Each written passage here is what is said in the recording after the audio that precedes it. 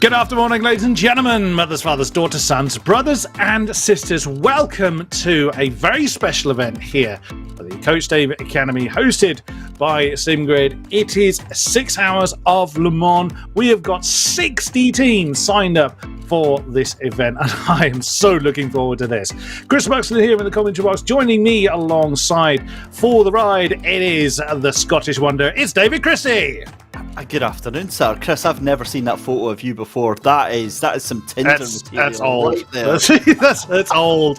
Good afternoon. I mean, look, we said this a couple of minutes off air. We are both ridiculously excited. We always get excited when it's SimGrid events, but I mean, come on, 6 hours, 60 teams, LMP2s, GT3s. This is just going to be absolute madness. Yes, it is, and we cannot wait for it. So, we've got some amazing drivers that are taking part in this event. In charge of the cameras, Mike Yao. Always a pleasure to work with Mr. Mike. Race director Mike Hamlet is actually going to be in the field for a little while. I think I caught a bit of the driver's briefing. I think he's going to be out there for the first and last hours for his team.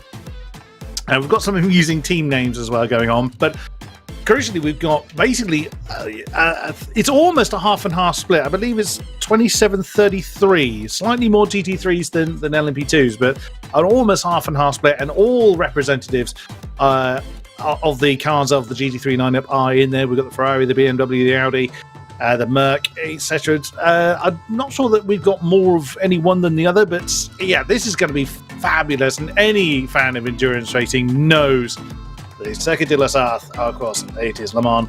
Haven't been there myself, but I've never heard a bad word about it. The thing is that Le Mans, such an iconic circuit, and starting off this wonderful little exhibition race here, yeah, this is going to be absolutely mega. You mentioned there our very own Michael Hamlet from the SimGrids in there as well, along with graphic designer for the SimGrid, Denise Pope. I've slipped Denise £10 if she can take out Michael Hamlet on turn 1, so we'll see if that happens. Denise in the 79 Wild Things Racing Epics.gg, and Michael Hamlet in the 93 Sous Chef Academy machine.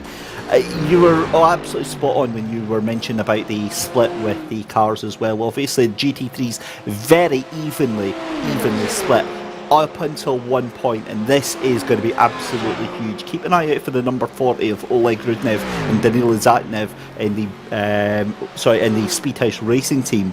They are the only car, from what I see, in the Lamborghini Huracan GT3 Evo, the only one out there just now.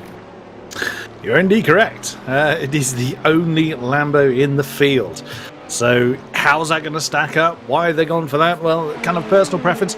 Also, another thing to bear in mind as we see Michael Hamlet in the number 93 just flashing his way past one of the BMWs as one of the LMPs works his way through.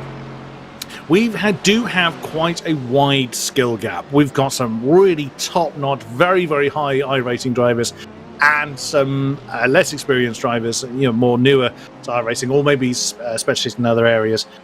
So that is something to bear in mind. But like I say, this isn't part of a championship. It is just an exhibition. It is kind of done because we can, but it's done for the love of racing, and that means we can. I think we commentators enjoy it, no matter whether it's a big championship or whether it's a fun event. We have a great time. We hope you lovely viewers watching either live or post-event will enjoy it as much as we will, as we look at the number 28 LMP. So all the LMPs, of course, using the Dallara P217 car. That is Patrick Wolf from Veloci. They've got a couple of teams out there. They have the Fanatec squad and the Gate.io squad, of which Patrick is one of the 3 drivers for that car. Well, I'm sure there's some eyes of determination under the visor somewhere, as we are seeing him now just starting the qualifying lap. And as you saw from one of the earlier shots, it's not single qualifying, which I'm sure the drivers might have preferred, because there are, like I say, up to 60 cars looking to take part in this Le Mans event. So it's open qualifying to everybody. Will be out there, and well, good luck to you, because there's a lot of people to have to work around. There absolutely is as well, and what I loved is on the stream seeing a little bump in viewership as soon as that red flag came out on that other famous race that's happening today over in well, just south of France, actually. I don't know what you mean. I know it's fine. It's absolutely fine. But I mean, obviously, weather not an issue here at the virtual recreation of Le Mans. Got to be very careful how I say that. But 6 hours here is going to be such a test. And you mentioned about how we enjoy doing all the events that we do here. I love these one-off events. It's where we're seeing some of the most ridiculously exciting racing, and also, you know yourself, Chris, we've seen this for many different championships. Doesn't matter if it's SimGrid or iRacing or it's Settle Course Competition. After you get past round 2 or 3 of a championship, that's when you see massive amounts of drivers falling off. That's when they start to decide, well, look, we're not going to win it, so there's no point. These exhibition races, they all turn up. You know, they sign up for it, they come and give it a go. Yes, you might not have the same amount that you started with, but at the start, that's all that matters, because that's what's going to keep you going for your first couple of hours. So it is going to be chaos, it is going to be bedlam, and I get the feeling, Chris, that both you and I are going to need a little bit of a lie down tomorrow. What a shame, eh? What a way to spend our Sunday afternoon into the evening. Yeah, absolutely. Again, all done for the love of the sport, love of esports, love of endurance racing. All going right into a left-hander is never ideal, but Patrick Wolf really pressing on, and we will be seeing our drivers really giving it everything they've got. It might just be an exhibition race, but they're out there to have, as much as they're out there to have a good time, they're out there to do well as well. So, representing their various teams, of course, Seb Veloci with 2 squads in the DPI lineup. There's a habit in the LMP2 lineup. Ron Cut, they'd be fun as well around here. The DPIs. Like I say, big range of GT3 cars to look forward to. As we're seeing now, Patrick will come into the end of his first time lap. Only 30 minutes, which in other tracks would be quite a long time. But of course, a lap being so long here in Le Mans, it will. They do have to be careful to make sure they have enough space, which Patrick Wolf has done it pretty well. He's gone out, he's found a big wide swathe of open circuit, all bouncing over the forward curves just to come to the end, nearly runs too wide. And we are looking forward to how well they do. Number 69 is, that's one of our Ferraris. Zach Sweeney, another fellow commentator as well, so representing the mics, you could say. It's good to see for the UKNI, or that's obviously the team that's been registered. But that's the kind of traffic that more the LMPs have to worry about than the GT3s, because of course they're going to enjoy slipstreaming off from one another. But the LMPs have got to right on cue. So we see who is that's it's the core. Yes, there's a couple of core motorsports squad, 3 if memory serves. So the treble 6 team is the core motorsports. There's a treble 5, the core motorsports yellow, and treble 7, core motorsport green. And there's a magnificent beard as well going on in that particular picture. So core motorsports practicing their particular slipstreaming. Great effort there, as Marco Mendes from Portugal is demonstrating exactly how it's done. This is a point where you don't particularly want slipstream. As you can see there, his Ferrari getting a little bit squiggly coming through the last few turns, but we'll see where that puts them. Gardy is the first of the GT3s. That's the number 71 Porsche that's gone on the line there. It's good to see Brabham as well out there as Team Shazoo, the powerhouse, the Scottish powerhouse out there. As we see Mendes, doesn't look like he's got a time on the board just yet. But that's not ideal. Yeah, I'm sorry, Mr. Armstrong, you got caught. Just sort of slightly trying to negate that set of corners there. Maybe you thought you could still go straight on, but you haven't been able to do that for at least 20 years, sunshine. So better luck next time on that one. He would have got away with it if it wasn't for us pesky kids, I think. Isn't that always the way? And number 39. I nearly did it again. DPI, I've got to get that out of my head. It's such a habit. It's the LMP2. Drew Davies out there at the moment. The LMP2s, as you can see on the tower, being led by one of the Veloci squads, the Gate.io. The other one is the Fanatec squad. We're now seeing the GT3s getting their first time laps on the board. Michael Yes, we have Team Brit representatives in the 368 BMW, as you can see. So that is Michael Tyler that is out there at the moment. He'll be joined by Martin Buchan and Sandro Ballesteros in the course of the day. I love it's the lights, it's the eyes I love on the front of that BMW. It's probably not much fun being chased by one, but I love the look of that car. Yeah, it's a really good looking car and a strong team as well to be taking part in the race here today. Sandro Ballesteros, incredibly talented young sim racer, and I believe he's into karting as well. So great to see them. And Martin Buchan, well, the less said about him, the better, being a fellow Scotsman. And I feel really bad. I was supposed to bump into to Martin a couple of weeks ago at the Race Spot VCO Sim Racing Conference, and said, yeah, we'll meet up, we'll get a couple of beers. And unfortunately, I was too busy. He turned up and I wasn't there. So we've got to yet to sort that out. But Martin Buchan, the rest of E-Team Brett, incredibly fast team, so keep an eye out for them. But it's going to be difficult. Being fast is not just enough today, Chris, given the amount of teams that we have out there, and given how difficult qualifying is going to be. This open qualifying is going to be an absolute nightmare, not just for the LMP2s, but for the GT3s as well. They're going to be just as compromised coming through this circuit as the other cars going through into qualifying, which for an exhibition race, I absolutely love that idea. Just throw them all to the wolves and just see what happens. Well, it's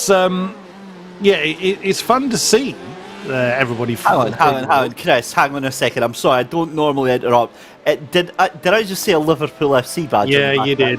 Yeah, you did. I was trying to gloss over that. You were trying to just play by that, weren't you? I'm sorry, we're not letting that stand there. What is that all about? Fernando Martinez in 17th place. I love the fact that team name is Bindicar Racing. Yeah. Well, maybe after last night's performance, maybe that's what they're hoping for. I don't know. That's yeah. It's not exactly the sort of colour scheme that I would have put that with, if that makes sense. Yeah, I'm not even touching that can of worms, quite frankly. I'm not even going there. But yeah, that team name did make me laugh. Founded by Fernando and Roxana Martinez. Fernando is out there in the car at the moment. Dominic Jaworowski and Marino Benetti will be in that car later on. The team founded in the States. And yeah, that caught me out there. Max the Crew. You do cross that line just a little bit before you then swing through the final few turns. It always catches me out. I always think they're about to fly into the pits. That's the Race Esport team. Race as in an acronym for something. Well, unfortunately, I don't know what. They're a French-based squad taking part in tonight's festivities, or today's festivities. There is Michael Hamlet. We mentioned him already, giving him a bit more airtime. Now, he did say he hasn't got time on the board, so yeah, we'll give him a bit of time as he's getting out of the way of the number 57 car that's coming through. That is the Filiere Stars French squad. Not sure which of their drivers is in that one, but yeah, this is the sous chef car, one of the Mercs in the field. Now, he did say in the driver's briefing, I did hop into that briefly, that he's hoped there is a safety car option that's available, but it's well, shall we say it's not tuned quite for Le Mans. It's a little slow, and considering the length of the lap, it can take up to 10 minutes to do a lap. Oh, yeah, let's hope we don't see that. Do you know what? I'll physically run down to the track and the cars myself, rather than actually having to endure that. That is not fun times at all. Again, what we want to see in the YouTube chat, Chris, is all of the support. We want to hear who you guys at home are going to be supporting. Be as loud, as vocal as you possibly can. Spam the chat as much as you want, and let us know. It's not like it's a normal, championship, and we have to kind of get you all behaved. What is that on that livery? I'm trying to get a look at this. So what I wasn't sure was what. Tell me that's not anime. Please tell me that is not anime. There's a face. I can make it a face on the back end of that. Wait. Oh! I just spotted the front of that. Yes, boys. There we go. I've just seen this run. Oh man, you gotta love that's it. That's the team name that you and I were trying to figure out how the hell to say. Broad. Yeah, that's the one. Is the Morris brothers? I feel like I'm having it like my left side. Oh my god, that is. If that's what qualifying's going to be like, can you imagine what the race is like? Yes, Stephen Walkup is well determined. That's one of the Rockets SimSport cars. There's a couple of them out there. Of course, Jensen Buttons, famously Jensen Buttons eSports Squad, founded also by Mike Yao and Ed Treadland Johnson, or ECJ as he's otherwise known around these parts. As we switch to the treble 5, Nelson Simoes from Portuguese-Spanish team entered into that one. That's the Core Motorsports Yellow Ferrari going for a bit of a wander through the second chicane along the back straight. It's just about manages to keep that one on the road. Two drivers ready to take on that one. Nelson Simo, as we are looking at, Simoes. Again, I've no idea how to pronounce any of these names. If they're anything other than English, and even then I'll struggle, I'm likely to get them wrong. Roberto Yukimoto will be taking that one over in the course of the evening. Do we know where they've qualified? 15th overall at the moment, or 15th in class, I should say. At the moment, but like we say, there's a number of cars still yet to come out there, and with 60 of them ready to take part, 15th is not bad at all. Oh, speaking of, just we were talking about that, the Brabham GT3 car has just jumped to the top of the times in the GT3s with a 3:51.338. Nicely done. Yeah, that's a fair jump for them. And that was James Armstrong getting into that as an LMP2. How did that number 7 car not die on that one? That was amazing effort there from the number 7. I think that's the PLR community car, isn't it? That's the Pro Sim car. Right. That's just dive bombed into oblivion. The Danish squad.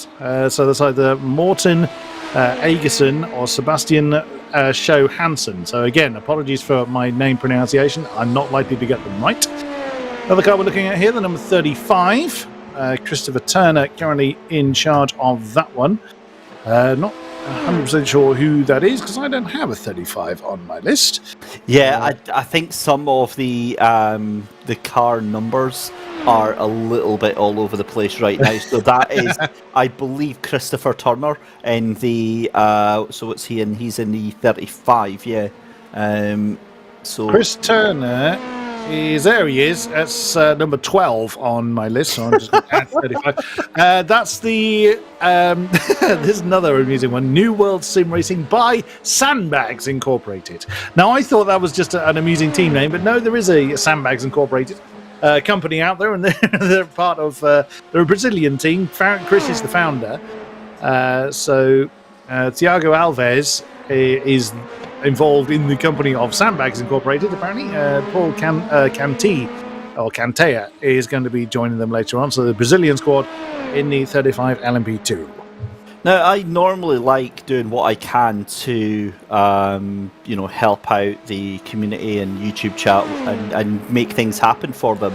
Unfortunately, I'm going to have to make somebody very sad. Twisted Penguin wants to see a rotary engine.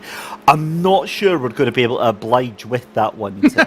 I think that's going to be off of the cards. We can do many things, but certainly I don't think firing well, it'd have to be what the 787B would be about the closest thing that you're going to get out on track. Well, I mean, you could put a Master MX-9 out there, I suppose, but I wouldn't recommend it. Hey, we could have that as the safety car. We could actually, yeah. It's slow anyway, so True enough. Absolutely fine. You'd hear it, the rotary engine screaming its life away as it destroys itself for the 50th as it detonates. Yeah. Moving on. Looking at the number 31. I've got nowhere that I could have went with that. Well, neither with the engine after it's detonated itself. That's another car that's renumbered itself. Now, I did see... This is why we don't have rotary engines in, because we just spend the entire 6 hours mocking them. Excellent stuff. So, Haute de Grat, that's the Dutch sim racing team. That on my list is number 16. That's the wearing number 31. So I'm making that one. Oh, look at that! Look at that! It's a good-looking car. I grant you that. I didn't mind the orange and green colour scheme. Well, yeah. I was glossing over the engine part. Thank you, Mr. Yao. I didn't want to trigger Dave again. That's what it really. It's all right. It's just it's just some judicious cropping there. Not seeing is the 15,000 parts that it's in after it's shattered away. It's fine. It's like that. The 77B though, it's beautiful, beautiful car. I've tried it in a couple of sims in a set of course and the likes. And look, I mean, as a side note, you know, what a wonderful hobby that we have, that we can not just look at these wonderful machines from the past, Chris, but we can get as close as we'd ever like. I mean, realistically, who's ever going to sit inside a Mazda 787B and be able to take it full chat round like Le Mans or something like that? You can do that in sim racing. You can take any of your favourite iconic cars and just jump in and relive what it would feel like to do that. Of course, it's never going to be one-to-one. It's not going to be exactly the same, but it's probably going to be as close as me and you are ever going to get. True enough. Absolutely true. As we are looking at the number 96 car, that should be number 76. That's the Elite Racing team. Josh Fletcher in command of it at the moment. That's a Belgian squad. B Elite is their hashtag line apparently. So Josh Fletcher, Klaus Christensen, and Jonathan Worth will be in charge of that one. Oh dear, that's an unusual way of taking, what's that, Indianapolis? I think that is. We're looking at Matthew O'Leary. It's Northwest. Is the team name that's supposed to. Oh, what's Pascal Metz? There you go. Now, from sim racing terms, I don't get on with LMP2 class. That's what I tend to do with them. They're very easy to lock the rear axle and just go for a bit of a tour around and, you know, spinning the car around. I don't get on with the LMP2s. GT3s, GTEs, yeah, I love them. But LMP2s I struggle with. Weirdly, it's the only endurance race, or the only car that I've won an endurance race with is the P217, but I'm like yourself, I just... It's fast and it grips, but when it lets go, it's like goodbye. There's no saving it whatsoever. At least with the GT3s, it doesn't make me feel like an idiot. That's the one thing. It's like you don't want to sit in and spend a lot of money on a sim just for the car to make you feel like an absolutely incompetent fool, which is what a lot of the cars can do. I love this car, the BMW M4. It's so easy to drive. Fair enough, I'm not driving it very fast, but it's easy to drive. It's stable, it's smooth, it's predictable, it does exactly what you want to do. That is apart from the first 2 laps of the action. The first 2 laps when it's got cold tyres, yeah, you have to treat that thing with kid gloves. But after that's done and dusted, yeah, game on. It's a great car. The only thing I find is that the M4 does tend to chew through its tyres. Yeah, it is a big old beast. Oh, the 007 now of the Pro Sim. I misidentified that earlier. I just said the 7. Now these little details matter. So 007 for Pro Sim Cup. Because there is a non-007 car out there. But that is the Pro Sim car. Excuse me. So Sebastian Johansson, the Swiss driver, currently working his way through the last few turns. The car currently sits in 10th overall, as the GTWR R8G Academy car jumps up to 3rd in the tower at the moment. Starting a new lap with the red and black LMP car. But not long left of qualifying. And I'm not a fan of pink. That's put me off my stride a little bit. Lovely. That's a great looking car from Vangelis and Tapas. That's the Wild Things yes. Yeah, that's the Wild Things racing machine there. So yeah, I'm all happy with that. Still, Chris, no. Dude, that's fine. Leave that there. Just don't change it. It's a blank car, just straight through. Still no time, Chris, here for Michael Hamlet. Should we just glaze over that one? We'll leave him alone for now. Only for now, though. We won't leave him alone for too long. There is the Team Cake by Griffax Engineering, number 137, beg your pardon, in 24th. I was saying, I nearly said car 24 then. The 137 car in 24th. They have got a time on the board, I believe. Or 24th in class. No, they don't have a time on the board. What do they get on? Why, not a representative time just yet for the 137 car. Sebastian Handler in the vehicle at the moment. It's going to be handed over to Maria. I'm going to have to go. I've started, so I'll finish. That's the Wild Things Porsche we were just talking about. Well, we facing the wrong way. Say it again, I guess. You know, unfortunate we're seeing it facing the wrong way in oncoming traffic there. But yeah, a rather unfortunate mistake, a rather impromptu issue there for the Epic's team racing machine. Denise Pope in that car, along with Evan Intafis and Jack Wilkins as well in that Porsche 911. But look, qualifying pretty much, you know, it's win it or bin it time now. I joked with Michael Hamlet earlier on that it's time to do that, but this is it now. If you're not on an out lap, then it's time to go. Yeah, absolutely. If you're not out there ready to get on with the business, and quite a few cars are not, some maybe just opting to stay out of oh dear, I'm going to end that sentence because I've just seen Denise just say Chris! Exclamation mark. Yes, I thought I might have upset the graphics designer there. I'm not a fan of pink, what can I say? I've seen worse, put it that way. I've definitely seen worse here on SimGrid. I remember there was one absolutely, I think it was a McLaren. It was the graphic design is my passion. Yeah, that just, it wasn't my favourite cup of tea. Yeah, it didn't earn the Christie award there. Not the seal of approval. Absolutely not. Oh, there's Michael Hamlet. Oh, we've finished leaving him alone now. Still hasn't set a time in the number 93 car. Shall we follow him through? Shall we see if we can commentate to get him off the road? Shall we see? Just on, yeah, here we go on board with him then. So let's have a look. This is coming down to the first chicane then. So he's not even to the first chicane then. And then it's going to be on to Hanaudier, and then down to the second chicane. The Mulsanne Straight is one of the most famous parts of this very, very famous racetrack, and it's a bit epic, Chris, don't you think, that it was literally so fast that they had to try and artificially slow the cars down by chucking in two chicanes?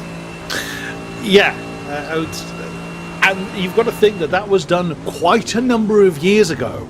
That, as you mentioned earlier, it was something like 20 years ago at least, when that implementation was made.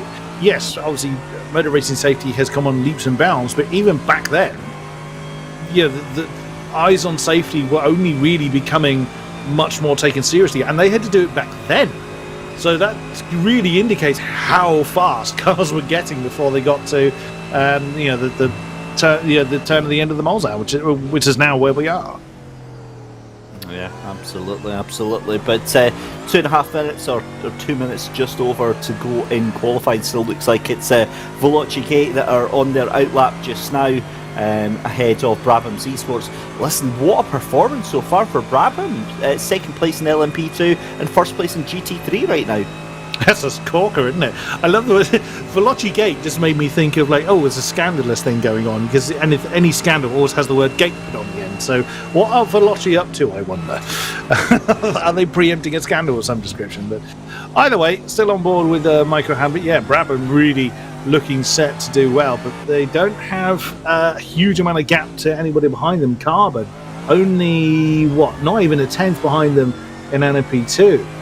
And Williams only 2/10 behind in TT3, and you've got to think how close those gaps are in relation to the lap time. That is so narrow.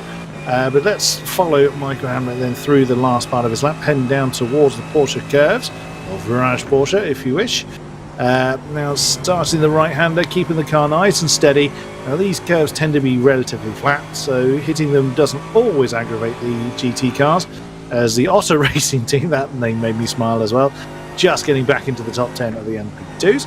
Sweeping through Virage du Pont, now the S is Ducati, as I always call this the Corvette curves, but that's of course been renamed in the last few years. I think 2015 there was some reorganising going on. Into the last few turns then, the Ford curves. What can Michael Hamlet in the 93 car get on the board? Over the line, and where does the Mercedes end up? At the back. Oh no! Wow! That was a decent time actually from Michael. I think he got into, what's that, about 8th position there. Let me just double check. I've actually lost him on the time sheet. He's actually gone. Oh no, he's not. So he didn't do it. It was the person behind him that did a time. They shot up. He's the leading the. Oh, he only just beat the flag then. It's true. If that was his out lap, crikey, he was very closely timed to the checker flag because that's now out. Number 11 car then, with again an interestingly coloured livery. Who is that? Now there are some car numbers used twice, one for LMP, one for. Oh dear! Don't slow down right there. That's got a bit uncomfortable. That's an F right there, Chris. That's your lap done, dusted. See you later. I'm going for a pint. Yeah, pay respects to anybody that didn't pay attention. Number 32, Max Volmuth. That is, let's just look at my notes there. Number 32 is, I don't know who that is. I'll have to look up. That's another one. It's in Renvelt and Esports in the 32 machine. Yes. Good spot there. Did they improve? 7th is the Renvelt machine. It should be the 555 car on our list. On our list, yes. We're going to have to take about 3 weeks just to try and figure out what car is what here. Yeah, good spots. There is Michael Hamlet. Then cone death. No iRacing race is ever complete without a death of a cone somewhere. That's a bit deep coming through the second chicane. We're not picking on you, Mike, but equally, I'm not in control of the cameras, so blame Mr. Yao for that one.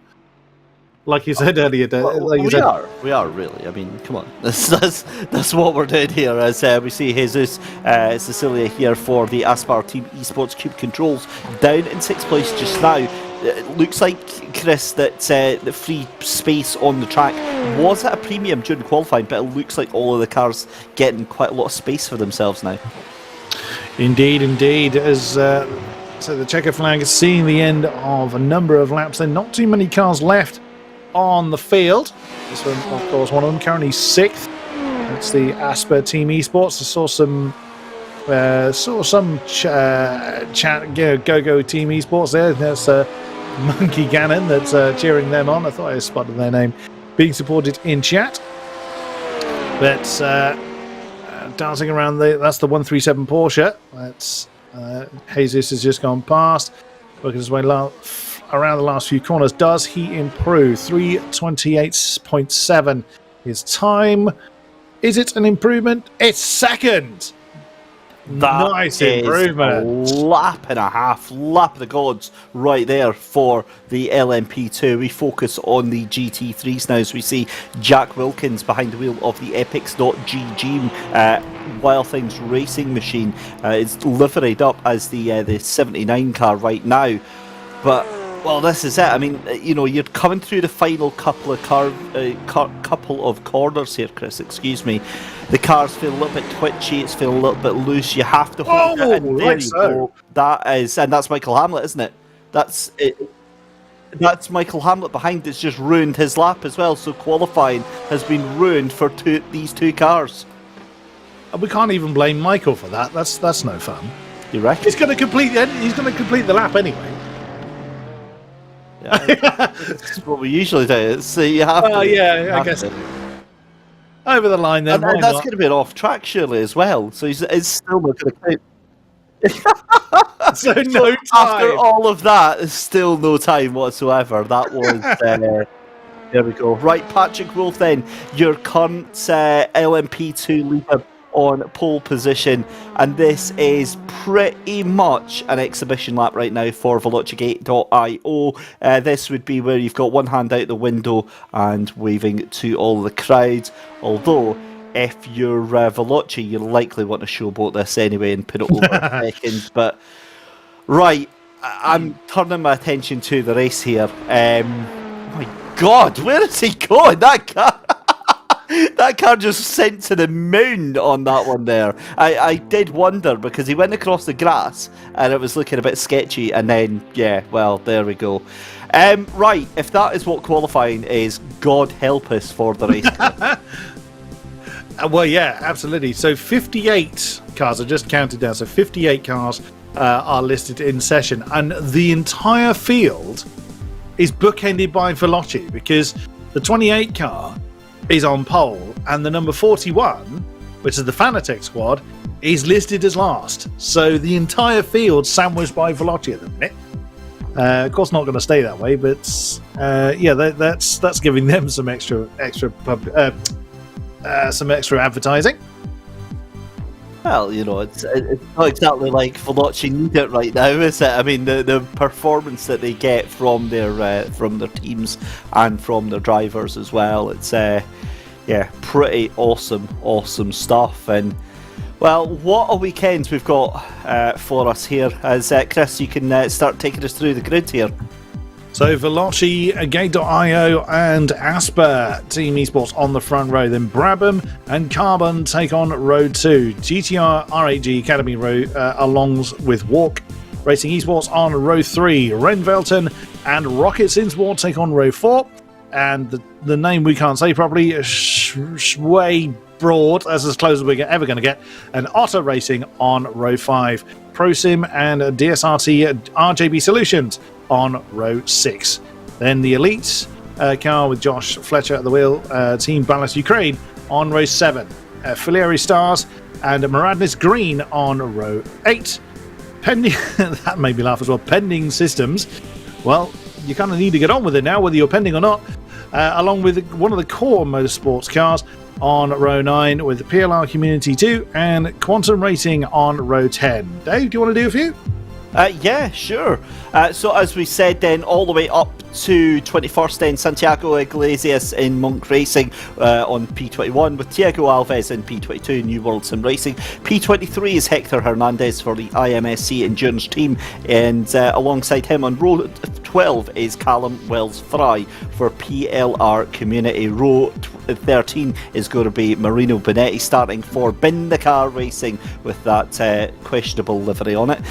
Dominic Hoffman at the back for Veloci Fanatec in 26th position, and then Jay Fran in 27th for IMSC Racing Team. On to the GT3s then. Brabham Esports GT3, peg pole position for the GT3s. James Armstrong in the lead there. David Bosga for Williams Esports Academy lined up alongside him on row number 1. Row 2 is going to be Jacob Osterman for Gaddy Racing alongside Mario Salafranca in the Asper Team Esports Machine in 4th place. 5th place is Max LeCroux for Race Esports Team. 6th place is Dorian Tabaknik for Rocket Simsport GT3. It's Core Motorsports in P7. Just of Vincent Racing in P8, TNT Esports Orange in P9, Team Shizou Blue in 10th.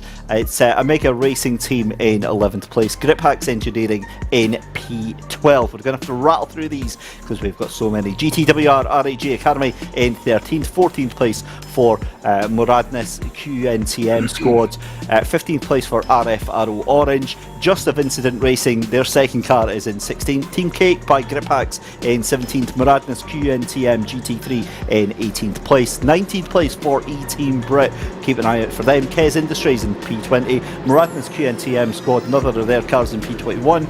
I've got no idea how to pronounce that name in P22. P23 is Core Motorsports. P24 Wild Things Racing. SD Racing 25th. Omega Racing Team 26. Mayhem Pink Panther in 27th. New World Sim Racing in 28th. Core Motorsports in 29th. Sous Chef Academy of Michael Hamlet. I'm going to slow down and pronounce that one properly. In 30th, Danila Zatev at the back of the field. Chris, let's go racing. Hopefully he's not doing what that avatar picture is showing. Drinking and driving we don't condone. But either way, absolute lad, that is your average sim racer right there. True enough. Dave, do you want to take the start? You let me open the show. You take the green light, good sir. Thank you very much, sir. Right, so the iRacing pace car sets itself through the final couple of corners then. We get ready for 6 hours of fun, frivolity, laughter, and maybe a little bit of racing in between all of that. You can see the field of what appears to be 27 LMP2 cars. 27 of your finest Dallara P217s ready, poised and raring to go here at Le Mans for 6 hours. Behind them is going to be the GT3s led by Williams Esports Academy, but it's away we go, and Patrick Wolf even gets a great start, and it's line astern all the way down. We've got chaos at the back, and what on earth just happened there, Chris? I would sit still, whoever that is, in the bright green LMP2, because he's got a lot of company now. Who is that that's fallen miles down the field? Not entirely certain. I'm quite impressed they managed to lose it before they even got to the green flag. That is proper sim racing right there. But we've got underway then. The GT3's going underway as well. Brabham Esports still in the lead from Williams Esports Academy. Gap about 0.4 of a second. We can see cars going off towards the Dunlop curves as well. And yeah, it's a bit of a chaotic start to the race. Velocigate ahead of Asper Team Esports Cube Controls by about 0.2 of a second. Bravo Esports dropping down to third position. You can see they're actually side by side coming down the first part of the Mulsanne straight there into the first of the two chicanes here. Oh my goodness, this is predictably chaotic. So two cars have struck grief straight away. That would be Ali Rufin in the number 47, the Mayhem Pink Panther. I'm not sure if that was the car that was facing the wrong way, but it may well have been. Also Santiago of the Monk Racing number 9 car has also fallen to the 10 end of the field, but starting up. Oh no! Oh, the leaders! The Veloci car's gone round! That is a huge accident there involving the number 12. That was Jesus Cecilia for Asper Esports into the Veloci Racing car, and that is a huge accident for the race here. Cannot believe that just happened in front of our very eyes, and that means that the VelociGate.io 28 of Patrick Wolf all the way back down into 18th position there. And what's happened to David Bosgar in the 27 Ferrari? So it looked like it just went all wrong at that's the Williams Esports car that's looked like just got the second chicane wrong. So it's now Brabham that lead the way. Carbon right on their tail with Walk Racing Esports and also the GTR R8G Academy car right on their tails. So goodness me, that's we're not even 5 minutes in, let alone 6 hours. We've got lots of action going on. Yeah, a couple of housekeeping notes here. Obviously, that means that Brabham in the lead of both LMP2 and the GT3s right now. Incredible stuff. We're seeing picture in picture. You can see Mario Salafranca there in second position for Asper Team Sports, Team Esports SRP side by side, and that's with Gadi Racing that they are fighting for that second position, because they're about 3 seconds behind your GT3 leaders right now. The other thing is there's quite a few entries from the QNTM team, Chris, and that is pronounced Quantum, so we don't need to spell it out all the time. Bit easier to say. Slightly, just slightly. Slightly so. That was a very comprehensive move from the Gadi portion to take the GT3 lead. It was a very confidently taken spot. Very nicely done. As we look at Jesus Cecilia in the number 12, trying to make up for a bit of lost time as they now complete their second lap certainly in anger now. There's a few people probably more angry than others, particularly the Veloci car has been sent into the dust early on. Slightly further down the field, there's Jay Fran. So we're looking at that. I think one of those was the one that was facing the wrong way, and by the fact that Jay Fran, that's the legitimate racing team, LMP2 has had to bring that one in, the Dutch squad. That is likely to have been one of the cars facing trouble. There's Santiago Iglesias with one of the LMP2s just working his way back through the GT3 field. But now people should be settling back into their kind of racing rhythms. So this is the start there. I was thinking, why did it bunch up? So that was the car that was off on the inside there, and to be honest, from what it looked like there, Chris, that looked like massive amounts of netcode. Fair play to Josh Orlando for staying absolutely put during that pretty tricky and an awful start to the race for them. Yeah, that's the Maradness Quantum Squad. It was their car, the number 1 car, that went for a bit of a spin. Andrew Parker will be taking that car over later on. We're now looking at Ville Corpi, the Finnish driver, in the midst of the GT3. So he's in the kind of the rainbow roofed almost BMW. Oh, nearly being nudged up the tail as they go onto the Mulsanne straight. Then, so even though it's a 6-hour race, you are going to see this just partly because there's potentially a big skill gap going on between the drivers, but equally, people just want to get out there and get on with it. It's not so much people are going to be more reckless because there's no championship involved, but there'll be a few more interesting moves, I would have thought, gone on in a race like this that doesn't necessarily carry like a championship penalty with it. Can I disagree on all of those parts about reckless and disregard and all that sort of stuff? 3 wide down into the first corner at the first chicane at Mulsanne. Why not? Let's have a look at what happened here. We're back here to live action. Sorry, that was a replay of all of the chaos going into that first chicane there. Right, obviously that car having to make a decent effort at trying to recover what happened right at the start, but given that it's happened right at the start, you've still got 6 hours to undo, but it does kind of put the win out of your reach. You're then just trying to do damage limitation and see what's the best you can actually get out of this. Well, potentially, but like you say, there's a long time still on the clock to undo the errors that happened so early on. As we see, that's Omar Akan that we're focused on at the minute. That's not the LMP that's screaming through. It's that BMW that is at the front of this particular train. Look at the defensive posture of the Ferrari. He's not willing to let anything go at this point. All bets are off. Ignore my previous statement. Everyone's just going to gun for every particular position they can get. Oh, had to think about side-by-side there coming down into Indianapolis. Whoa, big move from the Ferrari right behind. As we cut to Jonathan Worth in the 96 car. Oh my goodness, where did you come from? No, Jonathan's going to get a tap on the tail for that. Oh, that was a shame. So Jonathan had to...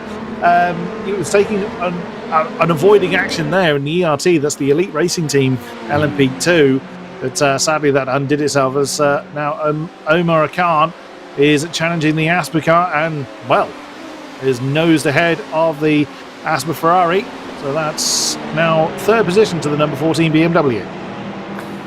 I'm just thinking back to the last straight there. I don't think that was a case of the Ferrari not letting that car past. I think the BMW was actually bumping the Ferrari down the Mulsanne straight there. I think it was trying to give it a little bit of a nudge to increase its top end speed. Now it's done that, the Ferrari is now going to go backwards because it's getting caught now by the Williams Esports Academy machine. This is coming through the start finish line, then through the Dunlop curves, and that's not what you want to see from Santiago Guinarte Iglesias there. He tried to stay off the racing line and got a poke up the rear for his trouble on that. That's the Who Needs Practice team. Well, you can read it. Question answered, Your Honour. Yeah, somewhat. Unfortunately, moving on. We'll let you. We'll let the audience draw their own conclusions from that. As we look at Max the Crew, who saw him earlier on during the qualifying. Oh dear, that's the 47 Audi going for a bit of a wander. It's almost in the kind of traction livery there, isn't it? That kind of pink and black. That's who was that? Like pink. I didn't say I liked it. I just you instantly recognised it. But no, you're absolutely spot on. It does look very, very similar. This is Patrick Wilf from Veloce. That's the opening lap incident. Yeah, so that's. Again, that's the problem. So I remember what I thought I saw of it, but I don't remember it looking like that. That changes things an awful lot. Because if we're honest, that car up the inside of Jesus Cecilia fired it up the inside, and I think he was entitled to. The problem is that he went over the curb, and then that forced him back into the middle of the track. The problem with that is that I don't think, from the looks of it, that Veloce car gave a lot of room. And Zach Sweeney. Oh no, Zach! Oh, yeah, okay. Any sympathy. I love how the Epix.gg car is just like, just straight through nonchalantly. Right, oh no, what's this? Uh-oh. It's getting fidgety. Oh, steady, steady. Oh, that is close. Moly, how did they avoid all that? That's... Right, I'm sorry, but you see stuff like that, and there's no excuse for you not being able to race 2-3 wide. These guys have been able to do it. That's amazing car control, or just absolute blind sheer luck. I'm not sure if I particularly care which it is. And well, okay, I take it all back. That was pretty bad from Shazoo. I'm saying that because that's what it looked like. I think from what that looked like there, Shazoo tried to turn in on the car that was on the inside there. I've been wrong many times before, so it might not be that way, but that's certainly what it looked like there. Oh, man. Wait, was that a replay or was that live? No, I think it was live. That was live. Yeah. So we just watched an accident happen right in front of us. I thought we were watching a replay there. No, that one was live. Oh man, this race is going to be a long 6 hours. So I was just noticing that the Brabham LMP2 is now in third, behind Carbon and Walk. I'm not sure what happened there, but it's still the top five, as you can see in that shot, are within 5 seconds of one another. So they're still having a great old argument. Brabham still leading the GT3s now by 4 seconds over the Guardia Racing Squad. They've been very high in the GT3s all race long, all 11.5 minutes of it. So it's quite some distance still to go. Looking at Calvin Dent with his wonderful beard from in the Brabham squad, looking to try and make up some lost ground. And that's the great thing about these exhibition races, isn't it? Because obviously all of these drivers are involved in very serious championships and they've got to really sort of knuckle down. And events like this, yes, they want to win it, but there's a little bit of fun involved in it, if that makes sense. It's bragging rights that's at stake here rather than, do you know what I mean? Rather than an intense championship. It's a case of going out there, doing the best you can, but enjoying yourself is a key priority as well. Absolutely, couldn't agree more. We now look at what's Mr. Enslin saying? Brabham and Rocket, no bias. Unbiased chat message. Of course. That looks like a little bit of bump drafting there from some LMP2s, and I think that is how the lead was changed over. So Matthias Lukic for Carbon Sim Sport there on the 173 doing a fairly grand job there, getting that car right up there, and to be honest with you, looking very, very good up in the lead of the race as well. Yeah, good effort there. As we switch back to Anderson Silva, the Brazilian. In the BMW, I think the 18 car is that. Yeah, I thought he was the lead one of those. So that's the Omega Racing Team Red Beamer. That sits in 7th position at the moment with the Rocket Simsports GT3 entrant right on his tail. Oh, as we switch to De Graaf again in the 31 LMP2. So in 15th in the LMPs at the minute, right ahead of them. That's the Otto Racing. Now they were 10th earlier, or they certainly qualified 10th, so they haven't had a great start in the 58 car. Otto de Graaf, but as I said earlier, part of the Dutch sim racing team. He's sharing that with the Boris Schmidt, just a 2-driver lineup. Most teams have got 2 drivers in their squads. Some have 3. I don't think I spotted anybody with 4. But certainly 2 is the common one.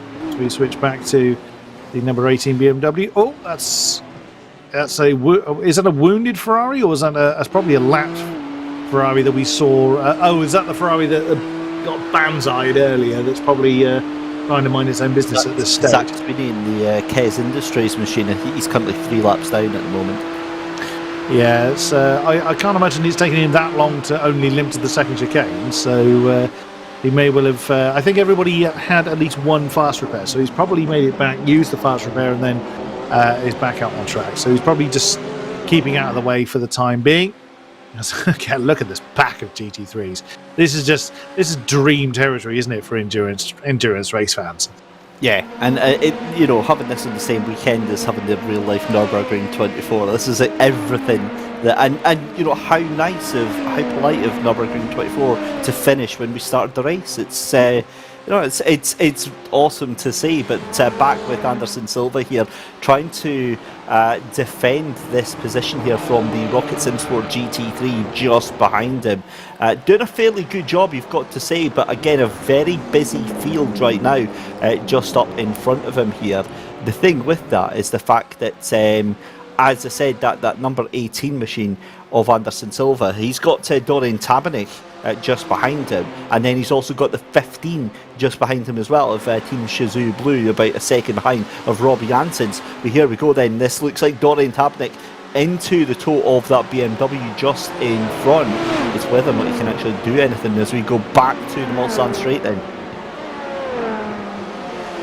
So it's Rocket Sim Sport in the 747 having an argument with ProSim and VelociGate at the same time. That is so... Well, that's close enough that people can be pushed along. We saw that earlier with the LMP2 lead. I'm not convinced that Stephen Walkup is actually wanting to aid his competitors there. Lots and lots of side-by-sides going on. Fantastic. Oh, it's getting lively into the Mulsanne corner. That's how it's done, isn't it? The 7 car, keeping his nose out of trouble. They're still chasing off after the pack right ahead of them as well. That's great to see. Just honestly, it's spellbinding watching this still side by side. We could be going 3 wide here. Back with the battle then. This is Team Cake by Jetpacks Engineering just ahead of the 17 of TNT Esports Orange. That was a battle for 11th and 12th place then. But back to the LMP2s. My God almighty, Chris. How close do you want to be? Well, that's our pole starting car, remember, that was sent off into the dust. Patrick Wolf then on a bit of a mission. The second Fanatec car, the 41, is up into 7th. Dominic Hoffman, they started near the back. The last but one, I believe, of the... that's our wounded Ferrari that I thought had already made it back to the pits, but no, he hasn't made it back yet. So that's Jack Sweeney, isn't it? That's a very unhappy man, but at least he hasn't thrown in the towel yet. But Patrick Wolf on a bit of a mission to make up for lost time. How far behind the lead is he? Let me have a quick look at the timings. What is he? He's only about a dozen seconds or so down the road, but he means business. He's chasing Mawson Agzan in the ProSim 007, as we mentioned earlier. He's absolutely left as Stephen behind. The Rocket Sim Sport car is not on his tail anymore. And the thing is, as well, is that this early stage of the race here, this is what the pace is going to be like for the entirety of this 6 hour. I'd love to say it's a 6 hour endurance race, but it's a 6 hour sprint, as Fernando Martinez has had a bit of an incident in the number 95 machine. He is currently shown as off track at the moment, but on to the Mulsanne straight then. I would argue as well, Chris, and again, we've done commentary on a different sim for 24 hours around this track here. And I've said before, I think Tetra Rouge is one of the most important corners on the circuit because it leads up to the Mulsanne straight, and you have to get a good exit out of Tetra Rouge. You have to get the best exit out of Tetra Rouge to make any inroads in any cars around you. Yeah, 100% agree. And because of how long you carry, if you make a mistake there, how long you carry it for. And that mistake then becomes compounded by God knows how long. So yeah, I 100% agree with you there, Dave. As we're looking at Armando Filo from the Omega Racing Team Green, the Brazilian squad. They've got a couple of cars out there, I think, the Omega team. Leo Maurer taking that one over later on. There's another cone death going. Have a heart for the cones. It's not their fault that they're in the way. Well, that one isn't anymore, but that's another matter. As Fido chasing off after the 813 car. The I can't say this Perscarslow or something like that, or Perscaraslow racing team Beamer right ahead of them. Not too far behind the Speedhouse Racing Team number 40. You can see them just behind. There's the E-Team Brick Ferrari that's just gone through the shot as well, I think. Yes, it was. Oh, no, it wasn't. No, beg your pardon. That's It's not the. It's not who I think. Oh, that was Core. Sorry, that was the treble six Ferrari. So we saw Core's having a bit of an argument earlier on. Is that a livery or is that a damage on the front of that BMW? Sometimes the livery kind of catches me out, but I couldn't tell if there was damage to the front of that black and purple car, or the livery is just very lively. What's happened here? Ah, so Lamborghini is the only Lambo in the field. Oh, that might be why it's only one Lamborghini, if the tail is that lively. Oh, and then just punch the number 79 Porsche in the face. Yeah, that's not, it's not ideal. It's not really much you can say about that. That's rather polite or kind towards the Lamborghini as we have a look and get the liveries up to date on these cars here. But Omega Racing Team Green here in 23rd position in class right now, fighting with that car in front of Perscarsero Racing Team. That was the best effort I'm going to make all day at that thing. Just not happen. Gripax Engineering in the pits already. That is a turn up for the books there. So has that been an issue already? As Maradness Quantum squad into the pits as well? They've just come out, so it's very early, having only done 5 laps here. One assumes that's damage, as yeah, like you say, there's no reason why anybody should be looking at the pit lane this early. That's David Bosger up to the last few turns. Okay, yep, that's what happens when you break on grass.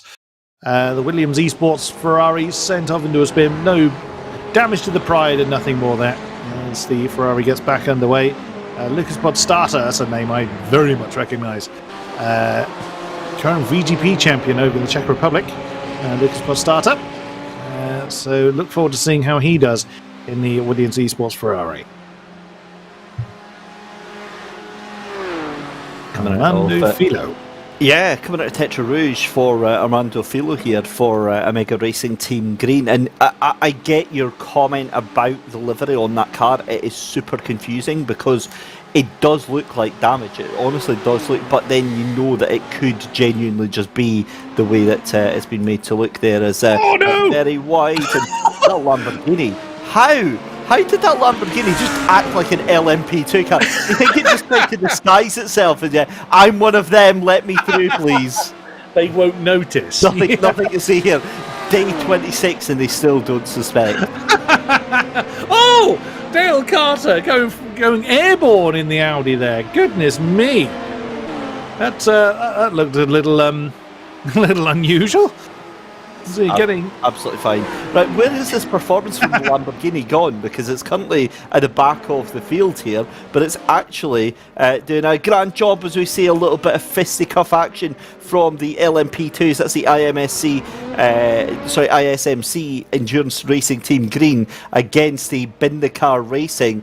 And all I'm going to say is I'm presuming that Endurance Team Green maybe not Liverpool fans in that car. Yeah, I'm still not going to open that can of worms, Dave. I'm not going there. You're not goading me into a football argument. Mainly because I know nothing about football. Yeah, I'm the last person to go to anybody in a football argument because I'll lose it within 5 seconds. I know nothing about football. Mike Yao knows this. He's played me at FIFA before and knows how absolutely tragic I am. So that's the extent of my my knowledge on that. What I love as well is being the consummate geek that I am, is that I know that YouTube really struggles with this car because of the specific way the colours are on this car.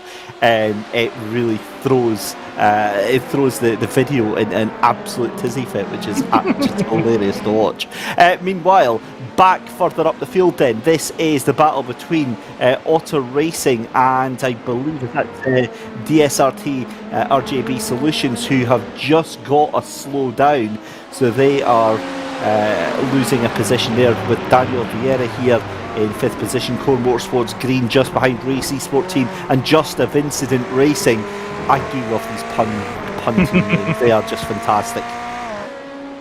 Yeah, that is a great name indeed. But yeah, like you said, great pack going on here. Daniel Vieira in the 56 Ferrari on the tail of the Race Esport, the French squad.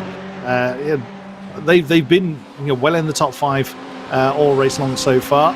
nearly half an hour through. And not looking like they're going to slow down. The Fanatec car has just gone up into 4th. Or what's happened to the GTW R8G car has just plummeted out of the top of the field. What on earth has happened there? Who is in that one?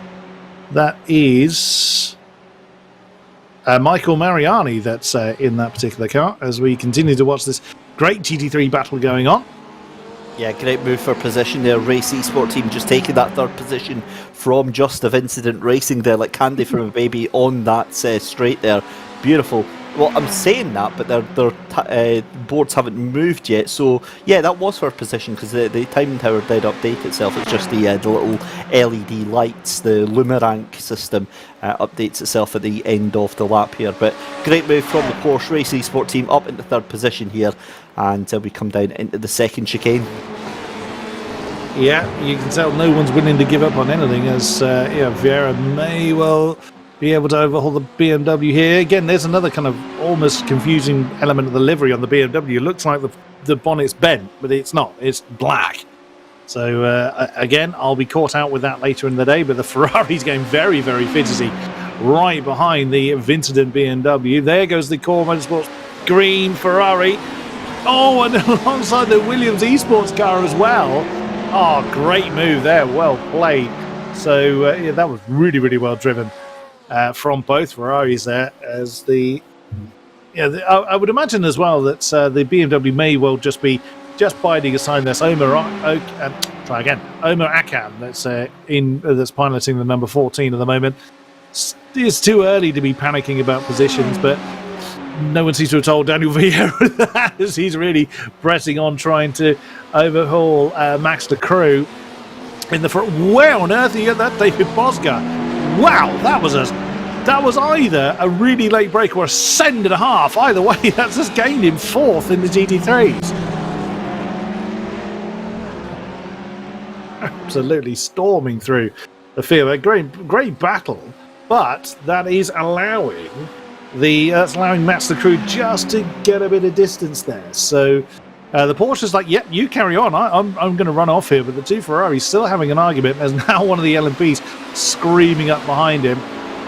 There's always a worry as well. If you're having a great old fight in your own class and you've got a faster class coming up behind you, that's always something you've got to bear in mind.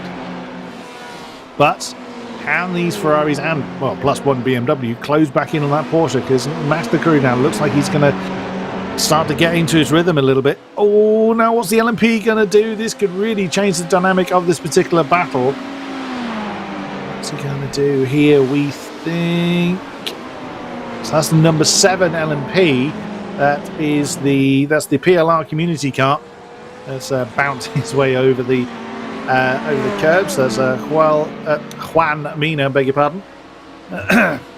Again, my horrendous pronunciations. I do apologise for that. Strictly speaking, that's for on-track position, but it's been a bit of a rough start for that PLR car. So Juan Antonio in what was the originally the 217 car. Beg your pardon, he's one of the founders. Excuse me, I think he's actually he's one of the founders of the PLR community. He's driving what was 218. He's sharing that car with Paul Kirby, or Kirkby, excuse me. So he'll be swapping that one over a little bit later on. This GT3 battle continues. The Ferrari now starting to reel back in the Porsche. So Max de Crew is going to have some company again. David Bosco, the second of this particular train. Is he going to start to make a move? That's the Williams Esports Academy Ferrari. Stays on the racing line this time around. Daniel Vieira in the Core Motorsports green 56 Ferrari watches on. Replay here. What's Jack Goring done in the number 17 BMW? Oh, he gets a kick up the tail by an LMP is what happens to Jack. That was a bit rude. Was that Gunter that gave him a hit behind there? I think that's exactly what happened there. Paul Kirby, I was going to say, you just mentioned him there, teamed up obviously with the PLR community of Juan Antonio. Very active on our YouTube chat there, so a very good afternoon. He'll be jumping in the car at some point later on today. But that was a bit rude, wasn't it? That LMP just mercilessly attacking that poor GT3 machine here, as we see the number 25 Porsche did a little bit of Tokyo drift here, trying to. Oh my goodness! Whoa! That was epic reaction there from the 57 machine of Pascal Metz. But yeah, that Porsche of Scotty Angelo getting all sorts of shapes. I'm going to apologise right now, Chris, because I've just realised I've got my window open and one of my neighbours out the back here is absolutely blaring out some tunes. It's obviously a very nice afternoon here in Scotland, and I'm just saying that because I hope we don't get a copyright strike for it. Fair enough. I'm sure they'll. Yeah, I can't hear that particularly, so you can get to enjoy that. Fine, I'll do some karaoke, boys. Later on. Fair enough. Back up to... we were going to look at that GT3 battle. What's Callum Wells Fry done? Wandered a little bit wide coming through the first few chicanes. Does manage to just recover that one in time. This GT3 battle is like a sprint race going on here. So the Porsche's been caught. That's the Williams car that's now gone up into third. Max Crew has been overtaken by David Bosgas. So following that incident that the Williams car was involved in, he's now really looking to press on, but the Porsche's not giving up on that one. As Max the Crew is trying to regain lost time. Here comes the 41 car, banzaiing his way through the field. You've got to. I'm watching this and kind of having my eyes behind my hands right now. you know what's happening, right? You know the GT3s are fighting so hard as the LMP2, the 41 of Veloci Fanatec just goes, right, okay, see you later, guys. Yeah, and just absolutely fires them by. Meanwhile, Walk Racing Esports, much more polite, just waiting for a straight and go, right, excuse me, I'm just gonna, like, very gingerly, but the Veloci was like, yeah, get out of my way. Dominic Hoffman absolutely throwing the car on the inside line. Yeah, and Bogdan Moldovan in the Walk Esports car, like you say, just being a little bit more courteous about it. And then the next few cars coming through, that's the second of the Veloci cars. So again, we saw them have trouble. The pole-sitting car getting booted off the road early on, back up in the 5th position there. Asper right with them, then Ren Velton right with them. So the GT3s having to kind of mind their own business as Chris, I was just jumping in for a second there. I think Veloci Fanatec actually had a bit of a moment coming out the final corner there, because they were a second up ahead of Walk Racing Esports. I saw a massive puff of smoke, and then that gap just absolutely disappeared there. So I think maybe just locking up the brakes or maybe just over-rotating out the corner there. And Walk Racing Esports has an issue as well. They've dropped that position, and Veloci now have position 3 and 4. Yeah, assumingly a slowdown then kicking in for them as... look, it's just this long line of cars. Fantastic to see. There's Isaac Morris of the team name we can't pronounce properly, and probably going to chicken out and not say it, or not attempt to say it too many times. Again, the interesting livery on that one. Making his way through. 9th position now for Isaac. I'm not going to say it. Crikey, the Veloci guys are absolutely flying now. Now, is Dominic going to keep Patrick back? I doubt it. I would think that they were going to slipstream their way towards the top 2. But if Patrick proves to be quicker, he was, of course, the pole-sitting car, so he's got a lot of pace in there. Does look like... No, that's... Yeah, so I wondered if Dominic was blocking them, then realised that is the racing line. But they have got some time to make up. 7.5 seconds to close down to Calvin Dent in the Brabham car, who's got another 7.2 seconds to close in on Matus Lushkak, who is the Carbon Sinsports driver at the minute. I suspect these two are just going to slipstream and bump try to each other. Although that got a little bit fidgety. Yeah, there you go. Oh no, that's not how it's done! Oh no! Literally just to the point of them getting together, the 41 has just been spun out. That is ruthless. Oh, ladies and gentlemen, professional esports at its very finest there. Good God, man. How do you manage to do that? Jeez, oh, that is... Oh, Wow. egg on face moment for Veloci. Good lord, that is a heavy hit in the wall. That car is dead. Ouch. What I love, right, is we get fed these little tidbits from Mike Yao, our broadcast director. We'll come back to that in a second, because I just want to appreciate Dominic Hoffman trying to absolutely fight this car. Look at the state of it. That is going to be ready for the scrapyard after that. I am just absolutely speechless. Look at to be fair, this is a hell of an effort. This is a lot of skill right here to just keep this thing trying to go on the straight and narrow as Carbon Sim Sport and Brabham. Look at the state of that suspension. That is wow. Here's what I wonder: is did they have any fast repairs on this? Well, there was one available, and Did they use it because they were into contact, but they've not been into pits? I'm assuming they haven't. Yeah, it was the other Veloci that's had trouble early on. Oh god, I'm still getting over that. That was absolutely brutal. I mean, it's almost like you were going to come into the pit anyways. He's now flying, trying to straight line his way back towards the pit lane.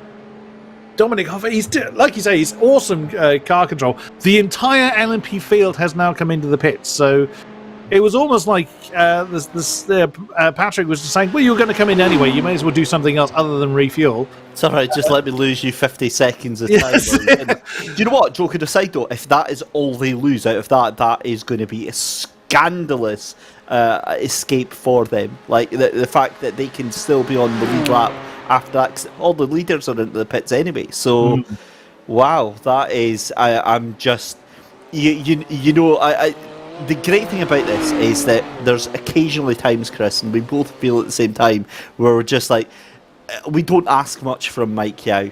And it's times like this where immediately we're like, you know, our neck snaps over to the sort of chat window thinking, Mike, we need to get a replay of that. That is from all 36 angles available, slow motion, quarter speeds. We need to relive that one in high definition. Oh, that's going to be haunting. There is dictionary definition of what not to do to your teammate. That's well, unless they were having a bit of a squabble, but even still, you don't settle it like that. Do you know what's weird? It's like I had something that was a way to tell you about it before that, and I'd completely forgot. Right, Shmue Broad, they're a Welsh team, and what that actually means is it's hello brother in Welsh. Okay. I feel bad for Chris. And it's so I'm probably bitching. Oh no, hang on. Oh man, that's just. I can feel my lunch just getting rather nervous on that. Just seeing that again, and it's the second hit as well. Yeah. So the tail end got most of the impact there, but ouch. I feel bad for criticising the. Was it Shmei? How did you say it? Shmui. Yeah, I still won't. I've got no idea how you pronounce it. I'm just saying that's what it means. That's we'll just call them hello brother. Yeah, the brothers, the Welsh brothers. We'll chicken out that badly. Oh, I certainly will. Oh, of course. Sorry, I never actually realised. Oh, right. Let's see. You asked for this one to be repeated. Oh no, that's even worse. I mean, that's not bump drafting though. That's just straight up GBH. That is just like, I mean, the closing speed must have been about 20 miles an hour different to the car behind. Oh, you hate to see it. Yeah, going back to the Hello Brother team. I hadn't actually looked at the names on the fields, and of course it is Isaac and Joshua Morris. So yes, yeah, there you go then. That would be where that name comes from. But 2 and 2 getting 4. Hooray. First time. Oh no! Here it is again. Oh no! Patrick Wolf close it. Yeah, like you say, the closing speed was so huge. Yeah, just closing it too quick. It's still here, so he's still going at this point. This is fine. Yeah, fair point, actually. Oh, and there it goes. That's bizarre. I mean, they were certainly connected. It wasn't like there was a netcode issue there. So, I mean, it's still risky to do, but it looked set to start with. Either way. Well, I mean, Watch it, I see you have chosen death. yes. Oh my, right, okay, so where are they? That's what we need to figure out now. So they came into the pits, well, they were out in, what was that, second place, so we'll need to get an ID on where they are. 17th in there just now, so Dominic Hoffman, Veloci Fanatec, P17. That's recoverable, to say the very, very least there. He's, just checking here, 10.8, so he's about a quarter of a lap behind the leader. That is definitely doable. That is bad, but 30 seconds, 40 seconds, you can easily get that back. Yeah, 100%. These Porsches are having there's the beg your pardon, I was going to say they were having a great scrap. Actually, the one of them's a lap down. That's why the green 59 car jumped out of the way there. But this is an argument for fourth that's still going on between Williams and the Race Esports team. Again, I'm assuming that race in that context is an anecdote for something, or an anagram for something. I'm not entirely certain. As Race Esports is a bit of a strange name to have, but then they're a French squad, so it could be, like I say, it could be an anagram that I don't know. So we look at Nuno Macado, again, not sure how that is properly pronounced. Oh, there's Jack Goring. We saw him get rather unceremoniously bounced off the circuit earlier on by one of the LMP squads. In 14th position, that's the second of the Just a Vincent Racing squad, the Bois team. Yeah, there's only one man that can pronounce that word properly, and it isn't me. As we see the TNT orange. Yeah, there's going to be a they've been detonated anecdote in there at some point in the race. I nearly made it when they got spun off by the LMP cars. They're now side by side through the chicane. Fair effort there from Jack, but it didn't quite come off this time. Yeah, and that's exactly what we're going to have to keep our eye on. But 40 minutes into the 6-hour race, and I mean, realistically, this is now where you have to kind of get your foot down. You have to be making inroads to actually get this working here, because 5 hours and 20 minutes left to go. You see this here from Jack Goring side by side with the Just a Vincent Racing Bois. Well, is that Bois or Whoa? Do you know what it is? They knew you were going to be commentating today, and that's exactly what you say. Yeah, that's forward planning for you. Given that, that's good stuff there. But yeah, so Carbon Simsport in the lead of the LMP2s, Brabham Esports in the lead of the GT3s. Both you've got to say it. Oh! You hate to see it, and that is Isaac Morris in the Hey Brother. Oh man, that is. I'm just not going to say any more on that. Yeah. I mean, it did look like it. He and everyone else around him survived as we jumped to De Graaf in the DSRT RJB Solutions car. Still having an argument with one of the Core Motorsports team. So there's a few of the Core cars out there. It's the LMP2 car. That's 13th. They're having a scrap for. What's happened to Benetti? Oh, that's the Liverpool emblazoned car, isn't it? Oh, yeah. Yeah, well, that was going to happen if you ride the curb that hard. The LMPs don't like the GT cars don't particularly like it, but the LMPs very much less so. It's a bit of an awkward one. We've now got a proper mixed bag in terms of the field, because they're all over the place, all through the field right now. You've got LMP2s constantly coming across GT3 cars, and that's consistently making battles very, very difficult here. You can see Core Motorsports and DSRT RJB Solutions, who we saw getting a slowdown penalty about 20 minutes ago here, but they're still fighting it out. We've also got, I'm just trying to see actually who we've got. We've got 32 of Renfelton Esports. They've got Asper Team Esports fighting them about what looks like a second just behind them as well. So it's starting to calm down a little bit, and we're starting to see some gaps opening up here. Yep, so the early melee is now done and dusted. As we continue to see the DSRT, the Dutch Sim Racing Team, is what that stands for. RJB Solutions, one of their affiliates. Royce Badenhop, or Badenhou, I think that's pronounced, founder of that particular team. Autograph will be handing that over to Boris Schmidt, as mentioned earlier, a little bit later on. It's doing pretty well to hang on in there. What's Jay Fran again? What's oh, that's went wide. Yeah, a little bit too deep there now. We did say at the top of the show that there is a bit of a skill gap, kind of top to bottom. We do have a mixture of drivers that are very, very accomplished, very, very experienced, and those that don't have that experience.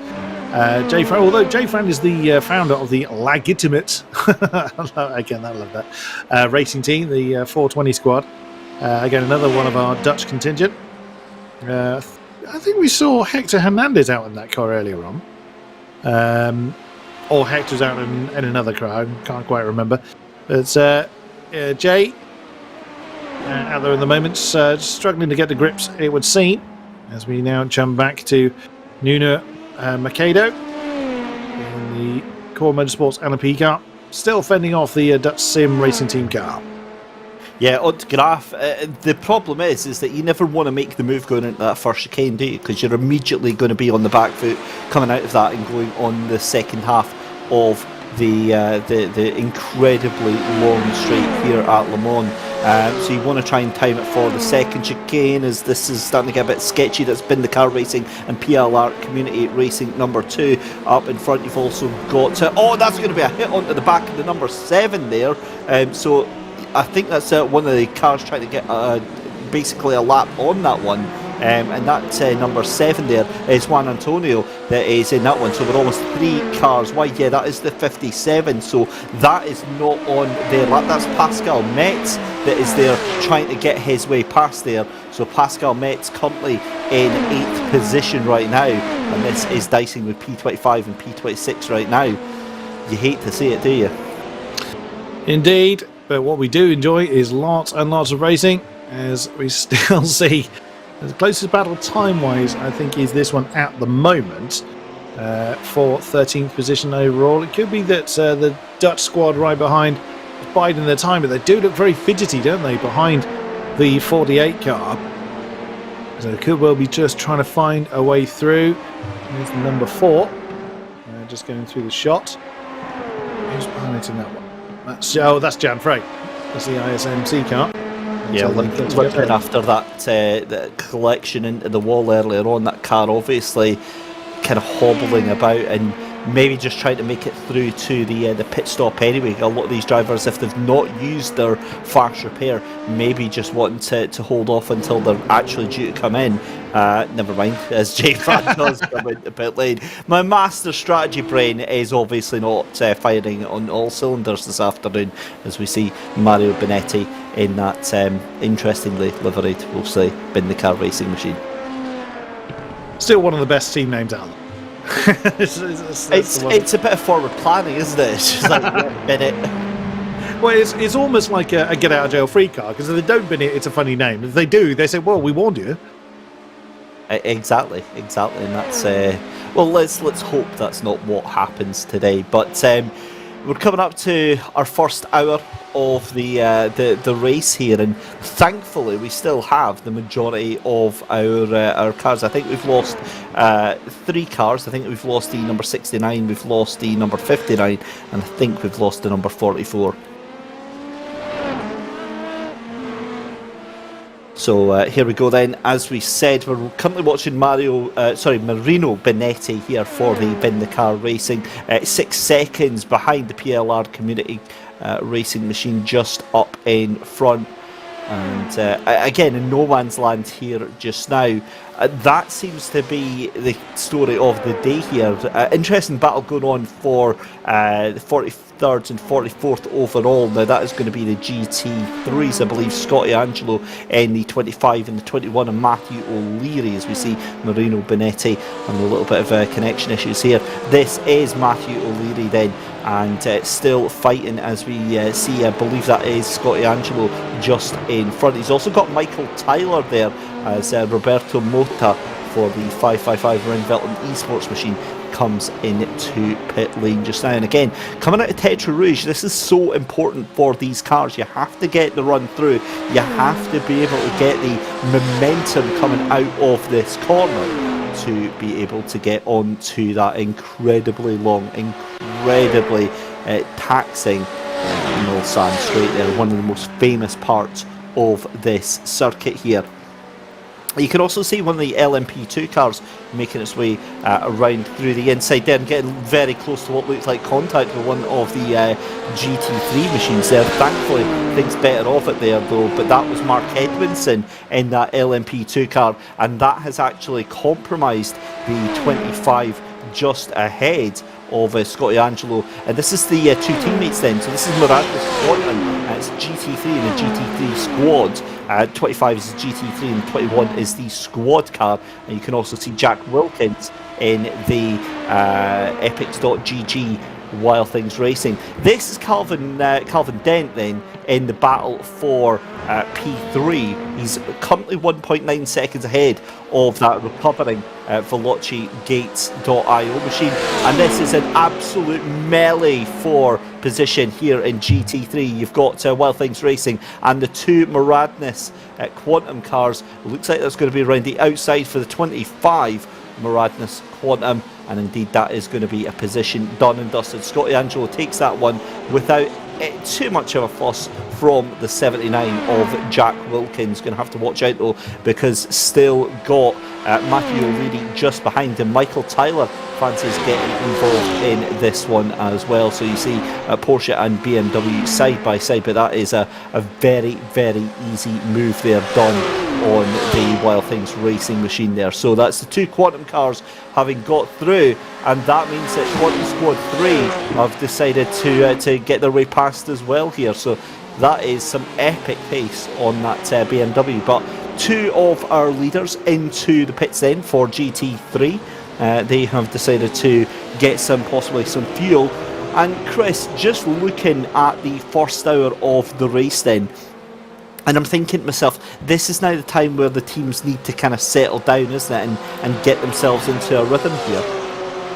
That's it, isn't it? Is that you've had that early melee, you've gained as many early positions as you're going to do. Now follow the strategy, which is very much easier said than done, especially if you've got, like here, the Wild Things Racing Porsche still has the Miranda's Quantum cars right ahead of it. So, and that's all for position as well. The BMW has gotten ahead of the GT3-1 Porsche, and also the E-Team Brit cars right behind it as well. I just realised the E-Team Brit BMW, he's right there. That's Michael Tyler that's got hold of the 368 BMW at the moment. And yeah, I thought this might be the case.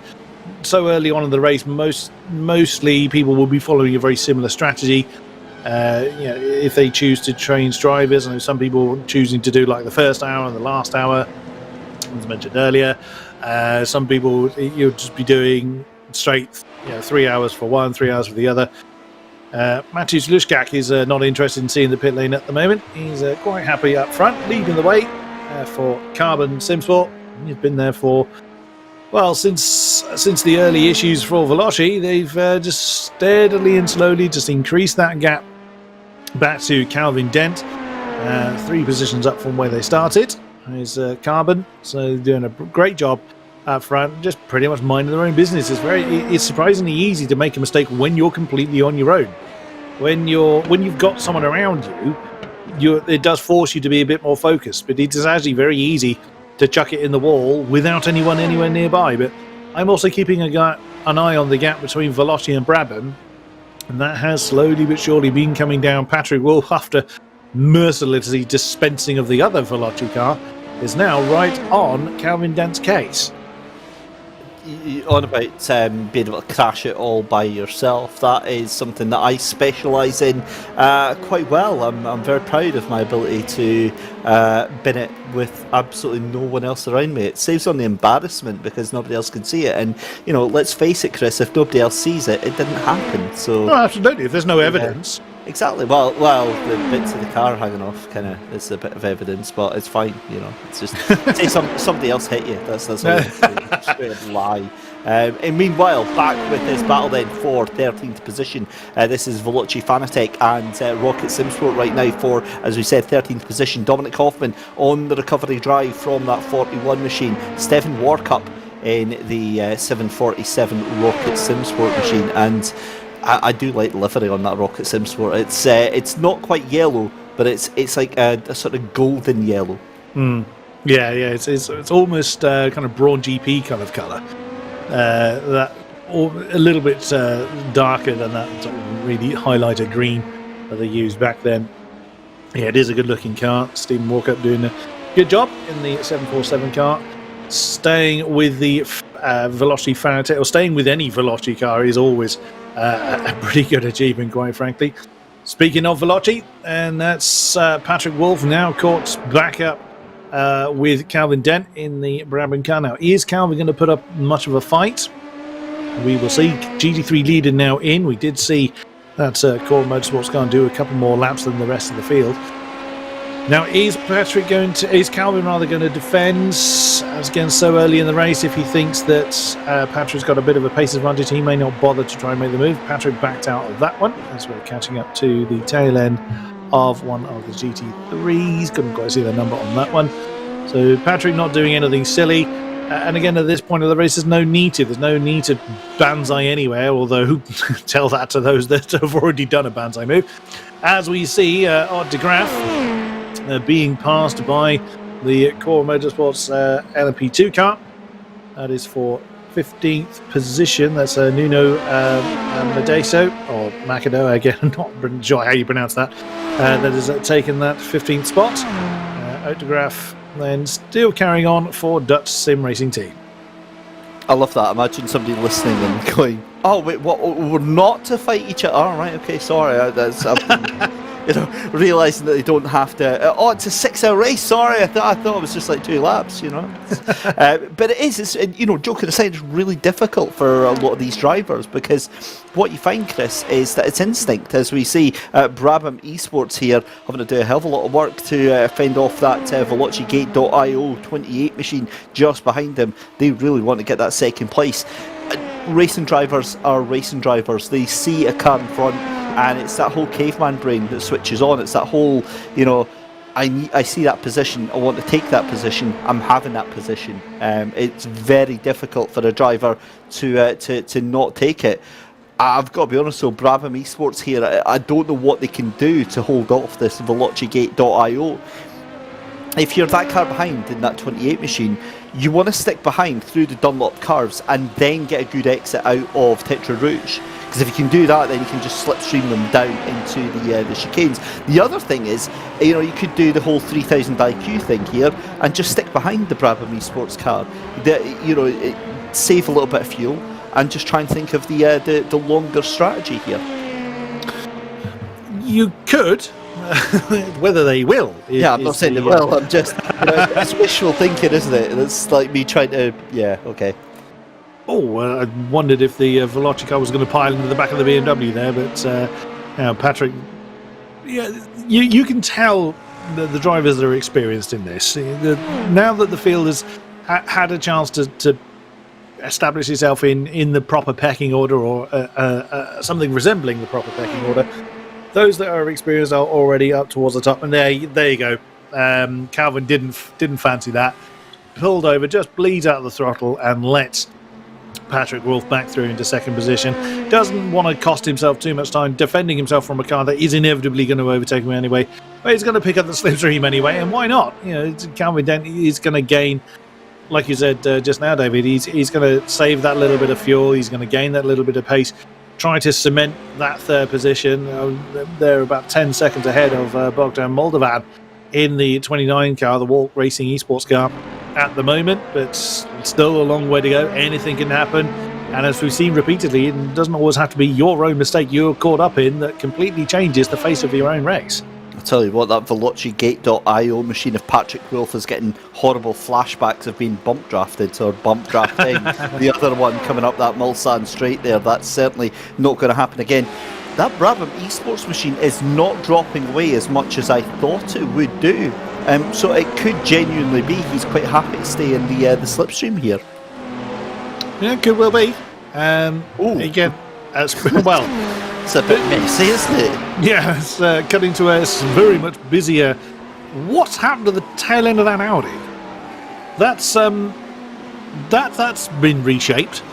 It's Have you not? That's the Evo 3 Aero Pack. That's on the back is of that it? one. Yeah, it's totally by design, mate. It's it gives you 25% less downforce, therefore it's faster. You know. It must be. Brandon Levier, what have you done in the apple green Porsche? Through the done. Oh, okay. That was completely on your way. Just the car just hit the deck and spun round.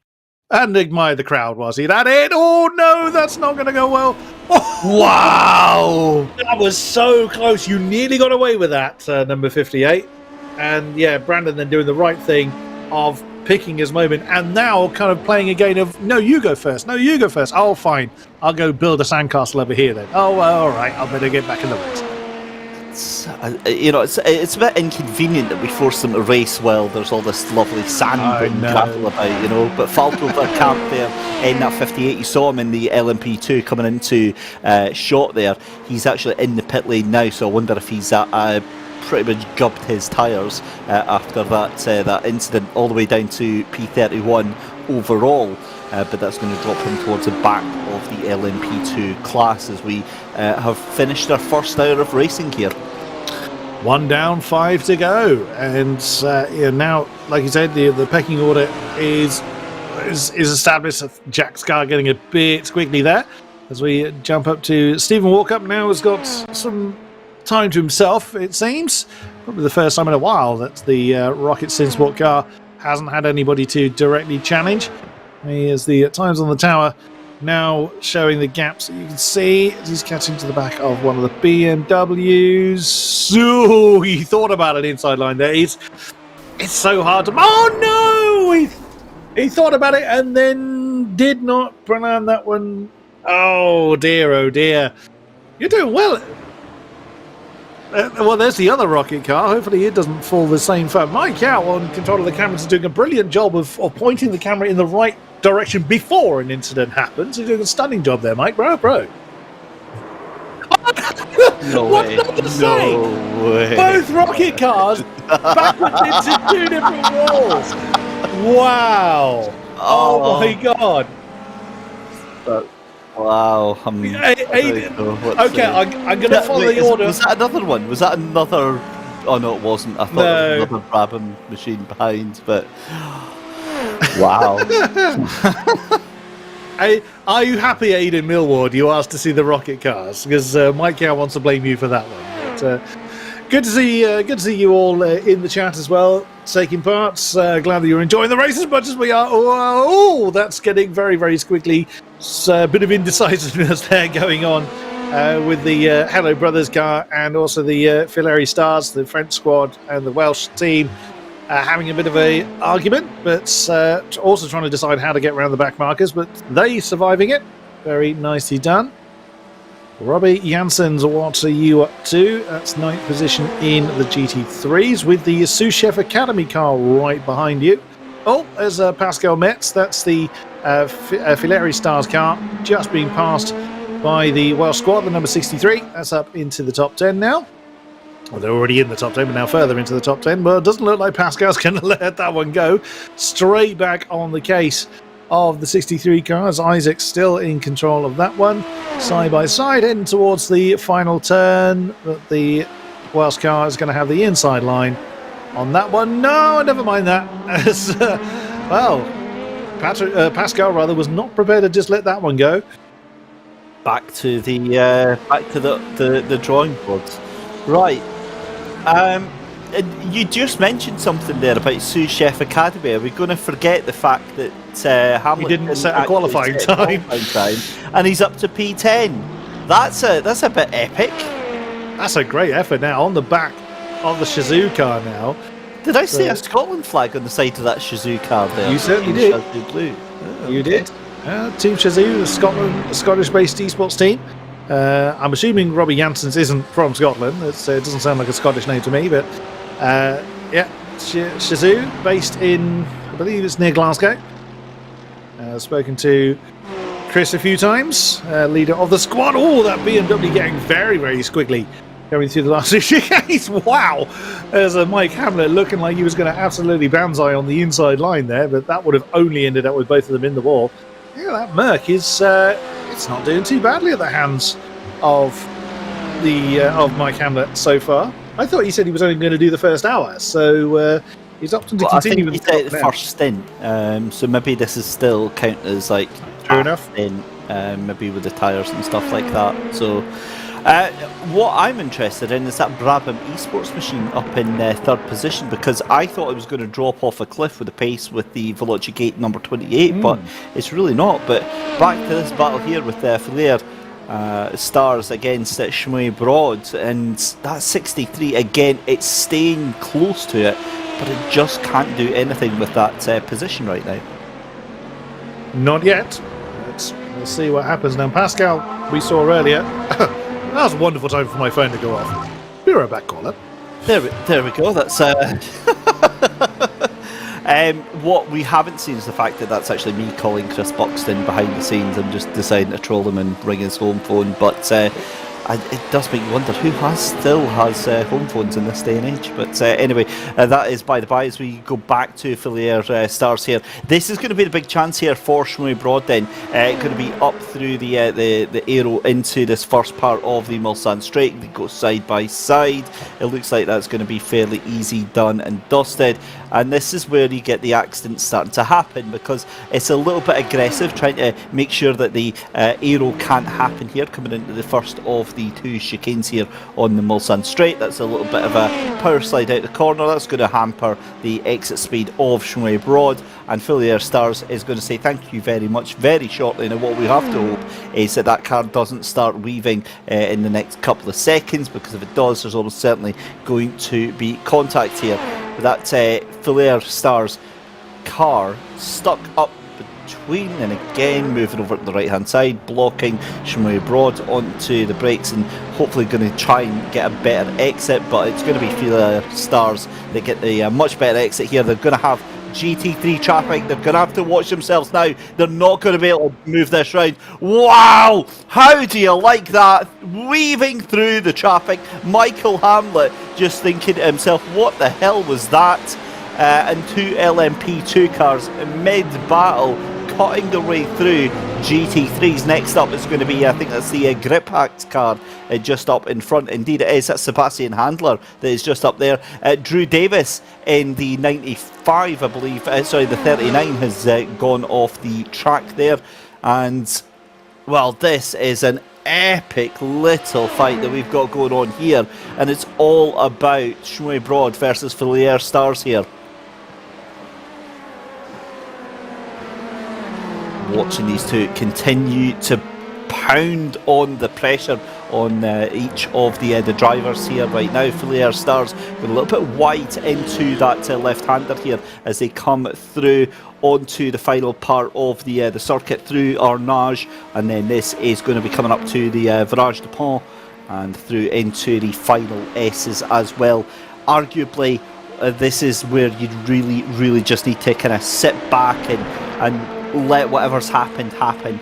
You can't really do anything too much through this final part of the circuit here as you come up towards the Corvette cars and Maison Blanche through to start another lap here. But an hour and 10 minutes gone in this race, and if anything, I think Shmue Broad there getting a little bit of a gap over that car that is just behind there, the Filiere Stars. So this is the battle for 9th and 10th in LMP2. And also looking at the time gap for Michael Hamlet and Robbie Jensen's there in their battle for the GT3s. That is just half a second right now for P9 and P10 there just now.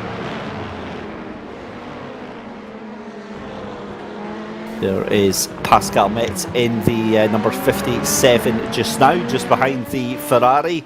The GT3 currently in 7th position. That is the Aspar Team Esports number 30 SRP machine. And again, it's trying to fight and catch onto the back of this car right in front.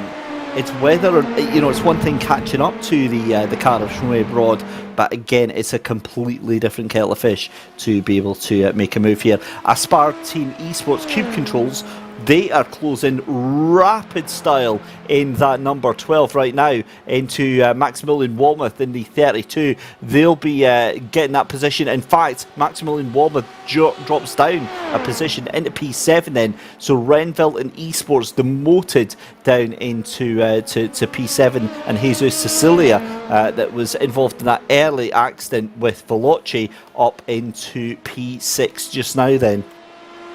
Patrick Mack still keeping the Brothers Morris company. Oh, wow, side by side, Robert Janssen for Shazoo trying to fend off the advances of the Porsche. Who's going to win out over that one? That's... Oh, no. You never want to see that, but they do manage to survive. Struth alive.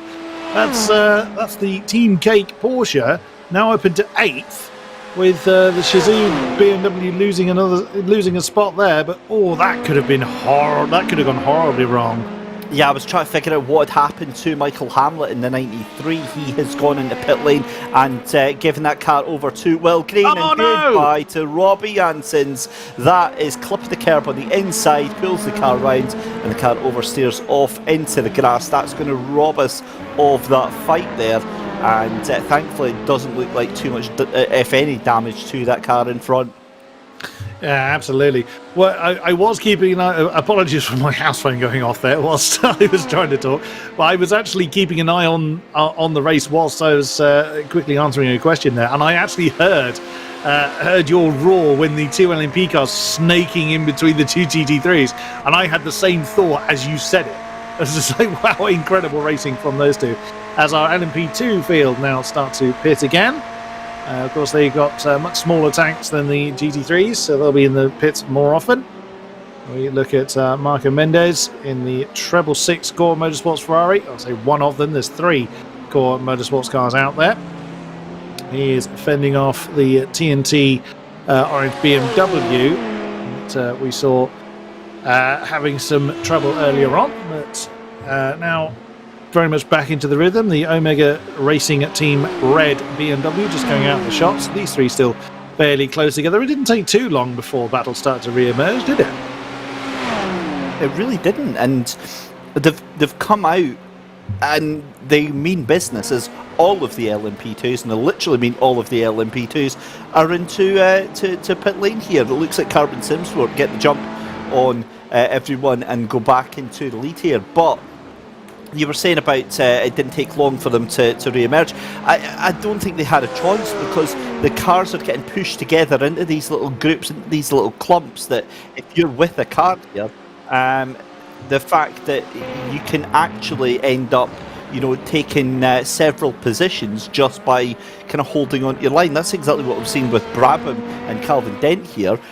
What has happened actually to Veloci Gate? They have had a terrible long pit stop there.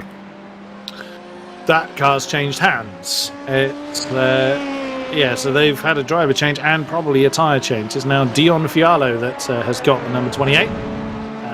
So we'll see how he's able to, or if he's able to regain lost ground. There's Calvin Dent still working his way through the field. The lead for the Carbon Simsport now 13 seconds over the field. And we have an intruder, a guest, in the box with us. Want to bring in Mr. Hamlet. Hello, Michael. Hello, Chris. How are you? Hello, David. We've been having an absolute ball up here. A tricky qualifying session, I think it's fair to say. But wow, that's a fantastic roar back through the field for you. Yeah, it was a bit of a disastrous, qualifying. I don't know what happened. I don't even know where to begin with that qualifying. It was as bad as any qualifying session for me could ever go. But I thought to myself at the end of it, I was like, I was quite annoyed that I had that collision with the Porsche, and I think you guys got it on the stream as well, didn't you? More at the end of the Porsche curves. I was actually on for a pretty good lap there, and I don't know where it would have been. I want to say sort of top 15, I think, if I'd managed to put it together. But We started last row, and obviously it could have been better, but I thought, you know what, it's a 6-hour race, it's just for a bit of fun, bit of laugh, isn't it, this? So, no problem. I know I've got some pace, I know the car's quick if I can get it under control and get some confidence in it. And then the race didn't start very well either. It's just, we've already had to use up our one fast repair on the 5th lap, so that wasn't particularly good. But we've been pretty strong since, and we've just done our first driver change and put winning the car. We're off strategy to everyone else, so we don't really know where we are. But it's all a bit of fun, isn't it? Absolutely, yes. We've been very much enjoying the action up here in the box. So it's Will Green that's now in the car. So we don't actually know what position we're in, because we're running we've got the iRacing relative, but it's not updating, and then we've also got the 2 different overlays from Race Labs, and they're both saying 2 different positions as well. So if we go by one of them, we're in 20th. If we go by the other, we're in 11th, and if we go by the other, we're in 9th. So who really knows? We'll take the one that says 9th, right? Well, I'm afraid our stream is saying 20th, so we'll be going with that one, I'm afraid. We'll go. Oh, okay, I'll roll with 20th then. I don't know how much higher we're going to get. We'll wait and see. I think pace-wise, I think we could maybe be looking at a top 10, but the car, as safe as we try to make it, does at times want to also kill us. So we'll see. Fair enough. Well, hopefully it doesn't, and it will carry you through to a strong. What would be a good finish for you? I guess anywhere in the kind of top 10 area. Oh God, yeah. If we got into the top 10, I'd be absolutely elated, because I think there is some real top quality drivers here in this GT3 field, and like the Brabham boys. I bet our broadcaster Mike's so thrilled to see how well Brabham are doing. And the best lap time they did is like the best lap time I've done in conditions like half these temperatures. So that goes to show how fast they are. So if we manage to pull a top 10 out of this, having started in 31st, I think we started, that would be a miraculous achievement. But we'll see. I've obviously got the safety car trigger at my hands, so maybe I'll pull out a safety car to benefit myself. Who knows? Moving on. Thank you for coming and having a chat with us, Michael. And you're in the car. Did I understand that you're in the car for the last hour? I will likely drive the last hour. I might drive again before that. We'll wait and see how it goes. We'll play it by ear. See you in the car at some point. Excellent. Indeed. Thanks, guys. Thank you very much, Michael Hamlet of the number 93, the Sous Chef Academy Merc. There you go. He has the trigger to the safety car. What I've just realised as well on this Hello Brother Shmui Broad's machine in 11th place there, it's not just Günther Steiner on that left-hand side there. You've also got the man, the myth, the legend as well, Matteo Binotto, on the other side of it. Yeah. It's just an F1 meme car. Absolutely true. They're not doing a bad job there up in 11th, are they? Isaac's still in the car, hasn't handed that one over to his brother just yet. That's a very long way off the road, or it looks a long way off the road from that particular camera angle. Being caught by the 41 car right behind that. That's the Velocity Fanatec car, Dominic Hoffman. That is for position. It does, yeah. Isaac's like, don't fancy that. So now that 41 car obviously bent back into shape from its rather rude introduction to the wall we saw earlier on, and Dominic Hoffman flying through the field again. Bearing in mind they started at the back of the MP2 field to start with. He's kind of gotten used to this running through the field, Lark. Is that the moment when he got put into the wall by his teammate? just to remind everyone of how that happens. Yeah, that replay, I think that footage is going to be lingering for a while in the stock. That's going to be awkward at the Veloci Christmas party, I tell you.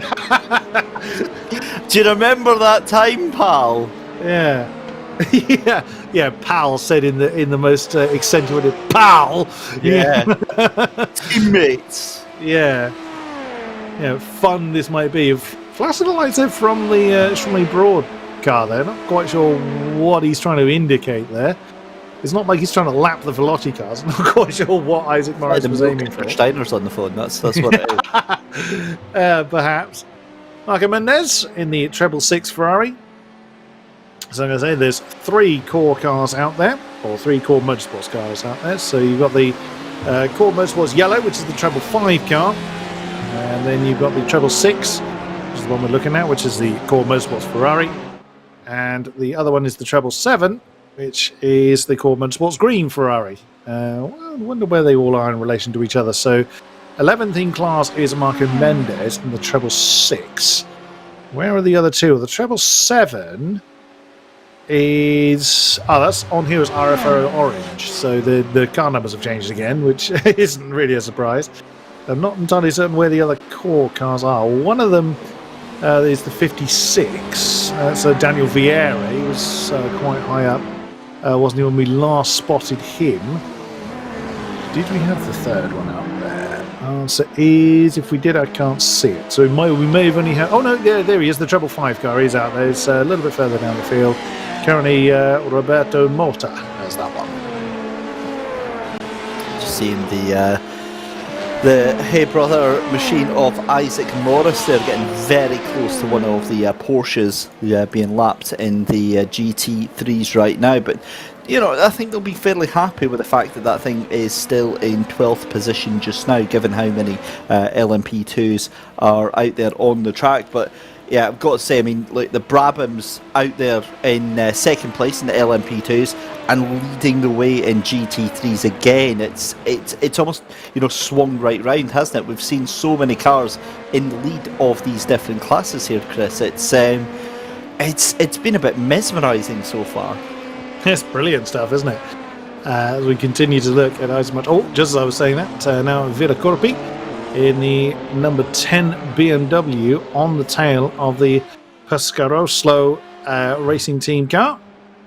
So they're having an argument for 20th place at the moment. So that's Anthony Dabin, beg your pardon. That is in the lead of these 2 BMWs. There's quite a bit missing of the number 10 car, I've just realised. So yeah, another one that might need a little bit of gaffer tape and a hammer when that one comes into the pit lane. I think it's going to need a bit of Lego or something on the front of that one. Look at the state of it. It's yeah. I mean, I know they're fond of weight saving in GT3, but I think that might be a little bit too much. I'm not sure he's going to. I know it's a big moment when oh right, okay, never mind. We see the Lamborghini, hurrah! It's hit the pits. Oh, okay, right, never mind then. What I was going to say is that you know, the GT3 is fond of weight saving, but I'm pretty sure that's not going to pass the post-race scrutiny ring. Yeah, it's going to need a bit of work to get through the next MOT. That's certainly true. Matthew O'Leary, as we're now looking at, in the one of the Maradna's Quantum cars, 17th position in the bright green BMW. The car behind is not the Sous Chef Academy car. We saw that Mercedes come in and chat with Michael Hamlet earlier on. So a bit up the road is a battle for 15th with the Wild Things Racing and Just Incident Racing Bois cars. Oh, having a good old argument for 15th position, as you can see on the tower. Matthew O'Leary then working his way through. Oh wow, that's a big old amount of breathing space that O'Leary has for himself. Unlike the battle that's a little bit up the road. Yeah, it's a curious one, isn't it? Because the other thing that always amazes me is that this is, as we said, this is just a fun race. So a lot of drivers taking part in this for bragging rights. But what we see in the championships, Chris, and again, you'll know this from your experience as well, is that, you know, if drivers don't feel like they've got a realistic possibility of actually winning the race, they'll just end up like leaving and going and doing something else. And yet already we've still got so many teams and drivers still in this. I think we've maybe lost probably about 6 drivers from the race. By this point, yeah, those that have had bad starts and don't want to don't want to try and work their way through. Yeah, we've all had it, haven't we, as we jump to the battle I was talking about. Yeah, and it's great to see that all 58 cars that we started with are still going. It's wonderful to see. Gives us much more to shout about. It's also a testament to the determination that can well pay off. Yes, you may well have had a bad start. You may have had to go through the pits 5 times, but there's still plenty of time to overcome whatever difficulties you have or you've had. As we see the Veloci Fanatec car just sweep past Pascal Metz in the Liveries Stars car. So that's battle for 10th in class. That's Dominic Hoffman. That's the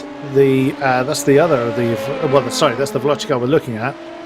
Sweeping past Pascal Metz. Now Dominic's got 9 seconds to close into the Team Ballas Ukraine car. Further up the road. That's the GT3 battle we were just looking at. So they've swapped round since we were looking at them. Beg your pardon, no, they haven't. They were swapping round before we got to them. So the BMW now ahead of the Porsche.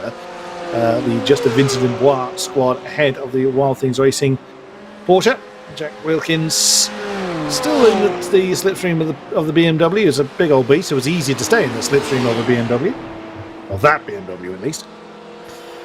Oh man, I've got to be honest. I know that you're not a fan of pink. You said that earlier on, Chris, but I am loving the Wild Things Racing machine, the Epics.gg currently being driven by Jack Wilkins just now, right on the tail of Just a Vincent Racing. Whoa!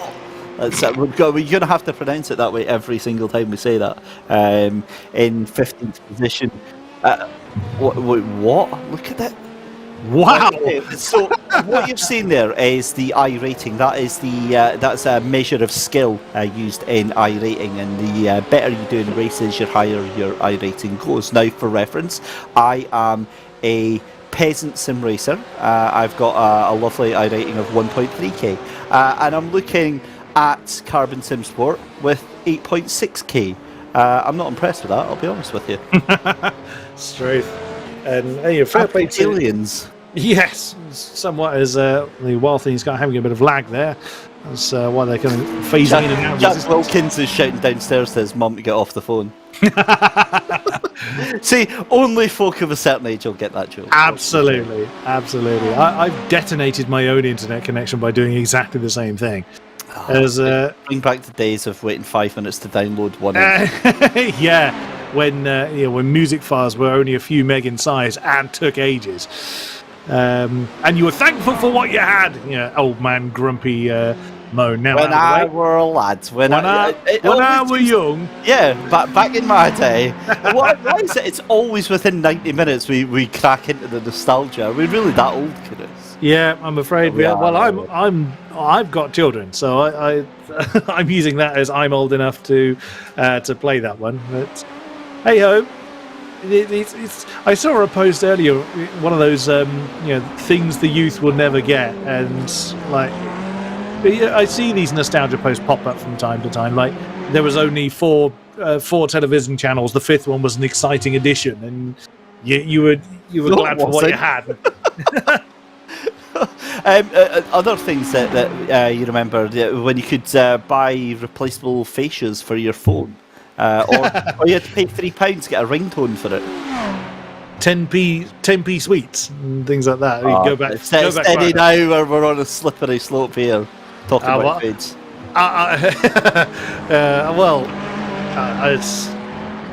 I'm old enough to remember 10p sweets. It's hey ho. I remember. Mike Yao, our broadcaster, was in a different league then, with what he just said there. So you win the age argument if you remember penny sweets. I remember penny sweets, but I remember them, and I always paid for my penny sweets. That's all I'm going to say for that one. Back to the race, because apparently we have got a race still going on. GTWR RAG Academy in 5th position. They are right on to the back of Veloci Gate. Now, I think that's a case of Veloci Gate just getting past that car here, but we're watching Core Motorsports' Marco Mendes here onto the back of Omega Racing Team Red. This is the battle for P10 right now. And again, Chris, the overwhelming thing with this race is that it's almost like a living, breathing thing, isn't it? Because it ebbs and flows. It goes out and then it comes right back in again, especially around the pit stop time. Yeah, and that's why another reason why you really should never give up, because you don't know what strategy anyone else is going to run. A gap may look insurmountable, it may seem like it's absolutely miles away, but within a few laps you could well find yourself having a battle like we're looking at here between the Omega Racing Team Red and Core Motorsports cars. So endurance is one of these things that is a test of patience, yes, but it's a test of focus more than anything else. You've got to just keep your head down and just work your way through your own strategy and let that play out.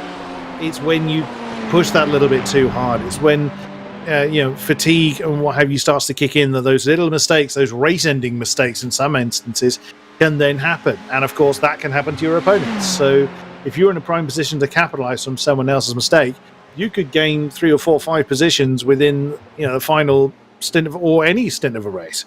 Yeah, but it's all about making sure you're in the position to take advantage of that. That's the other key point that you're making there as well. And I'm getting a little bit frustrated at the amount of cone murders that I'm seeing here live on stream. It's there was no need for that one by the Mega Racing Team Red machine in 10th position, just up in front of Marco Mendes. But joking aside, apart from some pretty wild moments, this has been a fairly solid start to the race. And again, with it being a 6-hour race, it's essentially 3 2-hour races. That's the way that a lot of teams will be approaching this stint. The LMP2 is slightly different because you're going to get about maybe 25-30 minutes worth of fuel in those cars, I would imagine. That's usually what it tends to be. The LMP2 is a little bit more thirsty, as you see on the time screen, the number 40 of Danila Zaitsev having a bit of a huge moment. That car is stuck and stranded off track as we speak. But yeah, the LMP2 is very thirsty, so you can't really compare the LMP2s and the GT3s in terms of strategy, but you can compare the GT3s to each other. That you absolutely can, and I'm looking at the tracker as well. And yeah, this is what I was just about to ask. Yeah, good spot, Mr. Yao. Oh, okay. So that was a big moment then for the Lamborghini, and that's just punched Max the Crew in the face. I know I saw that the Porsche was sat still. That was a massive incident for the Lamborghini in particular. But yeah, that Porsche is struggling to find a way to spin round and not be caught up, because what a tricky part of the circuit. Oh no, someone's got that one wrong. The Lamborghini is just trying to spin round, and Max the Crew, he's doing the right thing. It's of course costing him huge amounts of time, but he's doing it absolutely the right way. He does not want to just pull out at 0 kilometers an hour onto a very fast part of the circuit. So he's cost himself a lot of time, but he's done that right. He has pulled that car in, and the Lamborghini, it doesn't have far to limp at least to find the pit lane. But oh dear, that's backs up exactly what I was just saying about being caught up in an incident that wasn't of your making. That was so unfortunate for Max the Crew there, because they've been having a good race so far, the RACE French squad. What's happened here for Alex Roth? Steady, that's getting very lively, coming down. Oh, very lively indeed in the Gulf coloured number 22. Kept it out of the wall though, so I mean, at least you're on the brakes already by that stage. So that's again one of the quantum cars. They list their accomplishments as we started from scratch and now we're here. Love it. He'll be handing that car over to Joost Leone. Again, I don't know quite how you pronounce that, so apologies there. The Leone, perhaps. A little bit later on, in the 87 car at least, surviving. Originally number 87, surviving the day, as we look at Anderson Silva in the number 18 BMW. 8th position, that's the Omega Team Racing Red car, still being chased by the Core Motorsports Ferrari. Led through, I think it was the 35 car that's just gone past. Fastest lap of the race has just been, was set last time around by Veloci Gate IO, and Dion Fallow is since getting in the car has claimed the fastest lap by a couple of seconds as well. So he's getting out there and getting on with it, and there he is.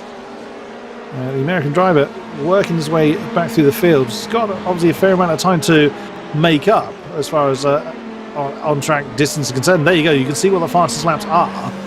So, what was he, about half a second-ish quicker than about half a second quicker than the next car down the road that he's looking to get hold of. So, a couple of seconds, and there it is. There's the number 29 car of Buxton Moldovan is still in there. So, it was a relatively early driver change for velocity, but wow, is it starting to come good. If Dion can keep this kind of pace up for a considerable period of time, there's another cone death going on from the 75 Porsche that has introduced itself to. That's the Racing Sports car, so that's coming in change driver. That's Gabriele Grienti. Yeah, how's that one? And there's that's Dominic Hoffman, and working his way past the Team Ballast Ukraine car.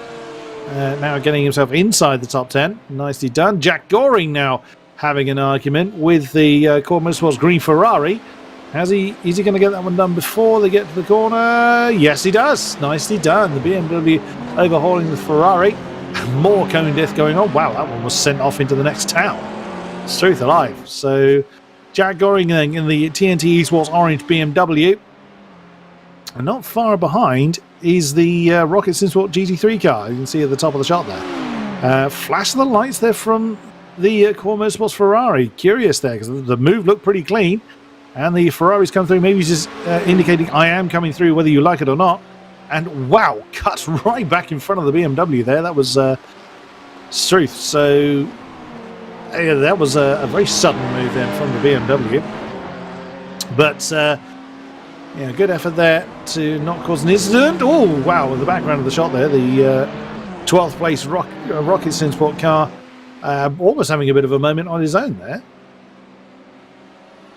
Yeah, trying desperately to avoid that LMP2 car that just came through the inroads there. So some fascinating little battles we've got going on then for P8 and 9 and for P10 and 11. That's the Omega Racing Team Red and Core Motorsports and Core Motorsports Green and TNT Esports Orange in the 8th and 9th and 10th and 11th. So yeah, fascinating little stuff here. The thing is as well, Chris, is the fact that they've got to they've got to try and do their own thing, but it's that mindfulness as well that you've got LMP2 cars that quite frankly are an absolute nuisance. They're doing their own thing, but they just come flying past you at a rate of knots. Yeah, absolutely. And as the slower class, you've got to be predictable. The faster class will have planned their move way in advance of making it.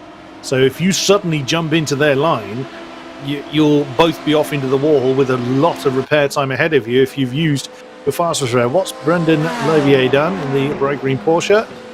Oh, has he had the same incident where the Lamborghini did? Yep, there he goes. His tyres not happy with that. And is he going to keep it out of the wall? Would have been doing a fair amount of speed in first, apparently. He does keep it out of the wall. Very nicely done as it shakes itself. Almost like the driver shaking his head. The car decided to have a shake, and that's its reset, and out he goes again. Not to be nostalgic yet again, Chris, but that little jiggle there, that reminds me of, do you remember the old film Herbie?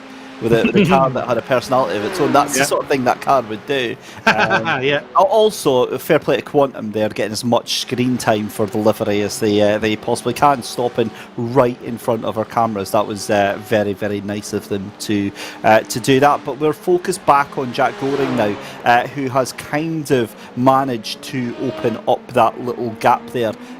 What I mean is he's fallen behind, hasn't he? Because he was chasing down Core Motorsports Green, and that gap was about 0.5 of a second. It's now up to 1.4 seconds there. This is the thing. I literally just said it about 10 minutes ago. It ebbs and it flows. It comes in close and then it sort of sweeps out again. As we come up though to 1 hour 40 minutes gone in this race, fatigue is going to be another factor for these drivers as well. And Chris, I was talking to you this. I can't remember if we were talking on air or off air. I'm positive I was saying it's off air. And the fact that I struggle actually when in real life and in sim racing as well, actually driving for more than sort of 40 minutes to an hour, because I quite honestly I fall asleep. It's really bizarre. Like, so in the real life, it's not so much that I just nod off, because obviously that would be super, super dangerous.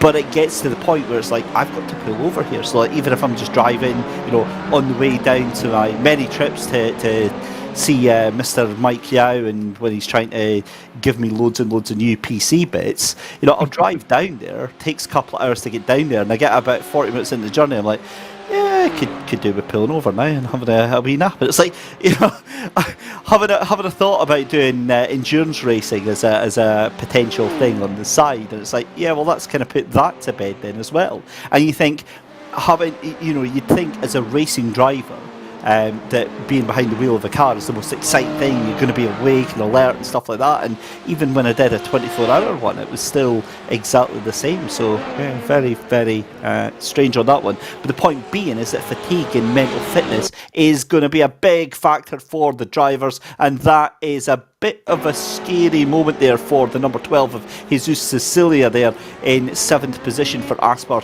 Team Esports there in the Cube Controls machine. Now, he was fighting for that 6th and 7th place there. I think he is going to be fairly comfortable holding on to that. Now, the Sous Chef Academy car is just ahead of Muradness Quantum Squad 3. Is this the same Quantum Squad car that we just saw having a moment a couple of laps ago? Possibly. I think Matthew O'Leary did have a bit of an issue, but it wasn't this one. That was Levier. That was Brandon Levier. So that was right team, wrong car. I think close enough. They have got 4 of them out of the field, so yeah, blame you anyway. Yeah, you represent the same organisation. You all get blamed for it. So that's trouble. That's not a happy looking number 69 car there. That's the KES Industries Ferrari. Been in the pits for about 3 minutes now. Thinek Rodrigo is going to be sitting impatiently in that one. We may or may not see that one come back out again. Here is Matthew O'Leary. That's chasing the sous chef car we saw earlier on. That's Will Green in control of the Mercedes, having been wrestled back up from a poor qualifying that Michael Hamlet was explaining to us earlier on. Oh wow, another car that's been, I just realised, another car that's been in the pits for nearly 10 minutes now is the number 40, the Speedhouse racing car. Has been in the pits for a long, long time. Danila Zaystev. This will be what happened to Thinek Rodrigo. He's already had an incident. You can see from the right. And the rear right's not looking too happy either. You can see. No. You know what's going to happen here, and it hit it so hard that the bonnet just disappeared. The bonnet just vaporized into space and time. It didn't come flying off. It's just gone. It's now doesn't exist anymore. What was I going to say? That car was sitting in the pits, Chris. I've got to be honest. That is like the last time I've seen a car looking like that. That was me trying to do one of those little Airfix models and stress getting the better part of me. Yeah, bits kind of flying everywhere. Martin Buchan behind the wheel of the EE team. Brett, not again. No, Thinek. Yeah. No. The bonnet's gone by that point. I was about to say, is that what caused the initial? But yeah, that's it. Done and dusted. E-Team Brett have got my good boy Martin Buchan in the 368 behind the wheel of that one. They're currently down in P50 overall. They're trying to do some damage limitation. We've got an LMP trying to get past there. That's the Liverpool FC liveried machine here. But have a look at this. Muradness Quantum Squad 3.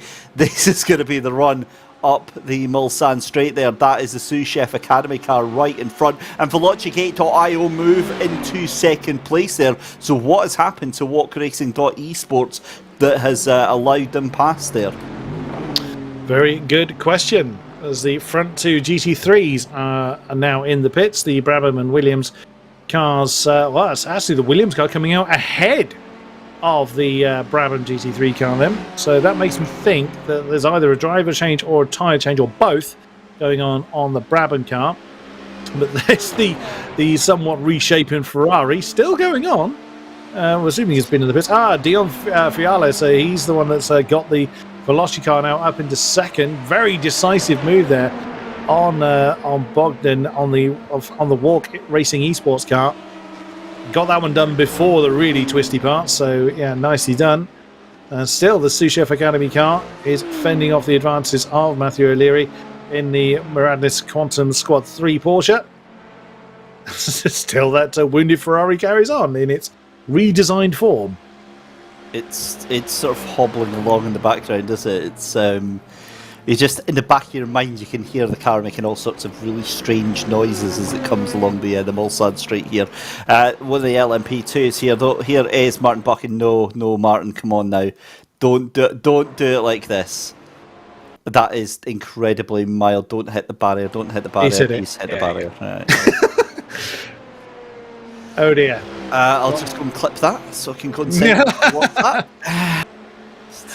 Give him some abuse for putting the car into the wall there. It's what us Scottish people do. You see, instead of being supportive and complimentary, we just take any opportunity to be as abusive as we possibly can. As that is the 48 there of Nuno Macedo trying to make his way around here as well. Jack Wilkins. Oh no, Jack Wilkins in the Epics.gg machine just now.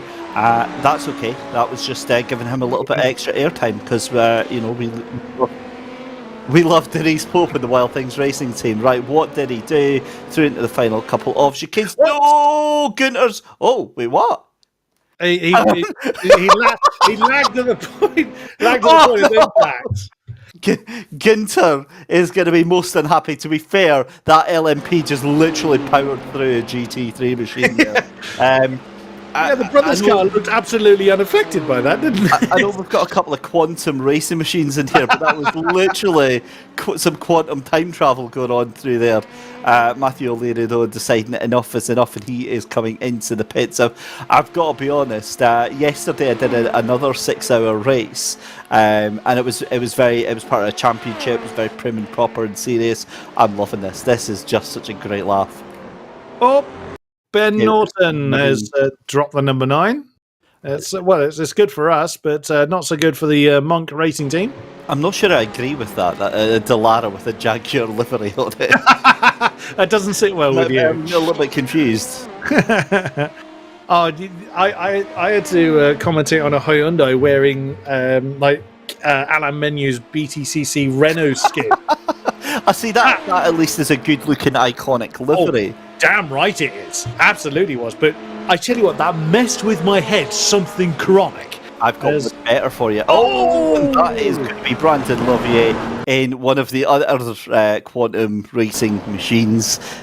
Rather impolitely, shall we say, escorted to the edge of the track there by one of those nuisance LMP2s. Honestly, they're just a law unto themselves. Carbon Simsport into pit lane, though, as we've got nearly 2 hours in the book here at the Coach Dave 6 hours of Le Mans here. I did have a point I was going to make, and I've now just completely got it here. That's not ideal.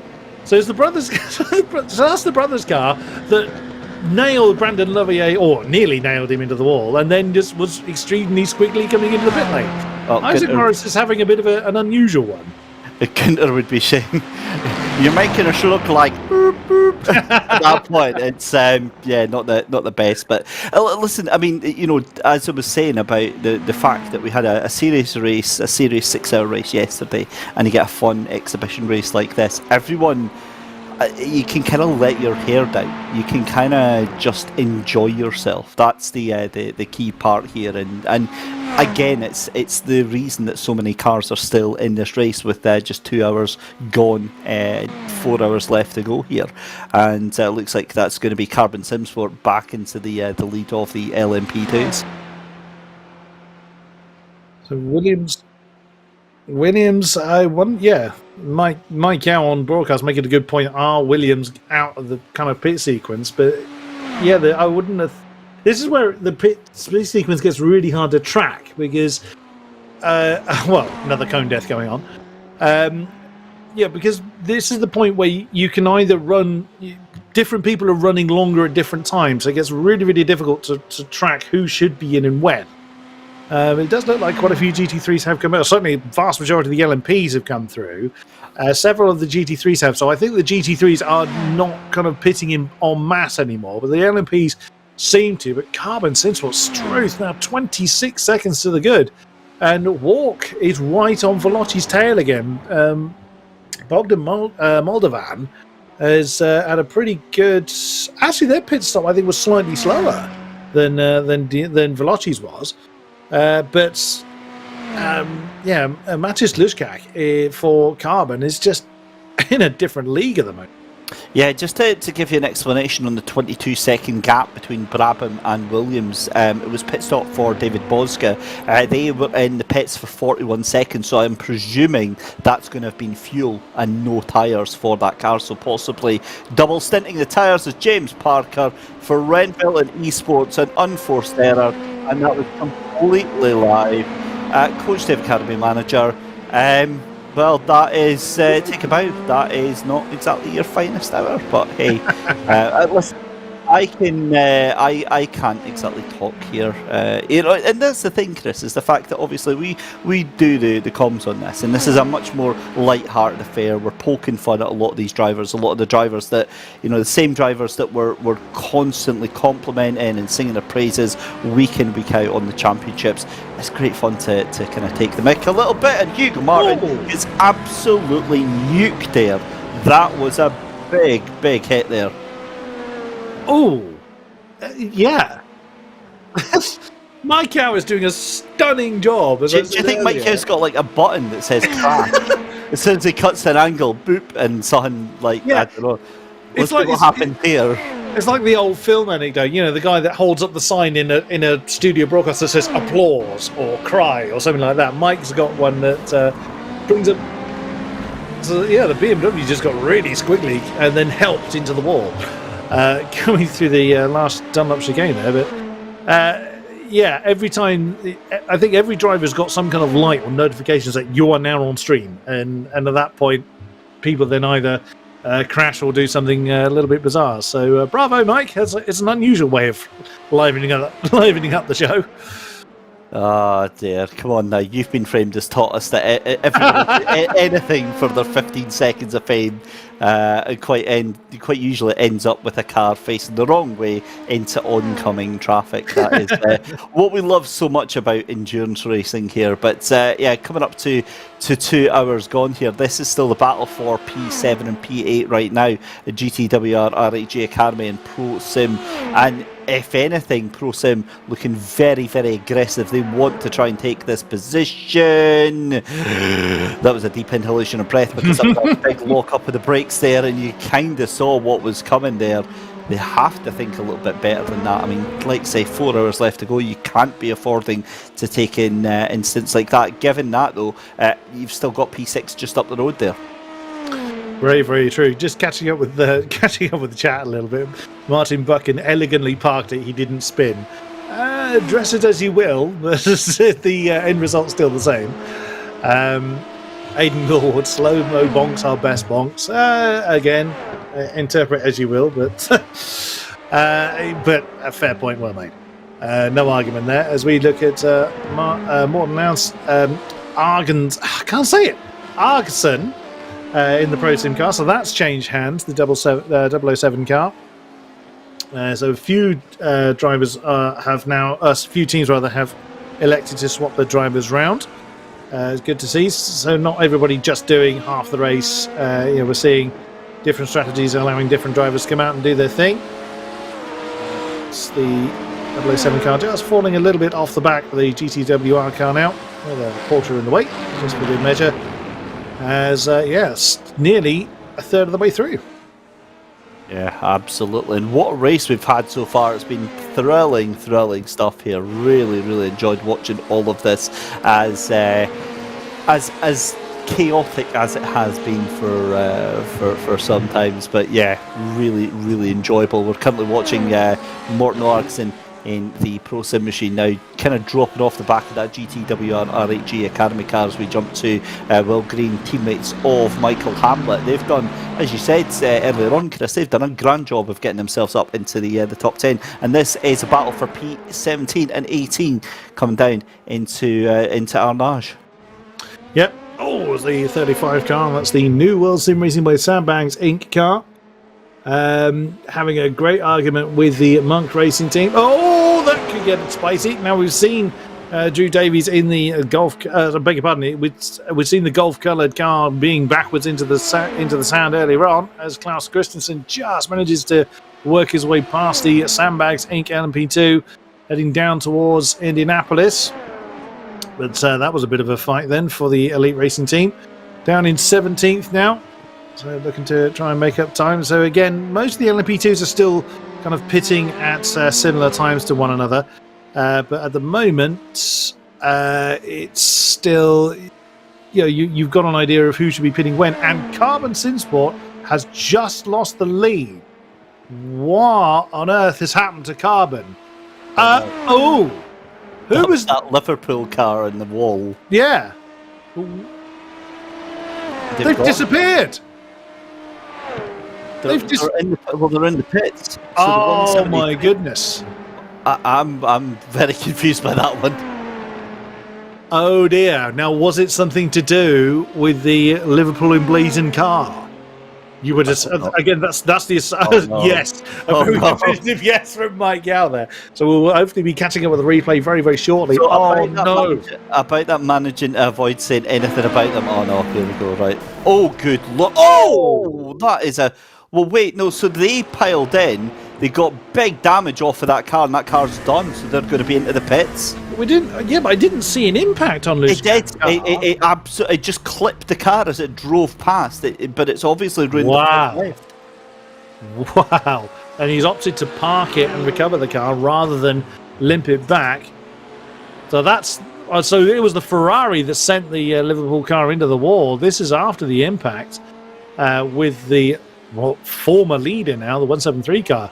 Oh dear, oh dear. So now Velocci with Walk and Brabham right on their tail, top three with 2 hours gone, all fighting for the lead in very short order. Oh man, oh man, oh man. Talk about turning the race on its head. And now you've got three cars within 2 seconds. Look at this then. So it's the front right. Clips it. Oh, that's bad. What? Wow. What was it doing? And then the Ferrari couldn't go anywhere. I mean, is there also the wheels look straight? So did they have a freeze or a technical problem, which just caused the car to not go where it should have done? Oh dear, oh dear. I honestly don't know what to say, because the first thing that it looks like is that it looks malicious, but the problem is that so no, absolutely not having that at all. I am, and look, I've got a reputation for being incredibly harsh, but that is absolute top tier garbage. Wow, absolutely unacceptable from that team. I know this is a fun race, but come on, it's still sim racing at the end of the day. I'm furious about that. You cannot at all. And the thing is, right? Yes, this is a fun race, but what does that do for like the drivers that are actually on that team? How are you supposed to try and take this sort of stuff seriously if you start pulling stuff like that? I'm absolutely speechless. Yeah, there's no defense for that. Absolutely no way should you be pulling off an event like that. No way. There's, unless you can show somehow that you had some kind of freeze, but the car was going so slowly and then suddenly pulls into the path of the race leader and then takes somebody else, a completely innocent party, with them as well. No. Sorry, I'm exactly with you on that one, Dave. Unless we get some kind of evidence that shows otherwise, that was a malicious act. And there is no room anywhere in any kind of sim racing. There's no justification for that at all. Oh well, I tell you what. If I was feeling cool, calm, and collected earlier on, I'm certainly feeling like a grumpy old man now. That's definitely woken me up, Chris. So I guess we can say thank you to that. And well, I'm hoping that is a case of we're going to be saying goodbye to them very, very shortly, because that was. Yeah, that's not really the kind of thing that we want to see. Either way, back to the race. It now means that we've got 3 cars within 3 seconds of each other. Velocigate ahead of Walk Racing Esports by 1.5 seconds. Brabham Esports still in with a shout there. So 2 hours gone, and yeah, just a fairly dull, uneventful race here as well. We've seen GT3 into the pits. Yep, the GT3 leader has now come in. As we look at Will Green in the now 9th position Sous Chef Academy car. So they've gone really, really well, as Mike was explaining earlier. From starting at the back end of the field as the 127 LMP2 just works its way past without incident. And the Williams car now coming back out of the pits. Yeah, the GT3s, like I said earlier, are definitely not all kind of pitting on block now. They're very much scattered as far as strategies are concerned. Joao Afonso in the Core Motorsports Ferrari right on the case still of the 93 Merc. They're working their way through the lap. And yeah, 2 hours now clocked in, and still plenty more action to come.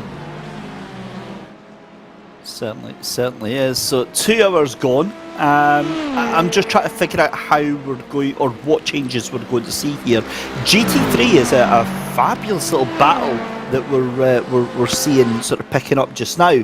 Now, David Bosca, I'm a little bit confused with this. His last pit time here. Now, again, you'll be able to look at the timings as well here. It's saying here his last pit time was 11.63 seconds. Drive-through, perhaps?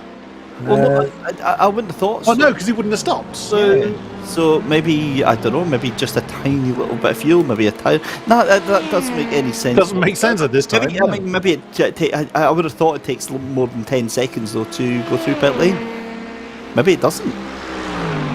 Well, who knows? If you just floor it through the pit lane, I'd imagine you might get through it that quick. But no, I don't know on that one. Yeah, I can see it myself. Yeah, David Bosca in the 27 car, 11.63 seconds apparently, but no idea why. As we see the Petronas emblazoned Sous Chef Academy Mercedes still working its way through the Porsche curves, or Corvette curves now, still keeping the Core Motorsports Ferrari behind. Very nicely done. Will Green now in that car. Michael Hamlet started proceedings in there. Sam Cairns will be taking that one. In comes the aforementioned Mercedes. So as I was saying earlier, because now the GT3s aren't pitting en masse, then the strategies have divided them. It's now going to be very difficult to know who's about to come in and who's not. But we did see that car go down to about 18th or 19th or so when the driver changeover happened. So back up to 9th before Will Green brought that one in. As we now look at Marcus Martins in the number 18 car, now up into 11th. That's the Omega Team Racing Red, chasing the Team Cake by Griffiths Engineering Porsche. That's for 10th position now, with the Sous Chef Academy car now in. Working his way through to start another lap. Lovely rainbow. I was going to say rainbow colouring on the top there, but it's almost like the talking about nostalgic memories, like when a channel would actually shut down, you'd have just the beeping noise and that image over the top of it. Or is Marco Martins trying to make a move on the Porsche? As the Team Cake car is very much committed to that defensive line. BMW powering past. Ooh, Pilch getting fidgety. Now, can Martins get it done? Yes, he can. So a straightforward pass down to the first chicane, but that's going to, of course, leave the BMW then open to counterattack into the next chicane. LP2 car coming up behind. That's the look through the trees. That is Harold Stadler in the Rocket Sim Sport NLP2 car coming past. That's 15th place in the NLP2s. So not been a great race for the Rocket squad so far, but still just under 4 hours to go.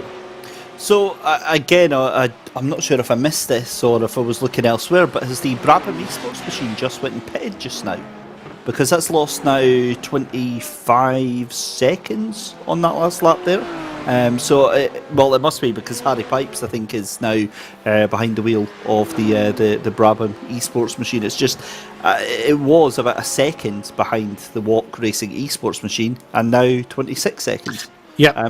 What it can be, I'll tell a lie actually, because the iRacing, the timing can go a little bit haywire when we go back to different cars and classes. So what you can find is we go further down the order, and then the timings kind of go a little bit skew. So it might be as soon as we go back up to the LMPs that might actually refresh itself. Fair point, well made. But the number 37 was in the pits for 22 seconds longer than the 28-29 cars. So that's why the Brabham car now sits 23 seconds behind the Walk Racing car, because that's the delta in the pit stops, like you say, with Harry Pipes now taking over the Brabham car. As we look at the Dominic Hoffman in the Veloci Farotec car, despite all their trials and tribulations, they're back up to 4th again and still pressing on. I think they had the fastest lap earlier on. They still have the fastest lap, actually. Yeah, Dominic Hoffman claiming that fastest lap a few laps back. And so, yeah, there you go. There is the fastest lap count. Does indeed belong to Veloci. The GT3 fastest lap has been with the Brabham squad for forever, I think. It's certainly been with them for a while, but Williams right with them as well. Flash of the lights there from Duncan Hoffman on the BMW as he screams on past. Almost the kind of BMW M Sport colours in that BMW, I just realised. Dominic Hoffman still looking to make up time. 30 seconds or so he's got to make up to start to challenge for the podium spots. Now, you just mentioned the magic word that triggered my memory there before the leader just went disappearing there. We were talking about cars with confusing or oddly placed liveries, and one of the series that I do for one of the communities World Series leagues is their NASCAR series, and in the US part of that, one of the Fords in the NASCAR actually has a BMW livery. It's actually like a fully skinned BMW. Oh wow! So, and it looks the part. It's so bizarre because of course you've got all these NASCARs and then this big white, blue and red BMW in the field as well. It just looks so strange. This one very much makes me think of, like, a kilt. Yes, it's yes. tartan, No, isn't it? that's exactly what it is. It's a kilted Porsche, so I'm not sure what sort of reaction that's supposed to elicit from anyone that sees it in its rear view mirrors. Maybe they associate it with someone being from Scotland, maybe from Glasgow, and a little bit of intimidation there. But yeah, it's certainly an iconic livery nonetheless. And look, we talk about that all the time, but I mean, you have to kind of appreciate the work that goes in to the branding that goes on these cars, and a lot of these sim racing teams are fully fledged little brands. That's exactly what they are, and they put a lot of work into the colours that they choose and the style, and if they can't do that, they'll even pay people to design liveries for them. I just find that a pretty cool place to be in for our little world. Yeah. Yeah, 100%. With sim racing becoming a much more entertaining, much bigger platform commercially for investors and what have you to get their brands out there. We're seeing more and more where corporate sponsorship is becoming a more established part of sim racing. So again, whilst this is a fun event, we're still seeing corporate brands being represented, as we're now seeing Justin Vincent and BMW right on the tail of Daniel Klein. This is B for GT3 Podium. Oh my goodness me, the BMW really means business, almost shoving the Porsche out of the way. Struth, that's Omar Khan that's still in control of that BMW. Is oh goodness me, seeing red somewhat, chasing that green Porsche as the number 11 LP2 comes past. Pavlo Denis Senko. That's the Ballast Ukraine car that's just gone past. But crikey, that BMW does not want to hang around. Yeah, that BMW is obviously hungry, isn't it? Taking a chunk out of the Porsche. Looks like it's going to get that moved on the inside there, as we see an LMP with the unenviable job of trying to get past the number 93. That's the sous chef's machinist, the Guide Racing and Just a Incident Racing machine go side by side. Oh, this has got disaster written all over it. Thankfully, the C-Sense, the BMW takes the position, and Just a Incident Racing has that final step on the podium for just now. But again, this race seems to have had a whole new life breathed into it in the past 15 minutes. Well, that cone's got no life left in it, as just been sent off into the next town. Riding on board with James Parker in the 8th place number 32 car. That is the Ren Volton esports car challenging the Pro Sim. So he's working his way through the traffic and up into 7th, or is he? Can he get it done before Indianapolis? That's close, and he's got it done. Nicely done, James Parker. Straightforward move. That's the Elite Racing car, or Elite Racing Team car, that's having their own argument and balking down cars that are trying to put a lap on them. It's truth alive. So that's the... Is that the 95 or the 195 car? You couldn't quite see the number on it. That's the Liverpool emblazoned car, the one that was causing issues earlier on, that has just been had a lap put on it. Then it's Klausman, I think it is, in the ERT car. Yes, Klaus Christensen, excuse me, in the Elite Racing car that was involved in that one. But now Parker has worked his way through that traffic. Again, he's looking like he's really pressing on. Like you say, this race really coming alive again in this phase of the race, and we're not even halfway through. Well, there we go. That's that's a turn up for the books, isn't it? Goodness me! But these LMP2 cars really giving it the noise so far just now, and that is James Parker. What do we say about that? Why do we focus on him every time he bodges it? That's because Mike Yao is clairvoyant and knows when it's going to happen. Omar Khan into 3rd now. So we saw the BMW and the Porsche having their argument earlier on, but the 4th place Guardi racing car has not fallen away too far. Although this is going to hold him up a bit with the back marker now in the way. Not quite sure who that is that they've just put a lap on, but that's not going to be helping the 4th place GT3 keep up his pressure for the podium position. Wow, he's really been caught out there. There's nothing really the BMW can do. You're not obliged to jump out of the way to the detriment of your own race in a dangerous way, I should say. You do have to get out of the way of people that are in your same class if they're coming up to lap you. But you're not obliged to chuck it into the wall or throw it off into the grass, as that's getting very, very close. Look at that pack of 3 at the top of the shot is just allowing Omar Khan to run off. And the thing with that as well is that you can't really be compromising your own race just to let a car that's on a different lap get ahead of you. We saw this in real life over the past 24 hours at Nürburgring with this exact same thing. The cars need you to be predictable. They need you to stay on the race line. They'll do the hard work to get around you. They have to. Otherwise, that's when all hell kind of goes. It basically all kicks off. Very true indeed. So now the field's settling back into a rhythm. Everybody is established on where they're going to be at the moment. It's I'm still getting over the lead of the LMPs. I can't believe that that changed quite the way that it did. That's the nature of racing, whether it's real or virtual. As yet again that poor cone dies. I mean, it's a hardy cone because it keeps reappearing in the same spot. I'll give him that.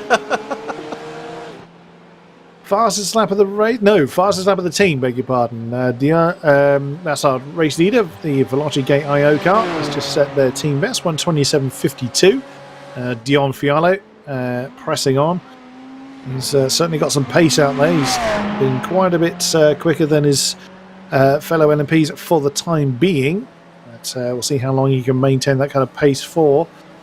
As Dominic Hoffman in fourth, the other Veloci car trying his best to make up lost ground, but still 30 seconds behind the Brabham car with Harry Pipes in there at the moment. We continue to look at Omer Akan.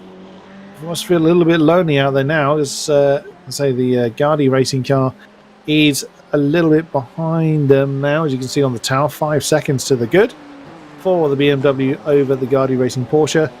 But now it's just a case of re-establishing that rhythm and just keeping the focus, letting the miles tick by. And that's exactly what they have to do. This is, this can be the kind of boring part of endurance racing, just these constant laps being ticked off time and time and time and time again. But these are the ones that win and lose races. These are the ones where you have to keep the concentration and be absolutely on 99% to 100% of your chosen ability to make sure that it actually goes down. Because all of these laps add up, and unfortunately, we're at the stage now, Chris, where we're talking about tiny marginal gains. That's the only thing that differentiates these teams right now, as we see Shinoe Broad away get overtaken possibly by Muradnes Green right now. Tiny little percentage points of performance, that's what differentiates these drivers and these teams now. And when you're on that thin a margin, you have to keep pushing every single lap. Now, what a fantastic picture that is. It's, well, not a lot of really you can say to the matter. That's Josh Lawrence trying to pronounce the team name. Yes. Yeah, that's him trying to explain to an Englishman how it's said. Yes. As Andrew Parker is who is chasing him in the 127 car, so the Muradnes Green LMP, nearly tripping over one of the Porsches. I'll tell you which of the Porsches that is. So that could have been rather nasty.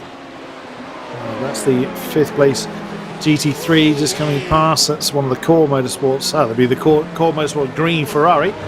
5th in class at the moment. Yeah, very nicely done. Just circulating through the laps. Andrew Parker, I think, may well just not quite have the pace of the Sean Broad team. Still keeping in touch. What was their laps last time around? So have a quick look at that. Josh Morris in the brothers' car was 32.3. Last time Andrew Parker was a 32.4, so certainly keeping pace at the moment. You see the Pro Sim car is getting close to someone as well. That's a second behind Pascal Metz in the Fileri Stars car. A potential battle for 8th as well, forming in the LMP2s. Here we go then. This is where it's all starting to get very, very interesting. Also, cracking little battle just up the road there. Pascal Metz in the number 57 for Filaire Stars, having to do a grand job of defending that position from ProSim in the in the 9th place 007 car. Morten Egson behind the wheel of that one. So we have really got some cracking little battles, as I say. I mean, 2.25 hours into this race, this is just decent stuff. And Pascal, I think, has been in there since the start. I don't think that car's changed hands just yet. So we continue to look at both of the battle for 8th and for 11th are getting very, very close now along the Nadio Straight. And actually the Core Motorsports LMP2 car isn't far behind either, so 13th position. Oh, what's Ronnie Smith having to do? Well, he's actually getting out of the way of the 007 cars, so he's actually doing a good job in the middle of the Corvette curves as well to keep out of trouble. Andrew Parker still keeping the pressure on, now on board with the bright green Muradnes car. Is he going to make the move? No, he's opted to stay behind. So certainly had the pace. You can clearly see that he was closing in on the brothers' car, but that's deep though. That's going to throw his rhythm a little bit. And look how much time that cost him. That one mistake has cost him 0.8 of a second near enough.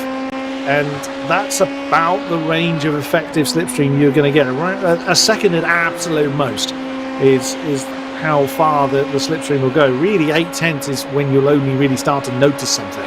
So he's right on the cusp of losing the slipstream advantage over the brothers' car. But the thing is he immediately gets right back onto the end of it. And just to explain for our audience at home watching this and thinking, well, if he's that close to the car in front, then why wouldn't you want to make the move? For a number of reasons. Staying behind the car in front, it pulls you around. You've got less air to push through. Therefore, the car isn't having to go or to push itself as hard. So therefore, it uses less fuel. And if it uses less fuel, that means the fuel that you've got can go a tiny little bit longer. And remember when I was saying about extra percentage points, extra little tenths, that's exactly where all those come through. If you can squeeze yourself just one extra lap in these little things, then that has a huge knock-on effect coming over to the end of the race. At the moment, I don't think any of these cars are drafting enough to save an entire extra lap here, but it's all about the momentum, and that is a very strange incident there for Andrew Parker in that 127 Moradness Green there. But you saw Shmue Broad there going very, very wide. I think Shmue Broad got a slow down penalty. Moradness Green were caught unawares and missed their braking point. Did a very good job not to pile into the back of the brothers' car then. Let's see. Oh, no, I think they were just a little slow. Oh, Andrew Parker was too hot going into the first part of the Forge Games there and had to bail on it either way. That was well avoided from Andrew Parker there. I saw in chat just now Zach Sweeney proclaiming that the KES Industries Ferrari now has a bonnet again. So they're back out there. That was following Thanik Rodrigo's incident. There's a fair amount of smoke being kicked up there. I'm just trying to wrap my head around how to say this name properly. This is one of the ones I was struggling with as we were leading up to. As we're coming out of qualifying, where I think it's Krajcova. I'm going to go with that. Krajcova. There you go. In the Team Cake Porsche.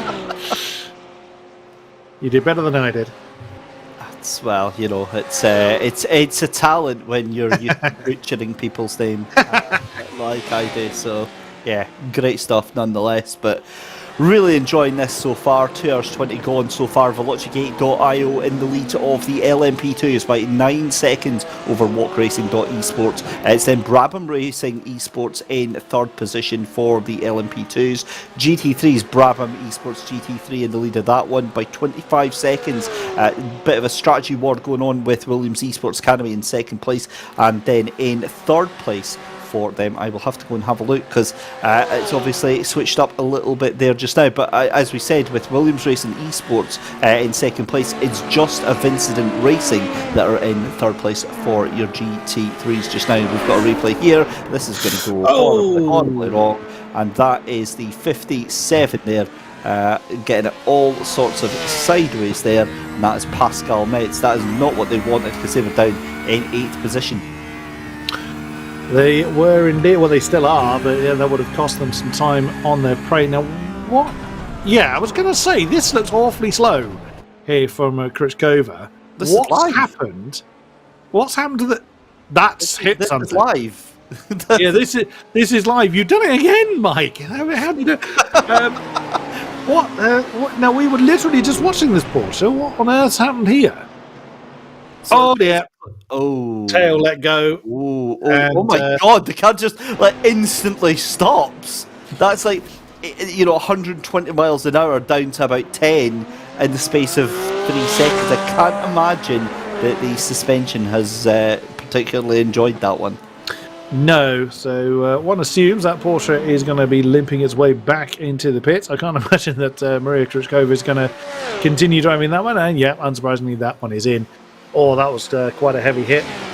Jumping down rather to a battle for 18th position between the third of the Moradness Quantum cars, having an argument with the Epics.GG Wild Things Porsche, now in the hands of Evangelos. How the hell do you say that? I'm going to ignore the N. I'm going to go with Tafas. In Tafas, yeah. In Tafas. Well done. Listen to me sound all patronising like I ever actually get it right. And actually just flies past the Moradness Quantum BMW there. Wow, it's and kills a cone whilst he's at it. Also, race leader is in. Yeah, velocigate.io into pit lane, then Dion Fiallo into the pit lane ahead of the so is Bogdan Moldovan then. So it looks like our LMP2s have decided enough is enough, because where we see one, we usually see all of them. A Team Cake by Grip Hacks Engineering, they're into the pits as well, but I would imagine, yeah, Harry Pipe's coming in as well, so confirming the LMP2s coming in there, but I would imagine Maria Krutchkova, you would think, is maybe going to be coming into the pits very, very shortly as well. In fact, no, she's not. So she's staying out. No, they've been in. They have been through. So that's probably their quick repair they've used. Pretty sure they've been in. Sure, I'm sure I saw them on the timing as having come through the pits, but we'll catch up with them in a bit. If they have, well, if they haven't, they're going to be snaking around all over the place. As we see Antafas being swept past there by one of the LMP2s, as the pitting leaders are now back out onto well, one of them is Dion Fiallo in the velocigate.io car is back out as the fifth place LMP2 comes in, Manu Largo. Now the sixth place one is in, so yep, they're all still hitting en masse. So the Epic's Porsche continuing to work its way through the field.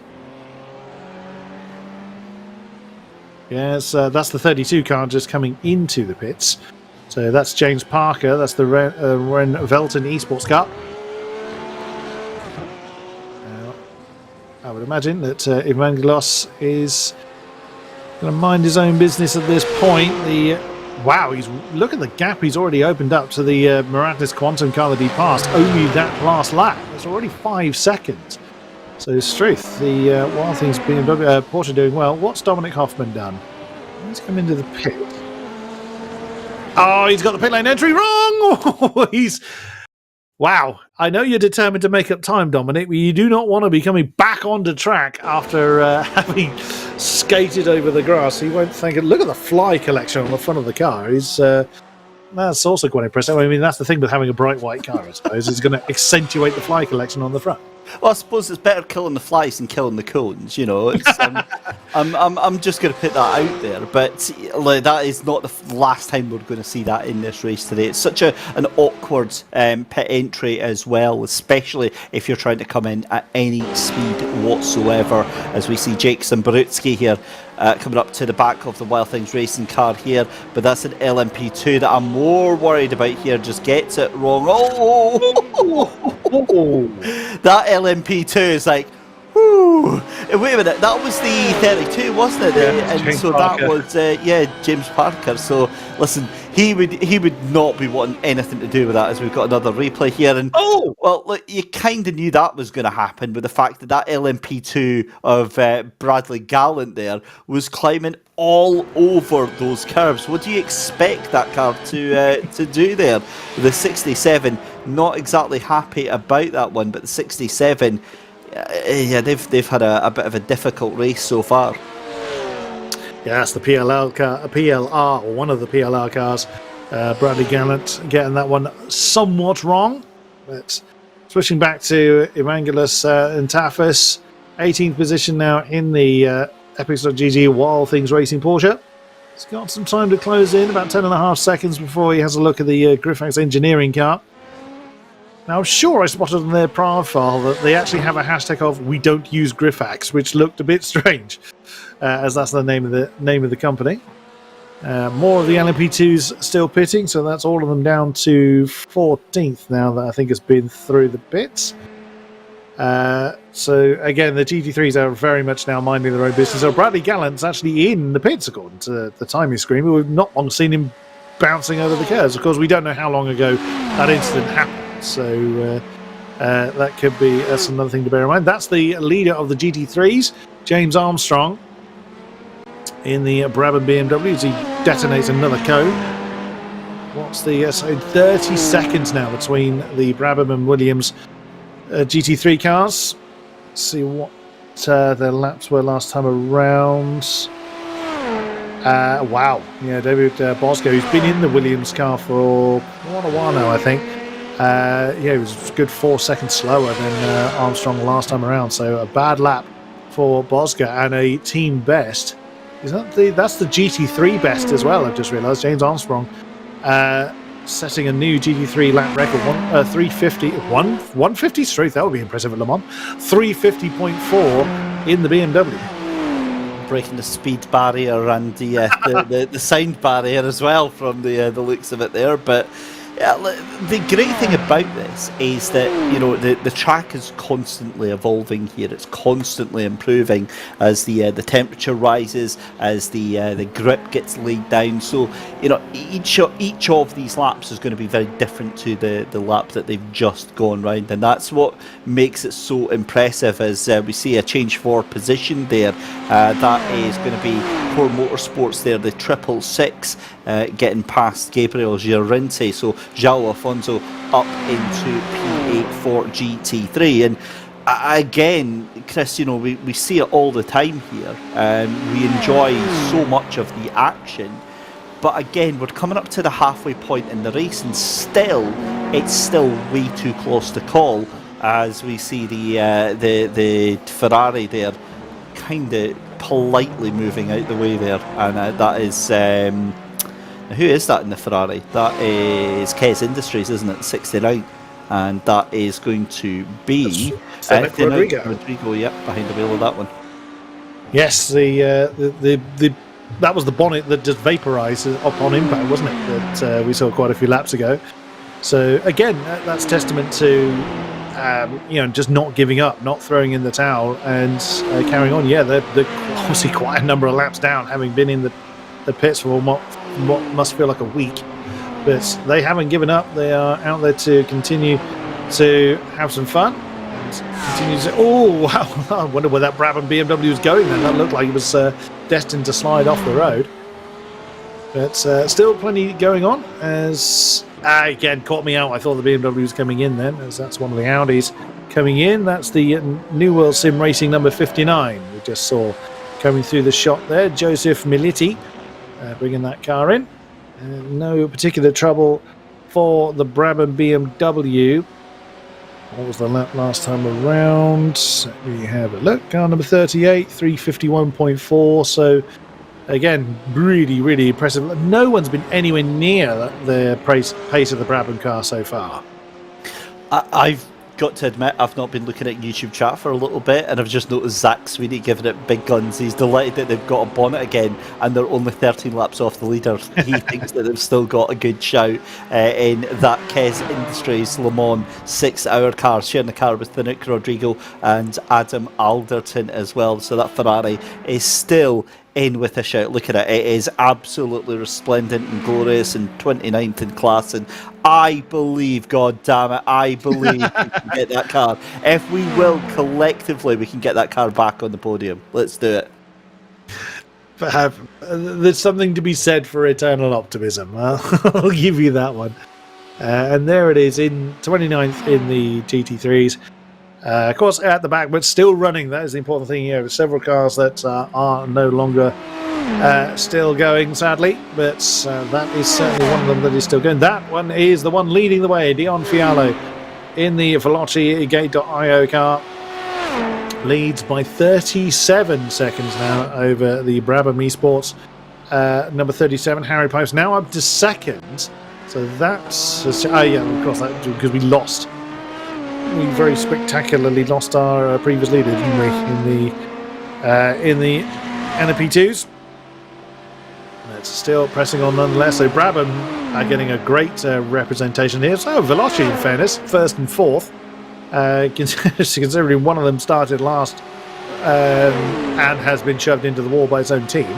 So they're going a great guns at the moment. Let's go Maradness in the chat.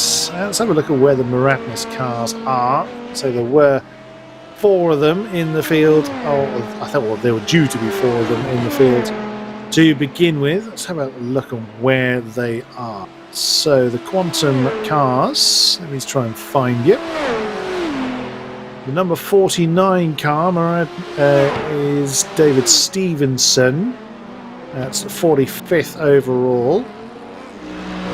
The 51 car, no, never mind, the 21 car, beg your pardon, now changing because there's pit stops going on. 40th overall. That is... Who's in control of that one? That is Jake Sombrutsky. We saw that one earlier on. Where else can I find a Miradnis car? Looking at the timing screen, the 34th is where I'll find car number 25. That's Ryan Kerr in control of that one. And all of them? I thought there was another one. Yes, the Miradnis Green number 127 car is Josh Lahn. L-A-H. I'm not sure how it might be Lane, actually. L-A-H-N-E. Josh Lahn or Lane. That's the LMP entry for Miradnis. Still untroubled up front is Dion Fialo. And not particularly worrying about the traffic at the moment. Doesn't have to push too hard. Fairly comfortable but not insurmountable gap behind. As that is that's the sous chef Mercedes. One of the few Mercs in the field. Back up to 13th in class, you can see by the numeric panel. Oh, there's been trouble there. That's not the Kes Ferrari again, is it? That's you can see at the top of the shot there. That looks like the Kes Ferrari facing the wrong way. Oh, it was Thanik Rodrigo. What happened here? Oh, wow! You have chosen death. You have... God, that is Schmidt in the 31. I mean, wow. I'm going to lay a little bit on the 31 there, just purely for the closing speed there. I mean, I'm not sure I can lay much on the 31 because there's nowhere to put it. Look at that car. It's just like... Wow. I don't think I've ever seen a LMP2 that badly damaged. It's more like one of those sports buggies that you get. Actually, what popped into my head at the point of impact was, let's do a barrel roll. That's what ended up in my head as soon as that car was pitching over and nearly ending up on its roof. But I dare say that those two are going to be in the pits for a while. But you got to feel bad for the Ferrari there. I mean, it looked pretty bad. I can't imagine it's as bad as the LMP cars are going to be. So yeah, Boris Schmidt. I don't think that's the Dutch Sim Racing squad. I don't think he's been in there that long. But Boris Schmidt, I suspect he's going to have to spare, unless they haven't used their... Of course, we don't know who's used the fast repair and who hasn't. So Otto Graf is who started that car. I mean, if he's not out of the pits within a minute, then they haven't or have already used their fast repair then, and I'm watching the timer continuing to rise. Yeah, I think they've used it, to be fair. Yeah, I would say so. Purely because this is the sort of time that you would be doing a normal fuel stop, sort of whatever. But yeah, I think that is good night Vienna for that car there. Sadly so. Yeah, another car that's been in the pits a very long time is the Rocket Sinsport number 747. That's been in the pits for 5 minutes now. Harold Stadler was in charge of that one when it came in. Omar Khan in the just a Vincent Racing number 14 has been in the pits for a minute and a half now. Who else has had long pit stops? So 7.5 minutes for Gabriel Garinti. You mentioned that one earlier, the Race Esport team car. That's a great shame. They were really up in the top 5 of the GT3s earlier on. Sebastian Handler for Team Cake. They've been in for 5 minutes now. Joseph Milinti, you saw him come in. It's 6.5 minutes. Oops! That's the very pink accented number 47 Audi. Kirby Cuvillant for the Mayhem Pink Panther squad. Getting that one wrong, but at least not finding the wall. So, if you practice that backward sliding a bit more, you will hit the wall. Keep at it, you'll get there. Back up to Harry Pipes then. Working his way through. Trying to close that, what seemed like an insurmountable gap. It's not insurmountable. 37.5 seconds sounds like a lot. And in general racing terms, it is. But in endurance terms, that can be made up. You can get that one mistake. And again, we've seen mistakes even before the halfway stage that have detonated cars into oblivion. I say quite a few cars still in the pits and have been for quite a number of minutes. So it's always worth just pressing on and seeing what happens, see how the cards fall. Again, driver strategies will still play into that. Who's due to take on the number 37? Let's see. So we saw Calvin Dent starting that car with the wonderful beard picture we saw of his. That's Harry Popes in there. So Antar Rafael Sabo is going to be taking, or is due to take on a stint in that car. So we'll see how he handles that one. What about the Veloci Gate car? If I can type in my own notes correctly. Nope, still can't do it. Let's try that again. Veloci is not even a difficult word to type. So yeah, but it's 3 hours or almost 3 hours into a race, mate. We're struggling here. It's all good.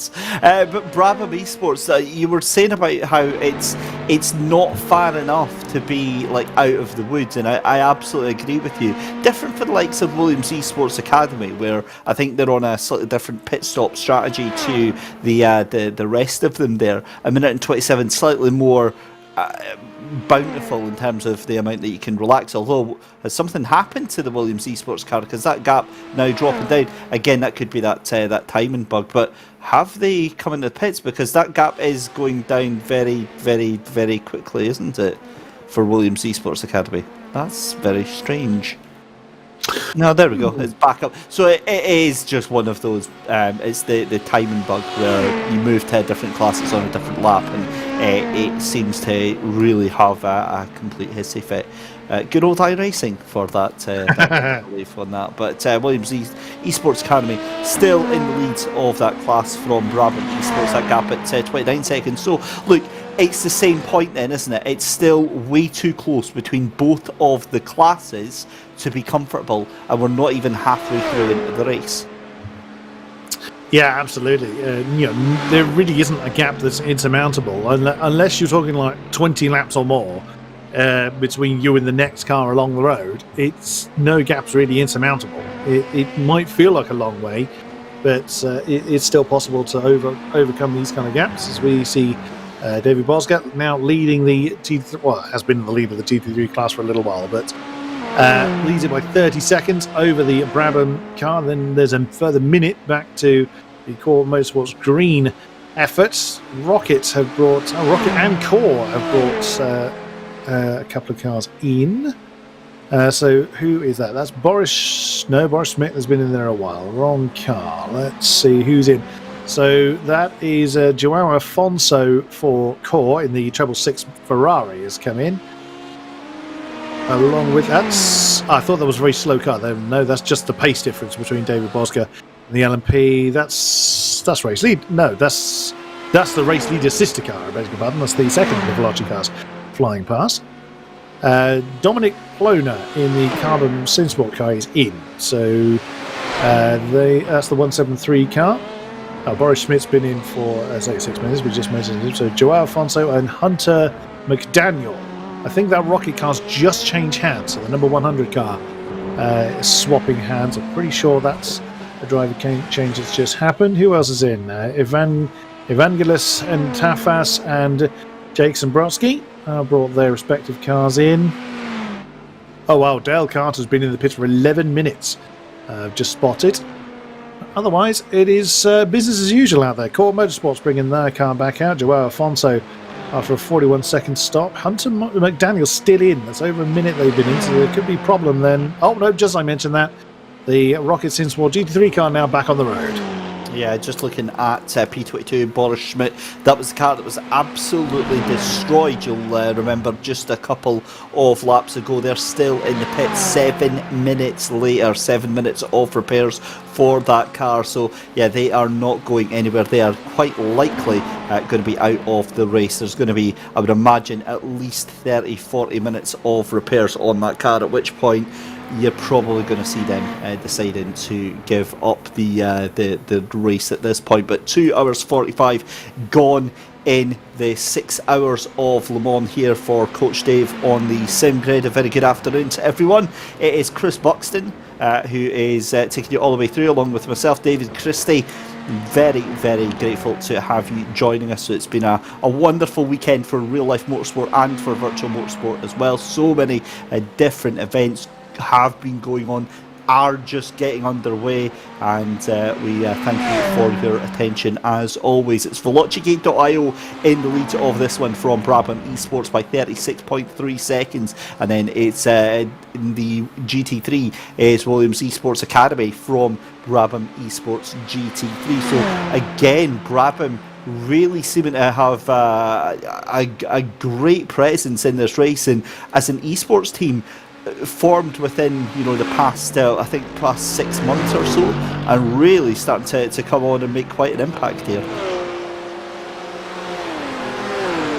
And we're cutting back to Carter Coleman then. This is just of Incident Racing. Whoa! As we've decided we're going to call that. That is the Chris Buxton team down there in 14th position. Now, they are in the middle of hell right now because they have got LMP2 trying to get through. They've got GT3s behind them on different laps. They're trying to catch on to the back of Grip Packs Engineering as well. That is the fight for 13th position in class just now.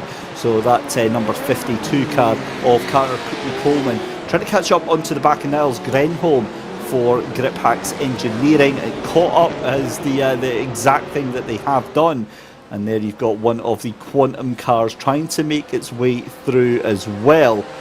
And well, that is a bit strange. There we go. So it has just updated itself. So Carter Coleman shown down in 15th position. I'll have to double check what has happened with the timing boards on that one. But Grip Packs Engineering, you've also got just ahead of them, I believe, is the Omega. Is that Omega Team Racing Red that's just up in front as well there? So just of Instant Racing brought down to 15th just now, and then a minute and 20 seconds behind them. And well, Carter McColeman, I think the polite term for that is his wheel is gubbed after that one. That car went straight on a right-hander. Yeah, your car ain't going anywhere, sunshine. You done. Wow. Yet again, the clairvoyance of Mr. Yao to point the camera at the right place is proving stunning at the moment. He's got a button that just he must be scratches. It's got to be the only explanation. What he's got everyone's car number in like one of those like raffle barrels, and he's just putting out car numbers. It's your turn to crash. That's what it is. It's got to be something like that. Have you ever played Grand Theft Auto online? Not online, no. Okay, never mind. That's going to be a completely lost reference. There's a weapon in the game that you can use that's called the Orbital Strike Cannon, and it's just it's this big satellite that just fires down on a chosen target. I swear that's exactly what's happening here, and that's the number 7. That is going to be a huge moment then for the number 7 LMP. That's Paul Kirkby in the PLR Community Racing car. I mean, yeah, at least that one he was able to save it. That's one of those moments it's going wrong well before you get there, and he was able to keep that one out of going particularly wrong. What's happened to Armando Fido? Oh, well held. That's fine. Yeah. That's fine. He's fine. Don't worry about it. You must try harder. You've seen plenty of bigger incidents than that. Come on. Williams Academy has brought their car into more shuffling around in the GT3 lead as Brabham retakes the top spot in the GT3 class. As of course, as the pit stops all play out. What on earth has happened to you, Marcus Martins, in the 18 car? Oh, is that a fuel? Oh, he's had some kind of technical issue. That's the number 18 out. Oh, no. Yeah, again, you never want to see it, but... Oh, dear. That's second place in the LMPs that's just been found high. What is it with these Brabham and Rocket cars? Every time we cut to them, something is going on. Right, Dion Fallow back out in the lead of the race here. Let's have a look at what happened with Paul Kirby, and this is a second issue then. So this is where the car just seems to he just loops it. That's all he's done. He hasn't caught anybody else with him, at least. So Tell me that's not anime on that card. It looks specifically like it. I'm really not approving of that. Okay, I just no. That's that and Comic Sans MS are two of the things that needs to be a stop go 30 penalty for that. That's just horrific. you can take that one up to race control yourself on that one. So I'll be logging into the server myself and dealing with it. That's what I'll be doing. No, a safety car, but just for that car. That's the one car that has to follow safety. It depends on your definition, Chris, of safety car. Well, there is that. Attach it to a trebuchet, perhaps. Is that more what you're thinking of? Absolutely. And then bring it back for more. Fair enough. Manu Rayolago in the number 12 car. That's the Asper Team Esports, the Cube Controls car. It's got some distance to close in towards the top spots. Not again. What now? As Paul Kirby just... Again, that I don't like the yeah. Oh no. Yeah. So that's boiled tyres, basically, just completely locked the brakes. Is that 3 areas in the space of a lap? It is, isn't it?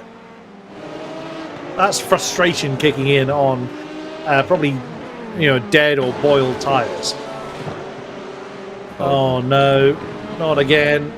Oh, that's the number 95 car arguing with the wall. To be fair, actually, we do have to speak about that number 95 car. Now, obviously, there was that issue where it collided with the leader, and immediately we and I think fair enough, that it looked like that car did deliberately just swipe towards the left and take out. That's what happened. The car turned left and it took out the leader. And now, from what we're hearing, the 95 did have a technical failure on that car, and certainly that is the reason that they are still in the races. Carter McColeman, this is what we saw out the corner of our eye about 10 minutes ago, and that car, safe to say, wedged in the corner there. He's done that properly, hasn't he? I did see that he was going reverse, forwards, backwards. And I was thinking, because I hadn't realised he kind of put the car into a hole. I was thinking, why are you doing that? It didn't seem to be that difficult to get out of the spot. And yeah, that's a proper incident. Well done. That deserves some bonus points. What's happened to Clement Biblioc? Oh, that's what's happened. You've gotten slightly put off by the number 50 coming past you, and you're now going backwards into Indianapolis. Out of the wall? Yeah, nicely done. Well, that used to be gravel there. That's why that tarmac's so coloured. But no, back on the way, losing some time. Dominic Hoffman, how far behind are you now to walk? He's still pressing on. He's still an ever-determined man to make up for lost time. Keep an eye on... So that car's changed hands. The Walk Racing Esports car's changed hands recently. Well, another car that I don't think we've looked at this one for a while. Oh, Orlando Teller. Oops. Yeah, there's another one that's just dropped the tail into the Dunlop curves. Another reason why I'm really not a big fan of driving this LMP2 car. It's so easy just to lose the back end with no warning whatsoever as well. And yeah, it's a bit of a frustrating experience. I'd much rather take one of these wonderful GT3 cars round. Look, the LMP2 is an experience and a half, though, the amount of downforce that thing has. As praise and rejoice, we have got the Lamborghini back out Speedhouse Racing team still going for it, and Oleg Rudnev behind the wheel of that one just now. So yeah, delight to see that, and we're rapidly approaching the halfway point. We are indeed, yeah. Good to see the Lambo is still going. It's had its fair share of issues, hence its delta to the next, the Mayhem Pink Panther car being somewhat large. 6 laps between the two, but it's still going. It's still out there. Sadly, the Kes Industries Ferrari is not running at the moment. We saw that. We saw Theo get absolutely nailed to the wall with that very odd issue. With the LMP2, that's the nature of the beast. So Lambo's still going.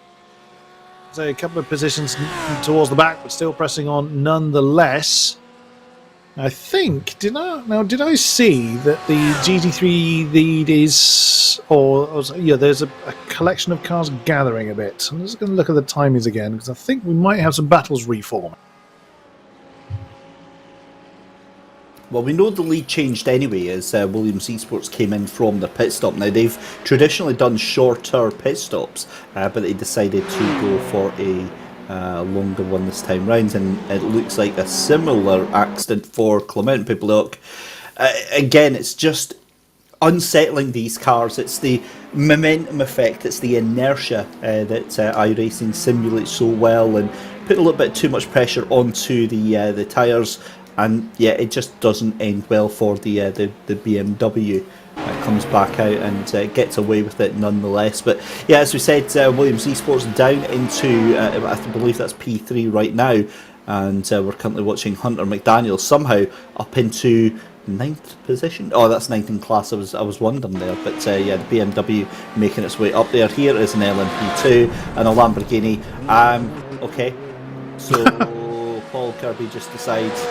Paul Kirby's realised his trading paints has just updated and he's just seen the livery that he's in. To self-harm that car. That's exactly what has happened there. But yeah, I wonder, maybe he's trying to scrape the paint off. That's a bold strategy. I don't blame him for it. I'd actually give him a couple of laps for that one. Back up towards the sharper end of the GT3s then. Daniel Klein in the Gardi Racing Porsche. Not too far off the back of the Williams Canopy Ferrari. So as you can see on the tower there. So BMW, Ferrari, Porsche. The lead Porsche indeed in the class is the number 71 car. Daniel Klein's been in there for quite a while. Did he start that car? He might have actually been the starting driver in the Porsche. Catching the back of the sole Lamborghini of the field. So shouldn't have too much trouble dispatching of that one. Still keeping an eye on the gap, 3rd to 4th. So they were in that podium position for a while, but say still half the race to go, and still very, very strong performance from the squad. Working his way through the last few turns, heading towards Porsche curbs. No, the Porsche doesn't have an advantage. Oh, was that someone? Was that someone in the wall? No one's showing up as off track. I thought it looked like someone was stationary, unless it was just the colour of the wall. I thought we just flew past someone that was stationary then. Might have done. I'm just looking here. It honestly looked like there was somebody in the... Oh, Alex Roth, that's an unhappy looking car. The number 22 again. Oh, he's just after. Oh, look at that! Look how much steering I'm having to put in. Whoa, off he goes. Yeah, that's a long way to limp for a car that does not want to go straight. Well, that wasn't the car that. Well, that wasn't what I just saw. Because obviously that was a different part of the track. As the Walk Racing Esports car is now in at Neg Mihai. That's brought that one in from what was 3rd position. And so we continue to look at the 4th place GT3 as the Lamborghini gets out of the way. Very nicely done. Yeah, I think whatever car it is, Chris, it doesn't look like there's a car stationary on the track. This is just my imagination playing tricks with me. But as we flicked past that particular section of wall, I thought I saw someone parked up, but perhaps not. Oh, I tell you, the Dutch Sim Racing team are actually coming back out after 21.5 minutes in the pits. The number 31 car is back out on fit oils. So, and that's Alex. Oh, so that's Alex Roth as he's continuing his struggles to keep that car pointing straight. But yeah, fair play to the number 31. The Dutch Sim Racing squad coming back out on field, some distance down now, of course, but yeah, still going. Fair play to them. The thing with that as well is it's a bit bizarre, isn't it? You get proper championship races where they've all forward about 40 minutes ago, and yet in this, they're still deciding to come out and give it a go. And oh no! Oh, what do you say to that? Ouch. That's Zach Sweeney has decided that he is going to cut his losses, and his conclusion from the race is that he's going to stick to commentary. So in which case, Zach, you need to get your backside in on Discord, get yourself in the comms box, and come and join us here. We will provide beverages as we see LMP2s battling it out in the background there. That looks like the 61 that was fighting it out there in the background there. And well, interesting to see how this is certainly going to pan out, because those two look like they are absolutely nose to tail. That's the 63 of Josh Morris and the 127 of Joshua Lane. That's 11th and 12th place there. Yes, a great scrap there in the LMP2s. I'd say for 11th position.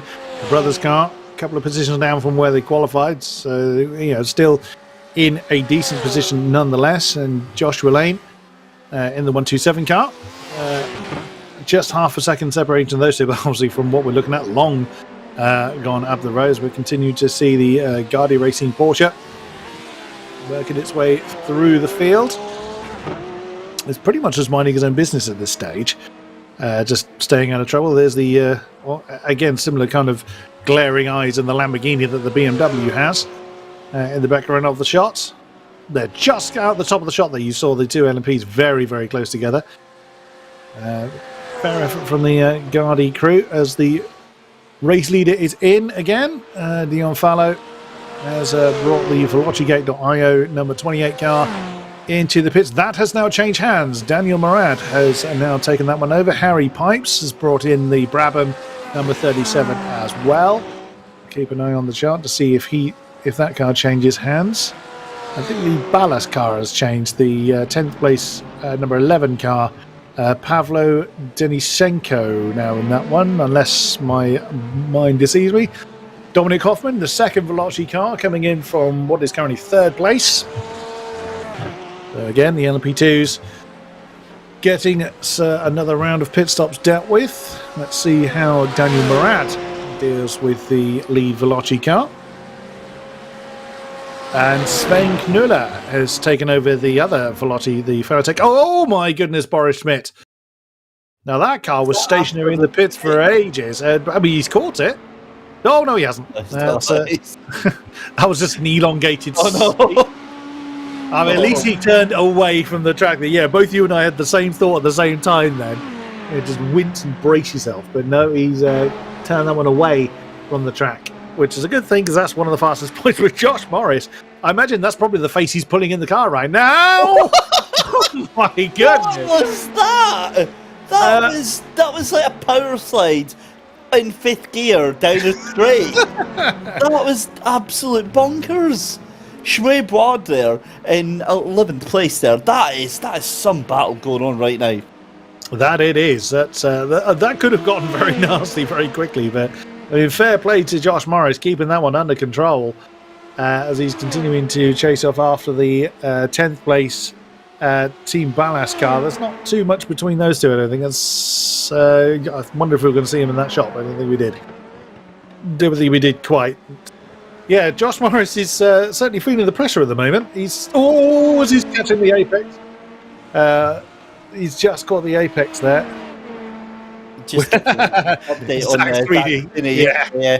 He's asking if we've got. Well, we don't have any Freddos in the comms box. I've got a couple of packets of some Haribo Star Mix. You're welcome to dig into them. But they're also, I mean, look, at the end of the day, the consummate esports professionals that they are, just giving everyone else a 3-hour head start. That's all it is, Chris. They're just really pushing the limits of that car right now. Talking about pushing limits, that battle between P10 and 11, Muradnas Green, I mean, what are they having to do to try and get past this car right now? We've hit the halfway point, 2 hours 58 left to go in the race here, 6 hours of Le Mans, and my God, what a race we've had so far.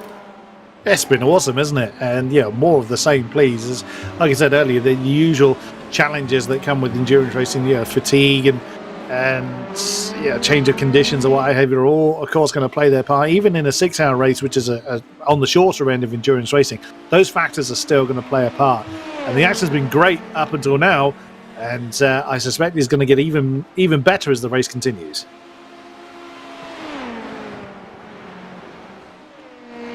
over the halfway stage then, as Josh Morris still fighting for all he's worth to hang on to what is now, I thought it was showing up as 10th there, but no, not quite.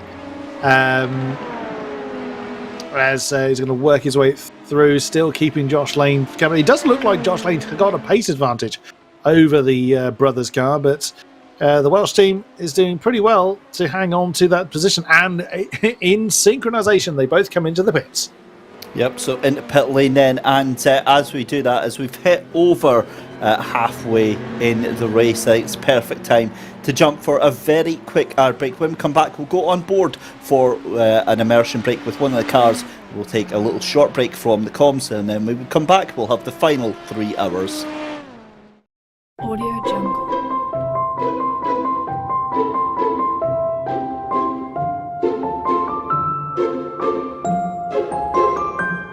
Audio Jungle.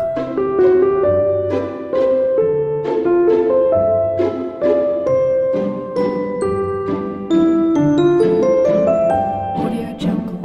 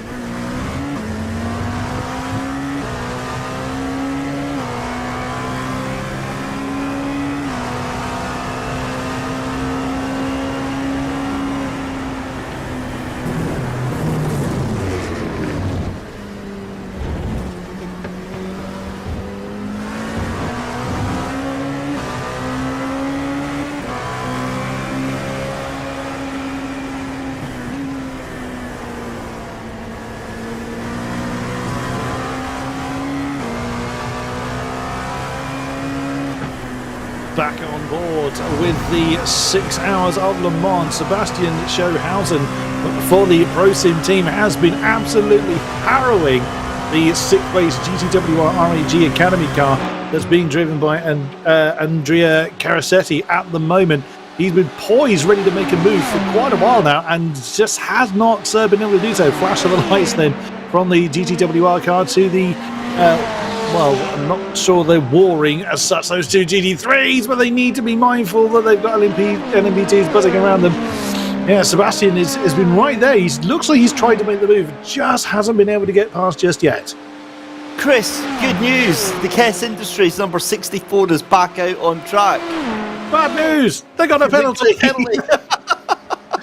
Oh, that was, I saw that. You couldn't make it out, could you? That's such a shame. They were 30 odd minutes in the pits and immediately score a penalty for themselves. It's just, I don't know what to say. Anyway, back to the battle then, as we've got the final half of the race here then. It's Velocigate in the lead then. And that gap's come down massively actually. 25 seconds is the lead between first and second place. We've got GT3s trying to get in amongst all of this battle here. This is the intense battle that we've seen from GTWR RAG Academy, and Pro Sim right now. This is the battle for 6th and 7th position. You can see Sebastian Schauhausen in that Pro Sim LMP2, the Dallara P217 here. In the 6 hours of Le Mans, we've only got 2 hours, 45 minutes left to go here. And, well, quite frankly, anything can happen, because it really has been happening so far. Yeah, pretty much everything you could possibly think of, and some things you didn't think of, have certainly happened in this race and are likely to continue to happen, as we have, like you say, Dave, another 2 3/4 hours to go. We're over the halfway stage. So, fatigue is going to start to kick in. Frustrations will start to manifest as still hanging on to the back of the GTWR car. Sebastian Hansen is trying to find a way past, and he's having a look again. Can he get it done? It's not a likely place to make a move, and again has to bow out of it. He's not just letting the kilometres roll by, is he? He's not just waiting for an opportunity. He's trying to make an opportunity, and it's just not happening. Clearly feels he's got pace to be able to chase off after first place Aspar, but that's another minute down the road. Can he close that down in 2 3/4 hours? Well, I mean, he's certainly looking set to do so, or certainly set to try, but at the moment cannot find a way past Andrea Carasetti. And the thing is that he's in a position where they absolutely can.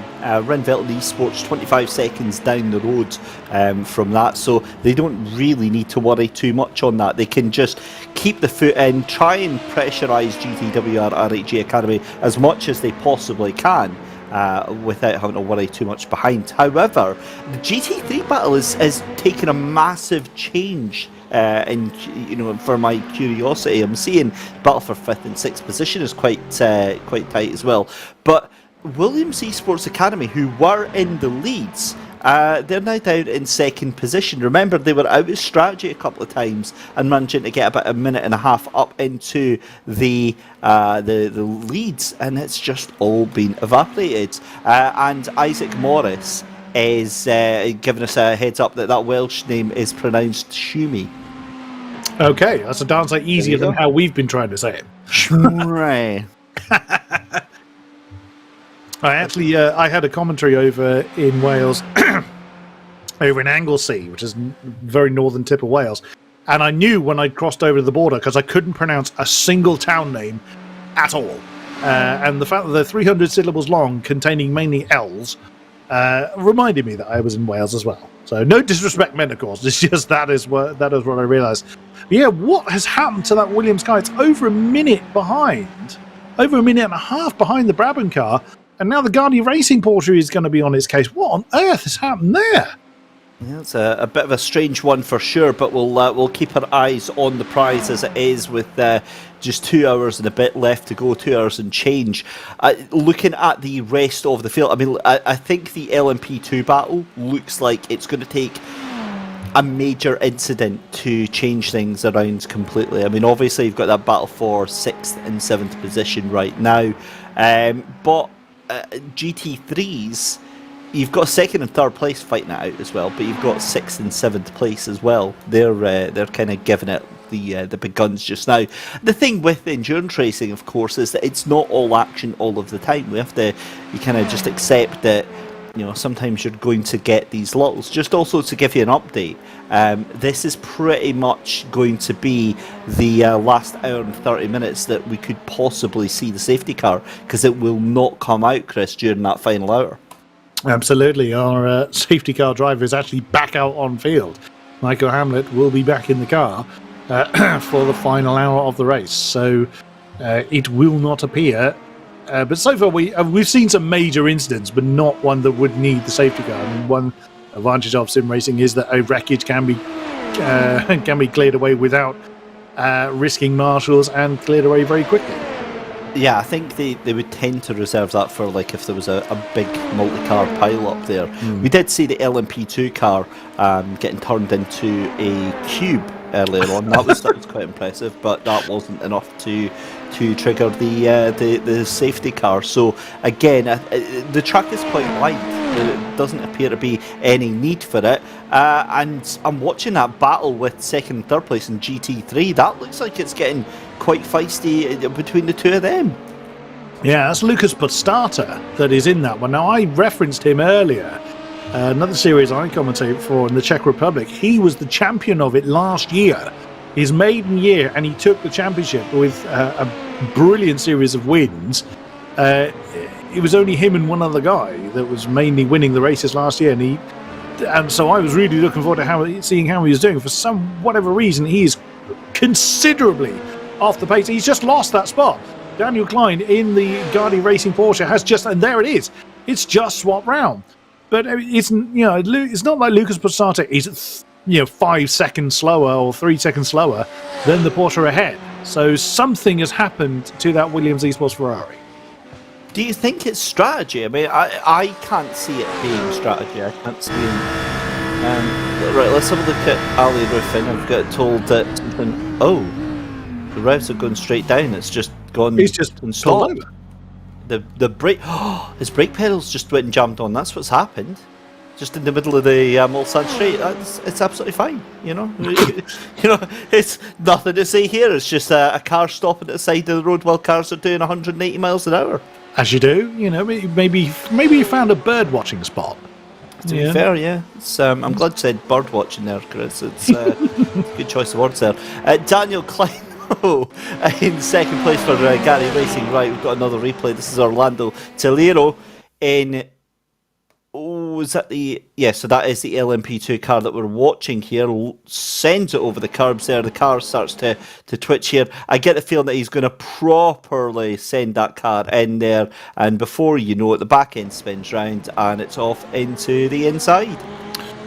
Yep, and that was Lucas Postata in the Williams Esports Ferrari that was right there with him. So, Postata is at least staying on the back of Daniel Klein, but as I say, what on earth has happened? It's lost like nearly 2 minutes over the Brabham car that it was leading by a way earlier on. Oh no, what's happened to the E-Team Brit BMW? Sandro Ballesteros down. Yep. That's changed down too quickly. Rear axle's not having it, and you're off into the dust. Do you hit the wall? No, not at that speed. I thought you were just going to spin completely round then. Create a big cloud of dust. Roman Grosjean in Catalunya style, but no, you do it the safe way and rejoin. Very nicely done. Yeah, that's a fairly innocuous incident, and thankfully they get away with that. Now, Gary Racing's Daniel Klein not able to streak away as much as perhaps he would like from that car that's just behind him right now. So Daniel Klein in the oh, let's have a look here. What's happened to Evangelos in Tafas here? I get the feeling we're going to have to send our commiserations to Denise Pope. Is it going to hit the wall? No, it does. Yeah, it does. Oh, okay. Crunch. That's a heavy hit as well. That's the only problem with it. The slow-mo replays look absolutely fantastic, but it sometimes kind of tricks you into how hard an impact's going to be until the slow-mo runs out. Oh, that's one of the LP2s coming in. Didn't quite see who that was. As we now look at Carter McColeman, he's been involved in another incident in the 52 car. No, just wandering off the road, it looks like. Whoa, Hunter McDaniel, do you keep it out of the wall? No, you don't. You headbutt the wall on the BMW. So here, just keep moving. Nobody saw anything. Ola Grudnev as well. What's that? Again, it's on these changes of momentum. Yep, into the wall. Oh. Bang, that's going to be a crunch. Oh, not the Lamborghini. Oh, man, you hate to see it. Obviously, we don't have favourite cars normally, but it's a fun event, so we can kind of do what we like up here in the commentary tower. And that Lamborghini it's the only one. It's the only one out there, and it's our favourite, and it's just been absolutely wrecked. Many bitcoins have been lost by that Lambo, have they? Goodness me, that's a wrecked, son, with an REKT on that one. But Hunter McDaniel still onto the back of Asper Team Esports right now with the SRP. They've got an LMP2 as well behind them trying to get past here. I was getting a little bit worried there, thinking that Hunter was going to fire out and try and take that position. The Ferrari looking very solid. The BMW looking a little bit second hand with that front right damage. Yeah, that's had an argument with something along the way, but then there are probably very few cars that haven't had an argument with something somewhere. Some with better outcomes than others. But yeah, Asper really working hard to keep the advances of the Rocket Simsport BMW behind it. At this point, it's not really going to be lining up for an overtake. You don't usually try and make a move through these chicanes. Well, not unless you absolutely damn dare it through the inside and hope that it sticks, but it's generally going to send both of you off into the wall if you do. Again, yeah, it looks like Hunter is just biding his time here. He's just piling the pressure on. Lead GT3 in the pits, but with that kind of lead, it could well come back out of the pits still in the lead. We will see how well that goes for, I think it's James Armstrong that is piloting that car at the moment. Looking further back, I was just about to say, where's the Williams Esports car gone? But that's just the way the tower has scrolled down. So that confused me slightly. It hasn't gone anywhere is the answer. Lucas Postata is still hovering around behind Daniel Klein, although that gap he's building, it's nearly 2 seconds between the two.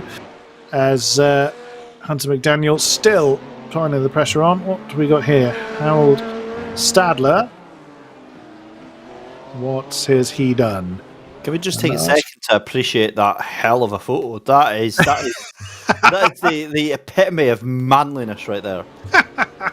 Sorry, I aspire to have that.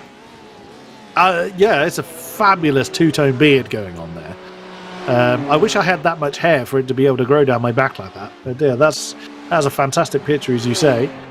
Back to Hunter McDaniel. He's lost a bit of ground on the Ferrari. He's also lost a hell of a chunk out the back of that car there. Did you see that was all caved in? And the 22 of Alex Roth, yeah, it's fine. He avoided that. But honestly, if we'll have a look at that BMW, look at the state of the back of it. It has got the biggest chunk out the tail of that car. Now, I'm saying, look at it. It's absolutely caved in. Oh, that's not looking healthy whatsoever. Yeah, gaffer tape and a hammer. He'll be all right. Club racing fixing at its best. ProSim and GTW-R8G, as such an easy name to say in a hurry, are looking set to have an argument again for 6th position as the Guardia Racing Porsche is in, giving second place back to the Williams Esports car. Yeah, would love to know what on earth, where they lost 2 minutes. That would be an interesting one to figure out, but that's what happened a while ago, so probably won't get a replay of that now. But yeah, such a shame because they really had a commanding hold of the GT3 lead. And this is Dominik Jaworski in the 95, and that is how you put a couple of £100,000 of damage on an LMP2 car.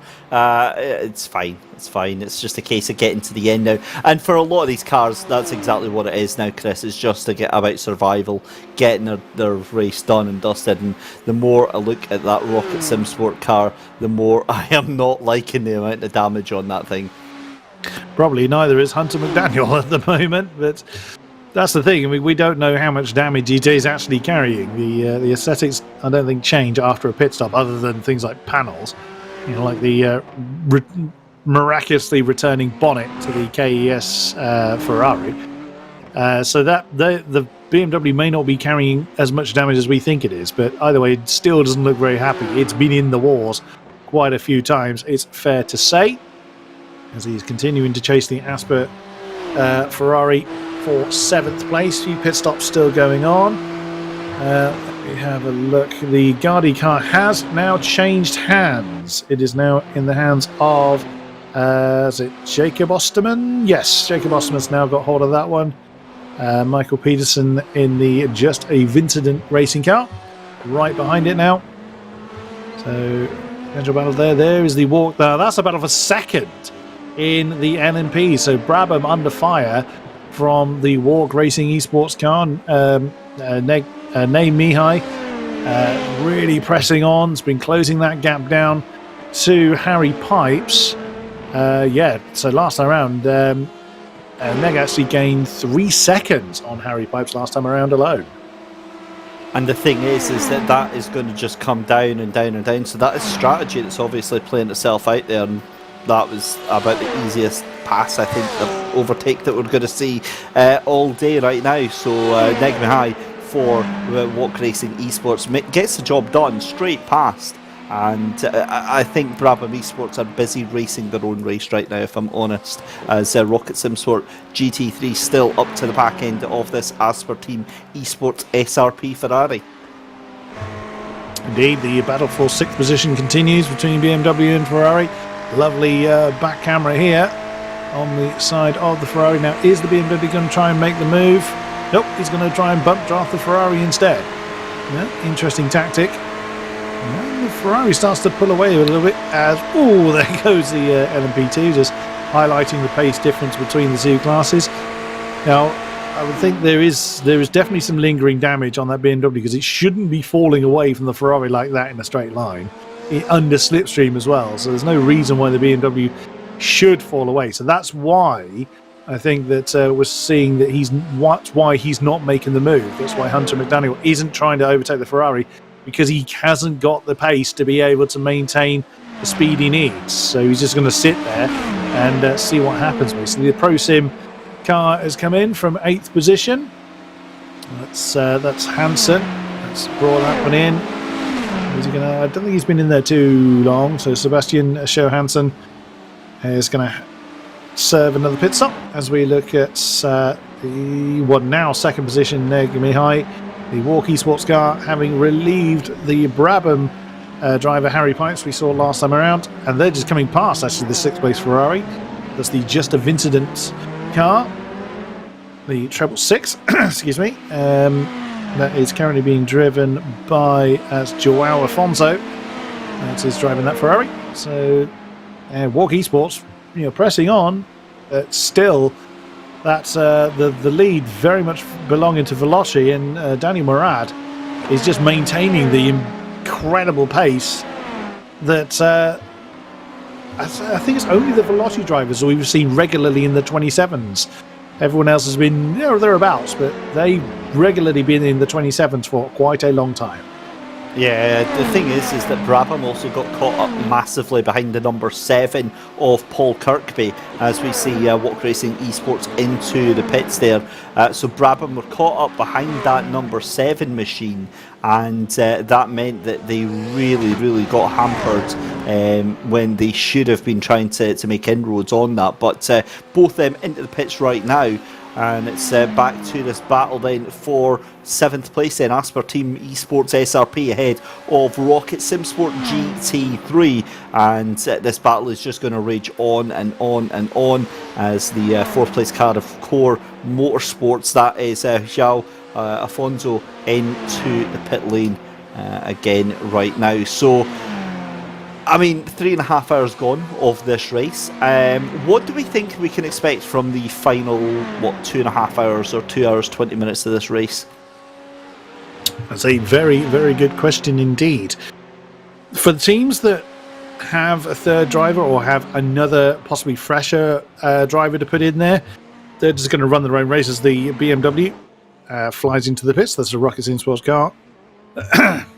Probably to get some damage repair, but certainly for another stop for them.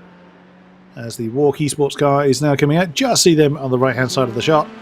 Coming out in 4th place in the LMP2s. But if for drivers that maybe only have a couple of... for teams that only have a couple of drivers, fatigue is really going to start to take its toll in the closing stages of this race. So, even teams with, like Veloci up front with now 46 seconds to the good, that could still, in a single mistake, again, look at Williams for the GT3s, that could actually evaporate very, very quickly. And also, Veloci 1-2 at the moment in the LMPs. Yeah, it's a very, very good point as well, actually. Looking at Williams Esports, they're 16 seconds now behind Brabham Esports GT3, so it's kind of... It's ebbing and flowing, isn't it? Because Brabham Esports, it was appearing like they had the best part of a 1 minute lead over Williams Esports again. But as we see these pit stops coming through, it makes it really difficult for us as commentators to try and work out what on earth is actually happening with that one. But the pit stop times actually, so the Brabham Esports machine pitted last lap rounds and took a minute of a pit stop there, so they're still in, and I would imagine that Williams Esports are going to be in probably in about 5 laps time or so, I would imagine. We will see by this stage in the race that the kind of block strategies that I've mentioned before are just all over the place. Veloci Gate have brought their car in from the lead, bang on 60 laps, or 60 laps completed. So they're probably running to a set strategy that they haven't had to adjust all night long. They haven't had any particular issues to have to overcome, or certainly not from the outside. They may argue differently, but they've done a fantastic job in just building that lead over the course of the race. Danny Murad, I'm assuming he's going to stay in the car for the period or the time being. I think it's long since he's been in there. Pavlo Denischenko is in as well for Team Ballas. Who else is in the pits at the moment? Mark Edmondson for the Pending Systems team has been in there for 11.5 minutes. So definitely trouble for them. James Sombrutsky, having been in the pits, if I read this, 42 seconds. I was going to say he hasn't been in there for 42 minutes. They're not one of the Muradness squad. Andreas Silva's been in there for a couple of minutes for one of the Omega cars. But yes, so far, it's like I say, it's impossible to predict who's going to be coming out where. But as Manu Ray Alaga there, kicking up a bit of dust on his way in. Oh, don't fall over, don't get that one wrong. We've seen a few LMP cars do that in the course of the race, but Sven Gnola is now coming out of the pits. Is that going to maintain? Is that going to maintain? It is. That's going to maintain a Veloci 1-2 at the moment. I've got no idea how they've done. I know how they've done that. Daniel Morad was in the pits for 33 seconds, so that was a full pit stop. Sven Noller did it 21.2 seconds, so he's saved about 12 seconds on that pit stop. But either way, that is a turn up for the books. Veloci Racing 1-2. You would never in a month of Sundays, Chris, thought that after what they did to each other in the first hour of the race. And bearing in mind that the Veloci squad started first and last but one, I think it was, on the LMP2 grid. So bearing in mind that we had 27 LMPs that started, and they were first and 26th. And as Sven Knoller now in charge of the Fanatec car, which was the one that started near the back, is up 24 positions from where they began. So absolutely, and just 30 seconds separating them. So who's the quicker of the two? Is it going to be Daniel Murad or is it going to be Sven Knoller? We will see. I'm very interested to see how these laps are going to play out. Are they going to catch each other? And we still have 3 hours 20 to go, so it's still possible if there's a big enough time difference between them. But I mean, Sven's going to have to absolutely go for it. Nothing. I say nothing to lose. You certainly do. You have the 1-2 to lose if you get it wrong. But if he's quick enough, we might see the Sven cars, the Veloci cars battling out again. Hopefully with a better outcome than last time. Well, that's what we're going to have to hope and see on that one. The thing is that with 30 seconds splitting them up, they're not going to care, I don't think. They're not going to try and bring that back down. They're going to be looking at the final couple of hours of this race here and be trying to almost manage the gap, trying to manage their performance and the expectations with this, surely. You'd think, but with how many twists and turns this race has seen so far, anything is possible and anything is likely. So we'll see who decides to do what as the night continues. Williams Esports into pit lane for the GT3s there, Chris. Indeed, yep. That is who is in the car at the minute. That will be, of course, Lucas Podstata. So he's now brought that one to a halt. A few cars that have been in there a long time. It's Hugo Martin in the 777 car. That's the RFRO orange car. Has been in there for half an hour now, 34 minutes plus. They've been in their pit stall for, so rough time for them. But still in it, importantly. Josh Morris is having an argument with the 35 car for 13th place, I can see. Josh Lane has brought in the Madness Green LMP car, the 127 car, coming in for a stop. The brothers car is having a bit of a scrap for 13th place. Coming back out of track now is the Williams car that's going to slot behind the Core Motorsports Daniel Vieiro driven car. So Lucas Postata already has a playmate post pit stop. Still watching Daniel Morad here for VelociGate.io.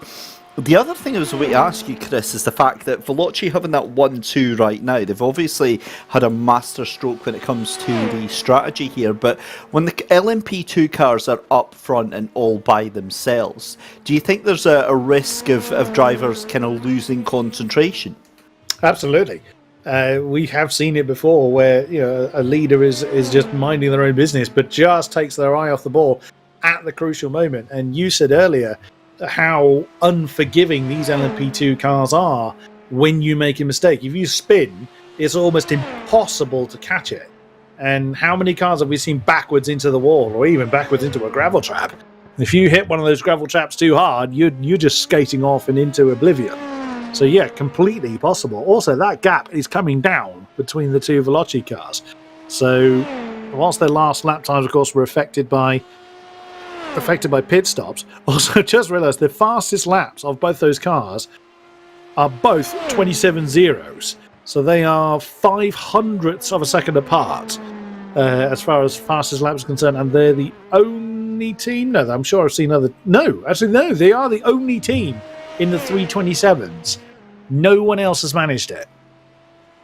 That's some scandalous pace there from the Veloci cars, and again shows the amount of effort and amount of preparation that this team does, not just with their drivers but with the cars, with the setup, and get themselves ready to take on these races. And preparation is what makes perfection in these races, and Veloci doing it very, very well indeed.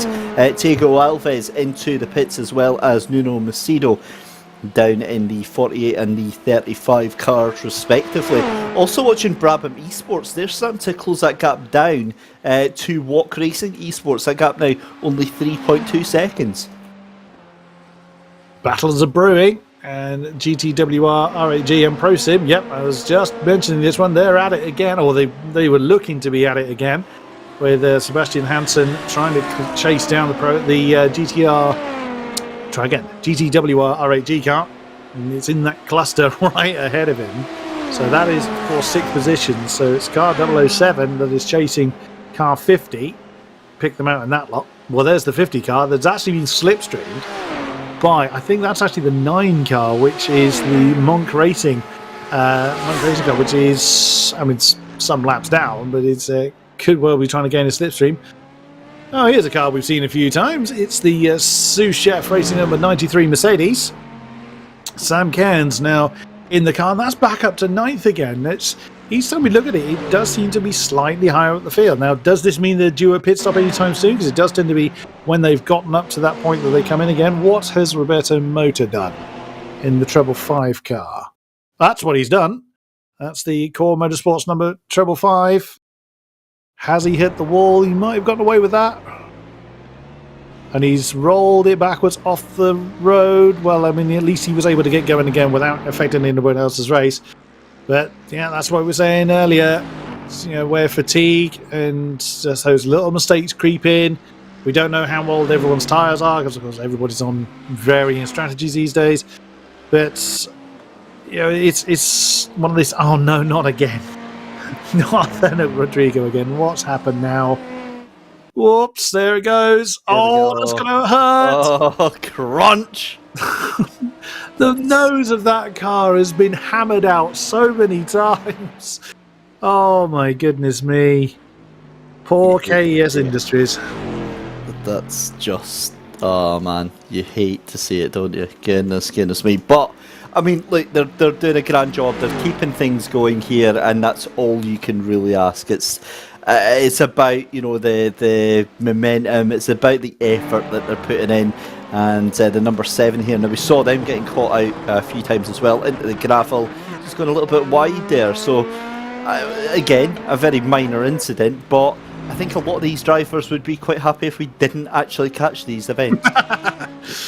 Well, unfortunately, that's our job to talk about these things. Yeah, that's just a small mistake. Paul Kirkby has been in the car for a while, so that is likely to be fatigue that is kicking in there. There is the Sous Chef Academy Mercedes, one of the few Mercs in the field. Is it the only Merc in the field? I'm just thinking. It is. It's the only Mercedes in the field. So I thought there was another one. No, that is the only one. What's Mr. Jaworski done? Oh, that's gonna get nasty! Oh, you saw it coming, didn't you? I thought that was going to be an introduction of LMP into Lamborghini boot there, but Jaworski managed to keep that one out, but laid a lot of Pirelli down on the ground. I guess you could sing "You'll Never Lock Alone." No.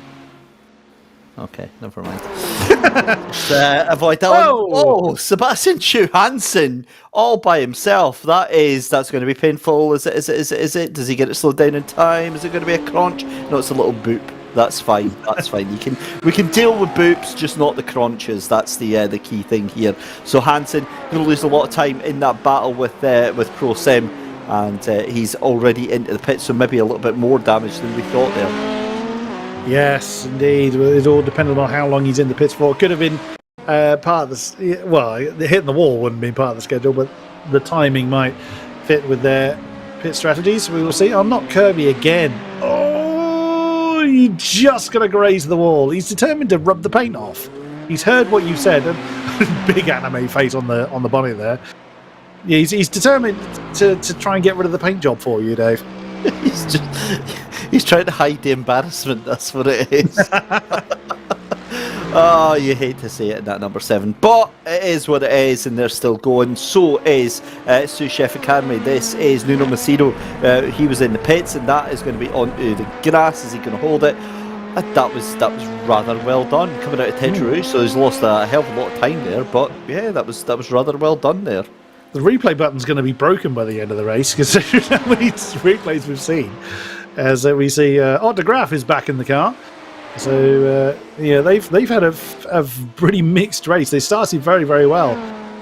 Did the number 31, but it's been kind of slowly unraveling for them as time has gone on.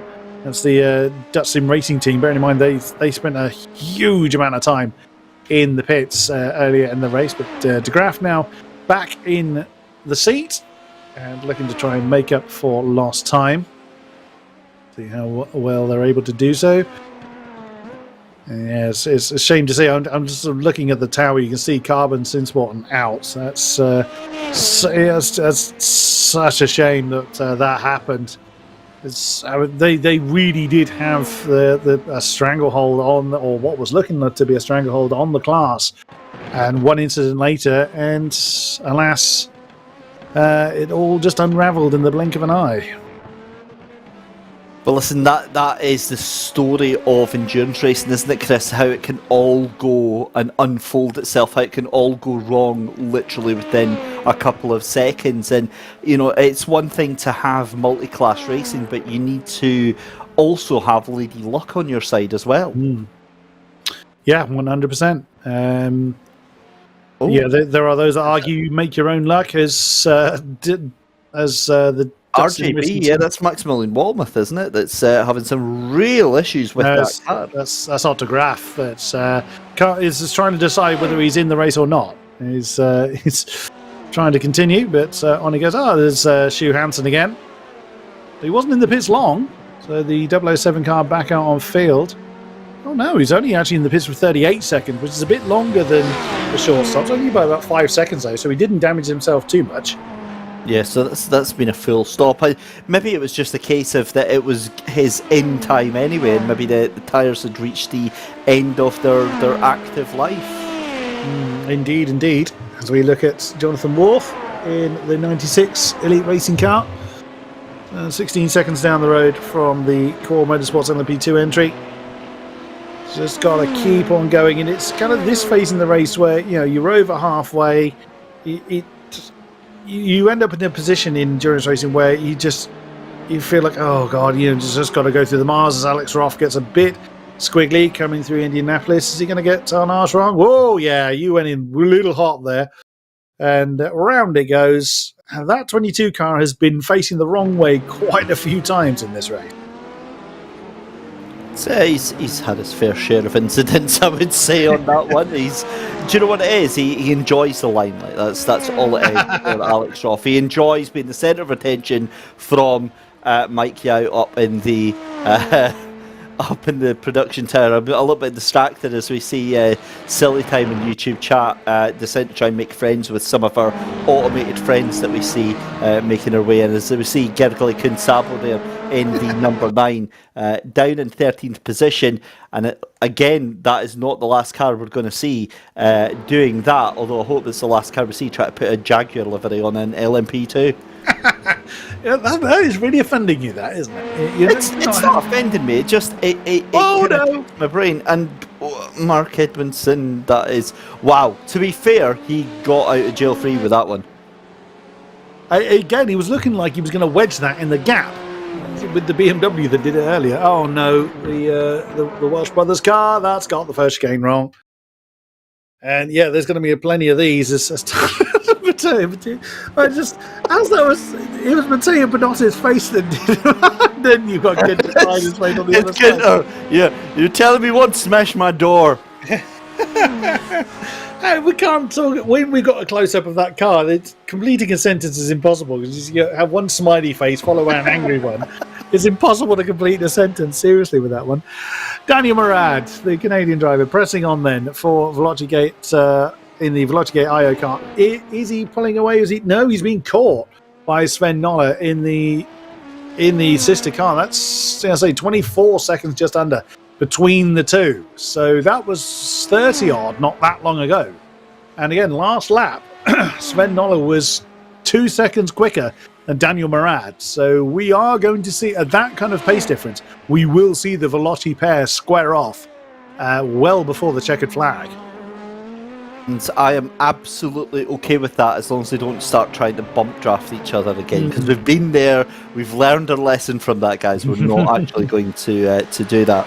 The thing is that again, as we go down to watch Jake Shurey, you'll see very quickly at the top left of your screen, you see that gap goes up to 44 seconds. That's the timing bug that I was telling you about, where if you go to cars that are on a different lap, it can mess up the times of the cars that are around about them. So as soon as we jump up to the LMP2s, that will change. But Josh Morris in the number 63, he is into pit lane just now, and likely doing his 7th pit stop of the day. We've only got about 6 cars that have done 7 pit stops already. So a bit of a mix, Chris, in strategy, and with just over 2 hours left to go, I think there's a lot of cars that are maybe outside the top 5, outside the top 10 here that strategy-wise could play some blinding cards.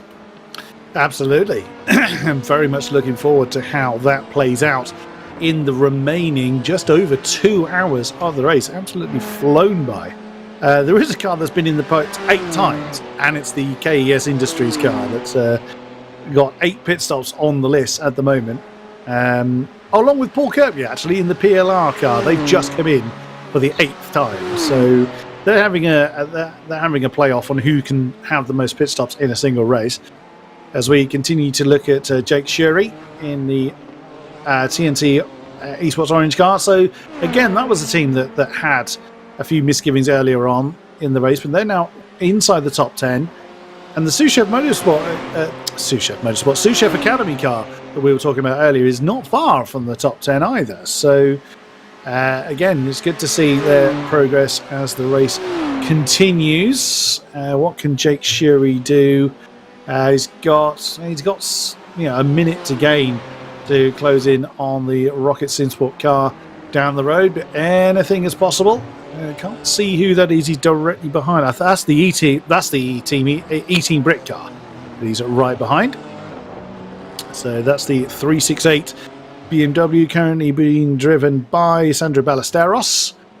He won't hold up those right behind him. As you can see the background of that shot.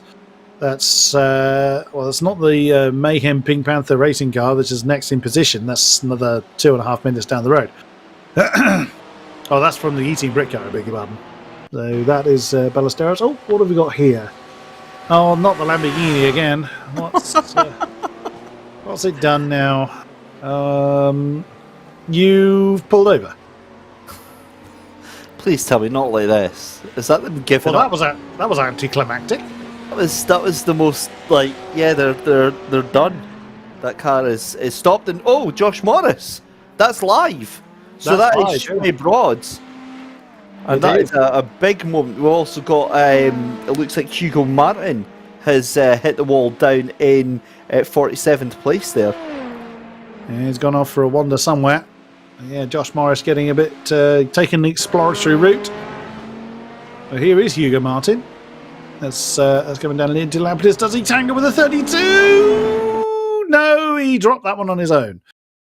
So he probably was mindful of the fact that the 32 car was there, but in doing so, rather distracted himself and slams backwards into the wall at Indianapolis. That's quite the temper tantrum, isn't it? It's just like, oh, fine, I'm just going to see if I care. It's fine. Not fair.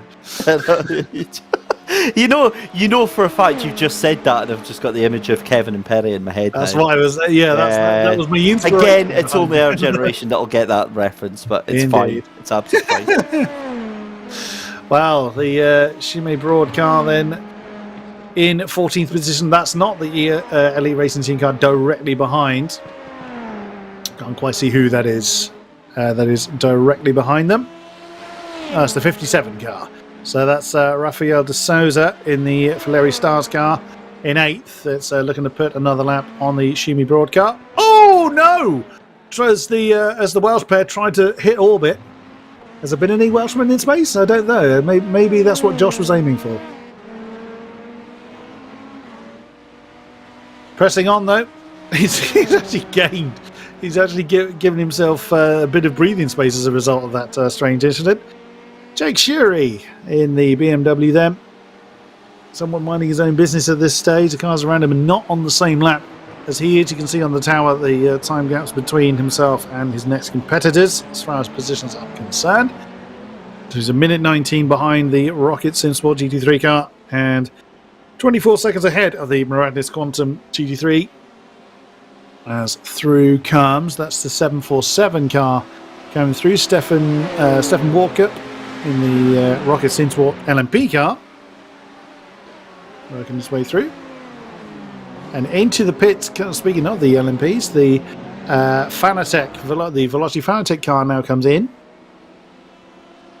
but they only had 5 seconds ahead of the Walkie Racing Esports car. Now the Velocity car is very much out of sync as far as pit stops are concerned, and the Brabham car is on the back of the Walk Racing esports car as well. So there is a battle forming for currently third, but what will become second. That was a very short stop for the Fanatec car. So it's already out of 21 seconds. So very short stop there for Sven Noller in the Veloci Fanatec car. So he's going to be relatively close to the back of the Brabham car. It says 3 seconds. We'll let that update a little bit, considering he would have just got up to speed. We'll see how that plays out. But I reckon we're going to have potentially a three-way fight for second place. But yeah, Veloci having had to do one extra stop following that big incident between the two Veloci cars earlier in the race. That, of course, has put them on a very different pit strategy to the rest of the LMPs. So we continue to watch Jake Shuri working his way through the Porsche and then Corvette cars, being hounded by one of the core Motorsport Ferraris. Ooh, steady. That looks like the core green Motorsport car. Hence the green flash on the car. I'm assuming that's the 7th place Ferrari. Can't tell from here. Now, strictly speaking, Jake Shuri should be letting that Ferrari through because they're not on the same lap as Jake bounces over. It's indeed the core Motorsport green Ferrari, excuse me. As who is in control of that one? That's the treble 6 car. That's Joao Afonso that has that one. I'm a little surprised actually that Jake Shuri's not let the Ferrari through. So that's 2nd and 9, essentially. There he goes. Now again, he probably didn't want to throw himself off into the dust, which was his reasoning. There is Sven Noller, having pitted, now out in 4th position. Has seen just how incredibly quick that car can be with that pilot at the helm.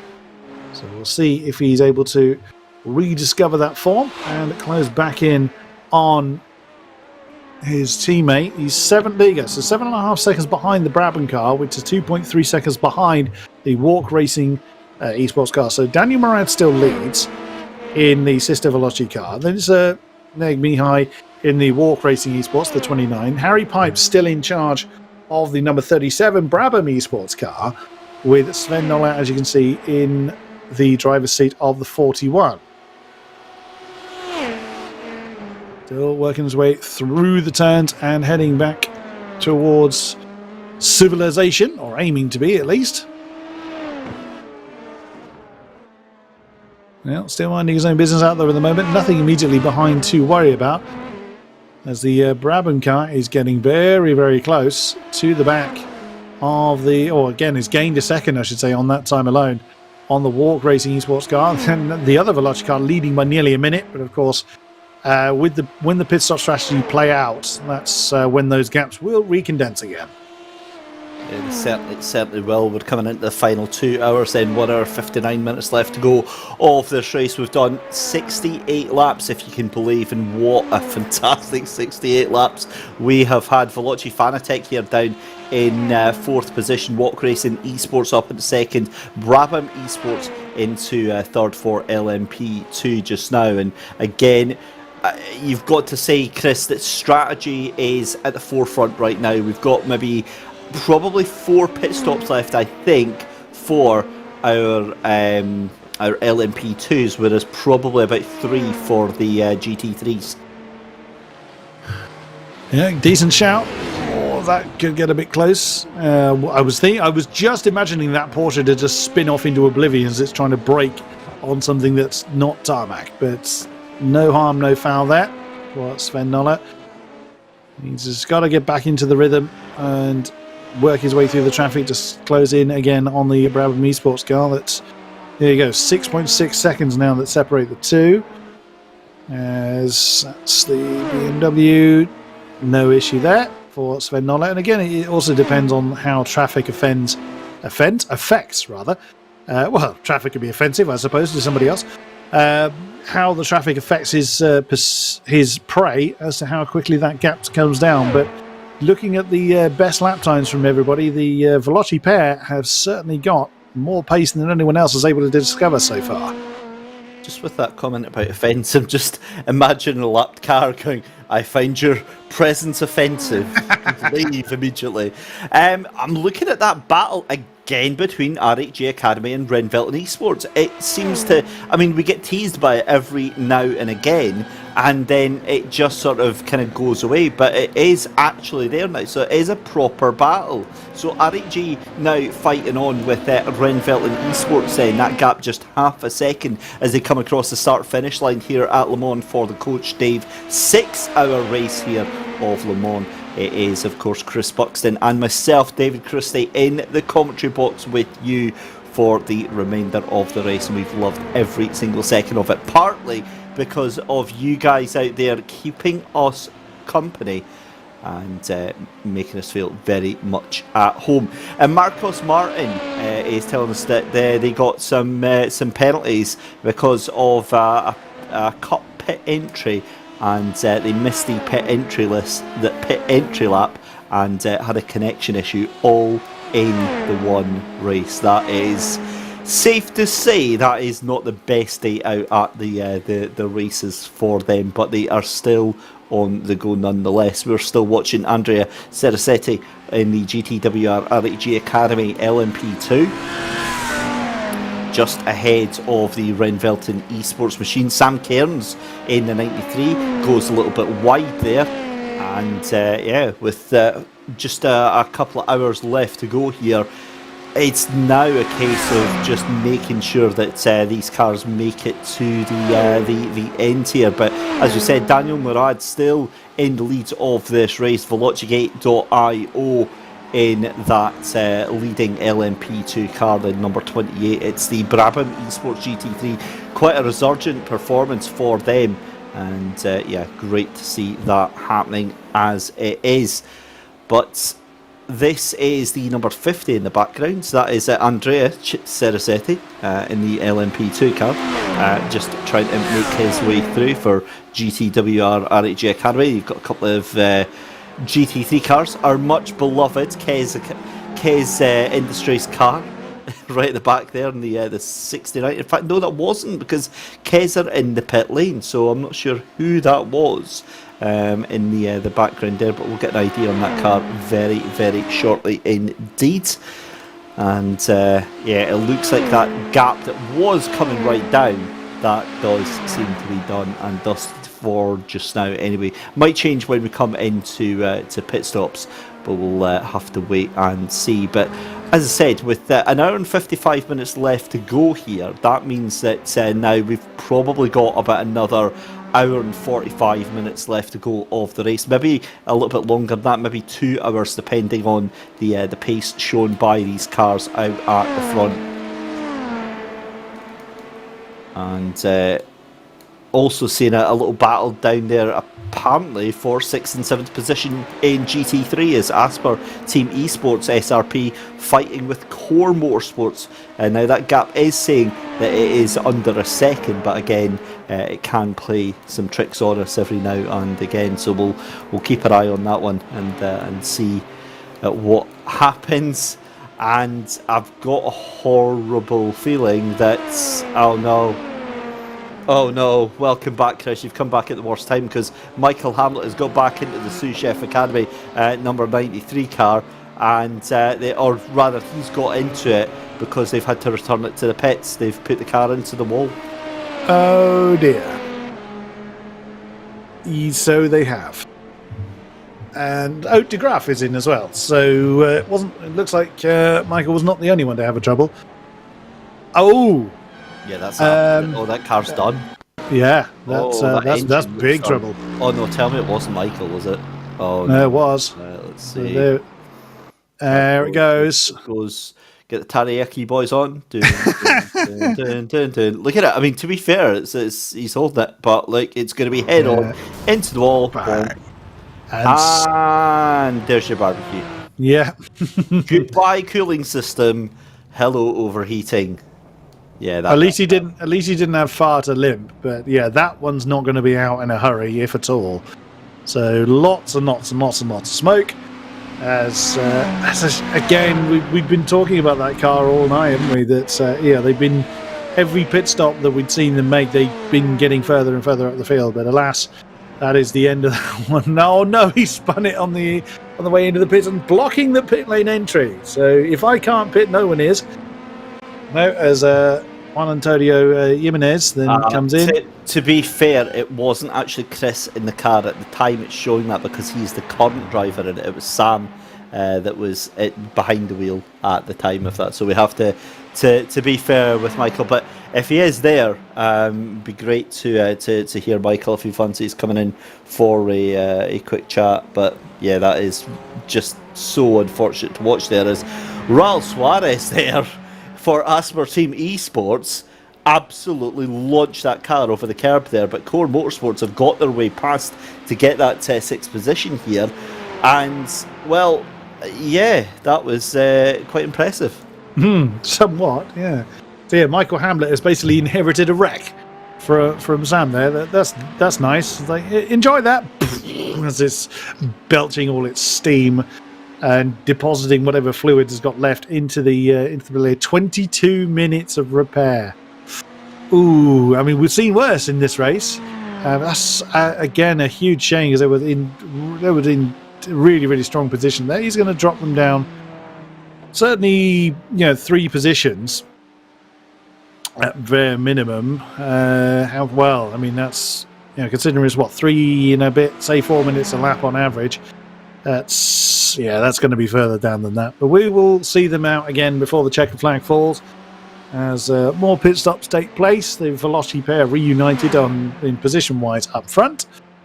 As we look at the Asper Team Esports SRP Ferrari, having lost that spot to the Core Motorsports Ferrari, is losing time against it. But the other Core Motorsports GT3, the Core Motorsports green car, is got the Just of Incident car right on its tail. That's for 5th in the GT3, as you can see on the tower. So a great battle potentially forming there. What about our LMPs? They're fairly spread out at the moment for the most part. But still, under 2 hours to go now, Dave.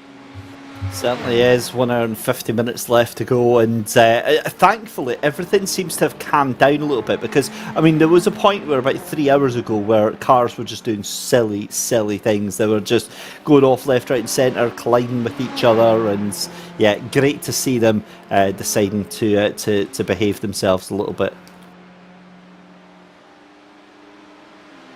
So just watching Raul Suarez here just now, currently on to the back then of this little fight here. That is actually one of the Quantum cars going another lap down there, moving its way out, and you've got an LMP2 trying to get past as well, and this is not going to end well, is it? You've got the number 11 and the number 67 trying to get past there at the same time. That 11 is Dominic Kurashaving, and then the 67 is Callum Wells Fry, both of them on completely different laps just now. It looks like we've got a bit of a battle going on for 5th place now, because Just of Incident Racing is getting caught hand over fist in that 5th position, certainly from what I'm seeing here, as it looks like it's, let's have a look here, there is Michael Pedersen. And, well, that is a turn-up for the books, because that's Core Motorsport Green that have been caught up there. And I wasn't expecting to see that gap coming down so soon. So Daniel Vieira, that last lap there was a 3:56.8. He lost 3 seconds on that one, Chris. And it looks like already, without any notice whatsoever, we've got a battle for 4th. Yeah, and here it is. Working their way through the last few turns now, with an LMP right on their tail. That's Sven Noller, our 2nd place Veloci car. The Veloci gate car is actually in. So is the Veloci lead going to swap hands? Yes, it is, because there it is. The gate car is actually still stationary. Oh no! I just saw Michael Pedersen there slowing down. He's out. He's vanished. Well, there we go. that brought an end to that. Oh yeah, no, that's such a shame. We've got a great battle going on here. And he's gone. Goodness me, the twists and turns of this race. That is, yeah. Well, there you go. So that means then that after all of that effort, just of Incident Racing out of the race, and they've just completely disappeared. Michael Pedersen then looks like he's completely disconnected. Oh man, I mean, yeah, that is absolutely heartbreaking. At this stage of the race, Chris, as well, where like an hour and 3/4 left to go. Yeah, and you've got to think of all the practice that these guys would have put in. Obviously, different teams would have put in different levels of practicing on cone killing, as we've just seen Haute de Graaf do. But all the effort, all the times, all the practice, as Haute de Graaf just vanished as well, because I think he's been lagging for a while. So that's very disconcerting when you're following a car that is doing that's blinking in and out of existence. It's very disconcerting because you don't know where they go, and equally you don't know where they're going to reappear. And if two cars virtually meet in the same space, it does. Well, it's a little messy. Gutting. That's all I can say to that one. So you can see just of Incident Racing there going out of the race, as we see Asper Team Esports there coming out of pit lane. Oh man, I'm just. Yeah, the thing with Haute de Graaf though is that it's an intermittent issue that he's having with him kind of jumping in and out. Thankfully, he's about a lap down from PLR Community 2, so he can't really get involved in any fights right now. I just get the feeling here, Chris, and again, I was doing a 6-hour race yesterday, and when we got to this point, it felt like a lot of the drivers just flicked the switch and decided, right, we just need to get the car home at this point.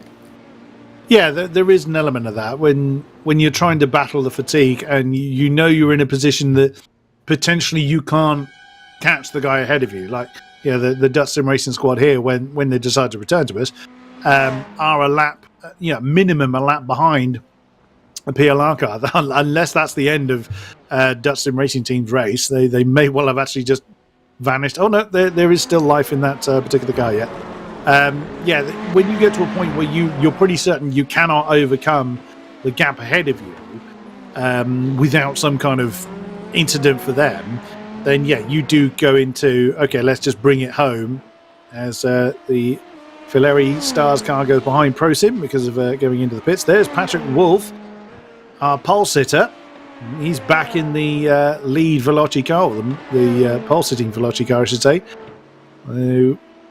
Determined to press on and regain the lead from Sven Noller in the 41 car. Yeah, there's definitely going to be a battle between those two Veloci cars against Truth. Patrick Wolf attacking those corners. He's not just letting the kilometers turn by. He's pressing on. Yeah, he really, really is. Haute de Graaf then has come back. He does seem to be, the connection is really, really bad for that car there. But Patrick Wolf, you can see here for VelociGate.io. I mean, you can tell that car is pushing hard, can't you? You can tell that he really wants to get back up into that top position. It's a strange one how this has all come about. That's off in the background. That is going to be Wild Things Racing by Epix.gg off into the background there. And they're going to have to get going. That was Denise Pope behind the wheel of that one. Oh, that very nearly caught Patrick Wolf out. So here it is again. So Denise coming through the Dunlop curves. Tail going to let go. No, tail's behaving itself. Oh, yeah, there he goes. Shifting down a little bit too quick. And you just look at how close. Look at that. Not even, barely a car's width for Patrick to go in. But he managed to avoid T-boning the Porsche. And Denise will rejoin and get back underway. It's one of those really, it's a frustrating mistake because it feels like it takes forever to recover from. You do lose loads of time doing it, but there's still time enough to recover from an incident like that, and no damage done in the end. Other than to pride and his ego, that's the only thing that's been damaged during this. I think, look, I mean, yeah, you're absolutely spot on. There's no damage to the car that's actually happened there, and it's Yeah, it's definitely fixable there as we see Brabham Esports GT3 into the pit lane just now. Santiago Gianarte Iglesias for Monk Racing, 2.4 seconds behind Shmui Brad right now. And this is a brilliant little battle now because we've got, believe it or not, Chris, 3 cars fighting it out for that 14th place, separated by about 10 seconds. And that gap will come down quite quickly. Yes, absolutely. The Shumi Broad car, we can't quite see in the shot. There it is, just going out of Arnage, followed by the Monk team, and then Elite Racing not too far behind. The white one there is not in this battle. That's the 41 car. That's our race leader, Sven Noller, in the Veloci Fanatec car. GT3 leader is in the pit as well. That's the Brabham GT3 Yeed. Yanis Albert is taking that car over, or has taken that car over now, coming out and is probably going to retain the lead. Lucas Bostata with the Williams car back up into second in the GT3 category. Yeah, keeping an eye on the deltas between these 3 cars. What was their laps last time around? Actually, Santiago was the quickest of these 3 cars, so yeah, he could well be making a challenge on that 14th position very, very soon. Yeah, we'll definitely have to keep our eye out on this one. But again, it's now coming down to solidifying what results you can pull out of the bag here. Still plenty of there's plenty of positions to be changed. I quite fancy actually the likes of, say, maybe Walk Racing Esports potentially try and close down that gap as Sven Noller into the pits then for Veloci Fanatic, and that puts VelociGate.io into the lead there. But I'm curious about Antal Rafael Sabo and in Brabham's Esports and Walk Racing Esports. I think they're going to be catching up with each other very, very soon indeed.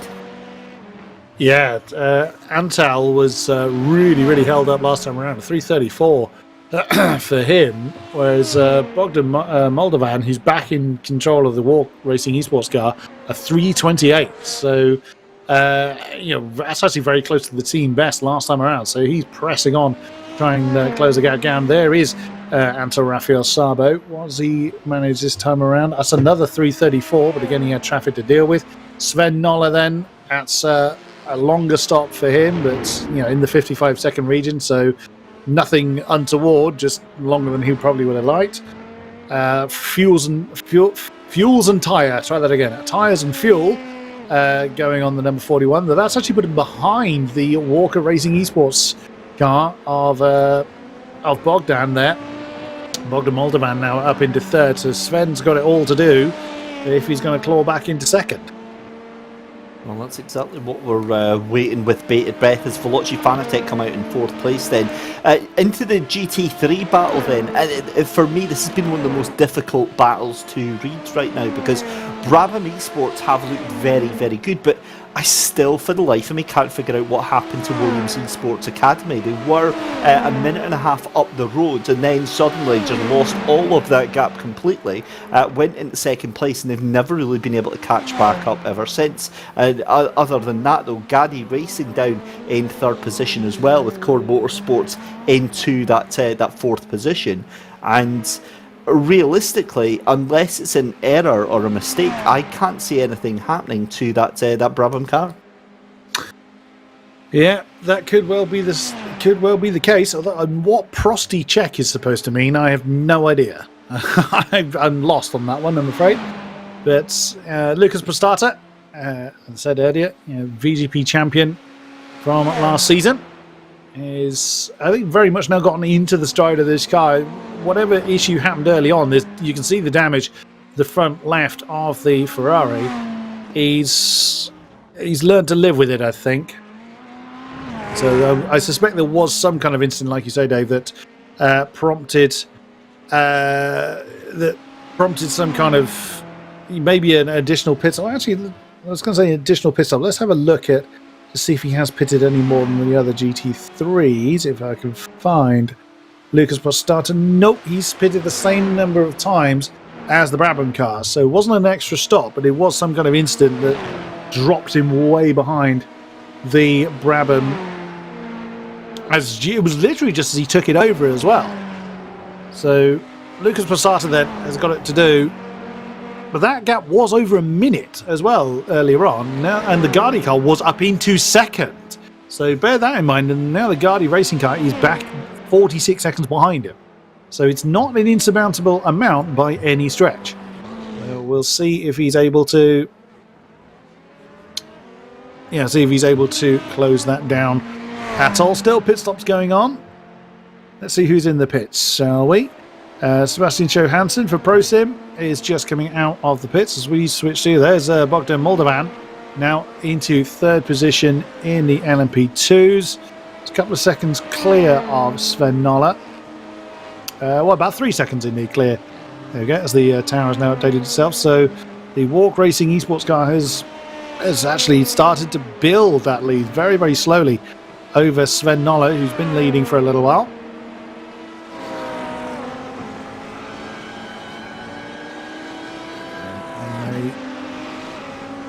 On the wind their way through. The lap marker there is the last time they were in the pits. So that's what that marker is indicating. Let's see what the lap times were between Walk Racing and Veloci Fanatec.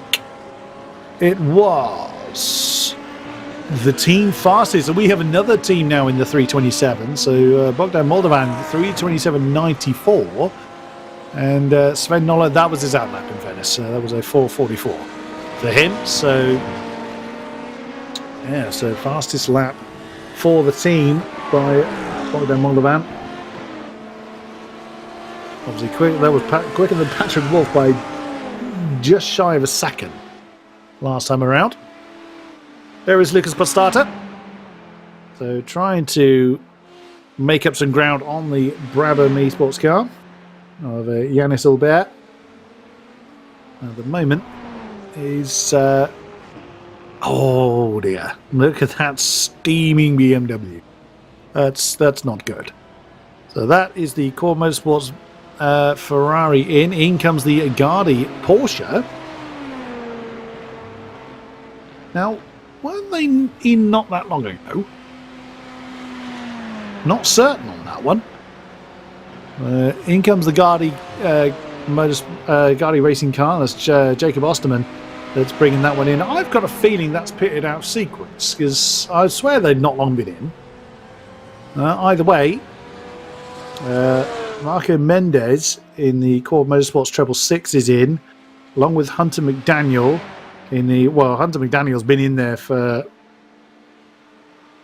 Actually, he's just... Beg your pardon, he's just come in. I was getting confused. I thought he was saying he'd been in for 50 minutes, whereas I'm sure he hasn't. Oh, that's what's happened to Jake Osterman. Just gone straight on. Completely missed the second chicane. Oh dear, oh dear. Now, he didn't hit anything. Unless it was a penalty pit stop he has to serve.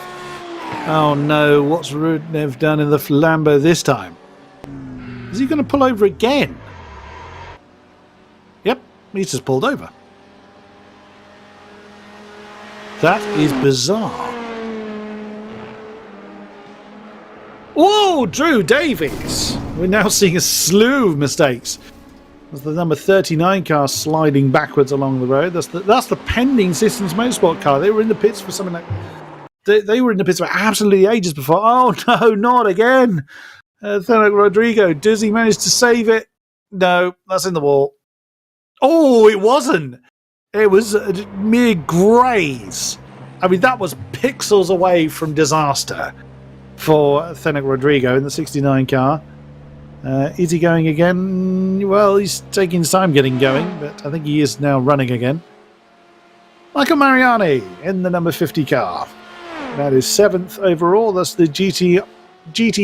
I cannot get this right in a hurry. GTWR 8G Academy car.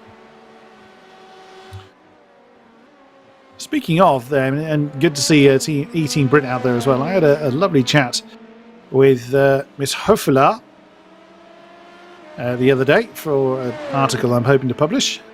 And she started when she started sim racing fairly recently, as she was part of the GTWR R8G Academy squad.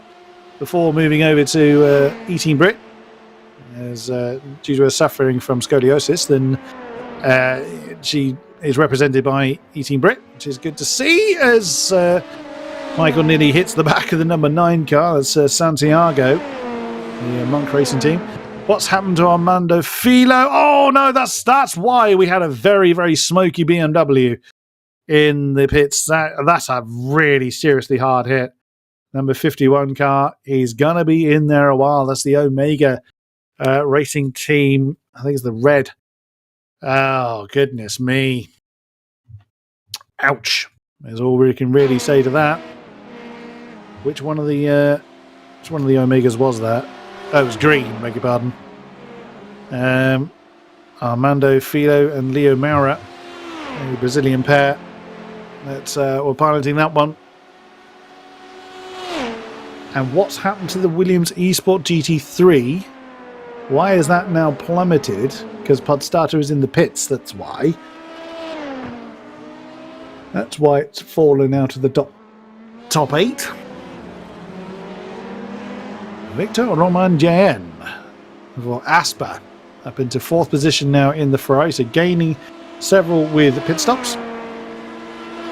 Jake Sombrutsky is one of the drivers in the pits for Mirandis, one of the Mirandis Quantum cars.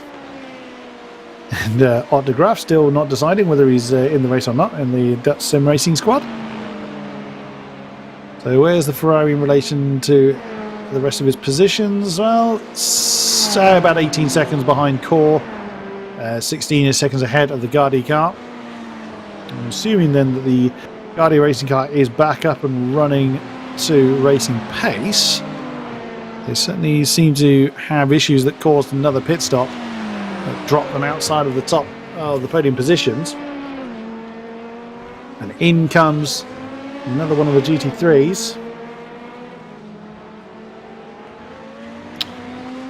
I'm trying to identify which BMW that was just flown in.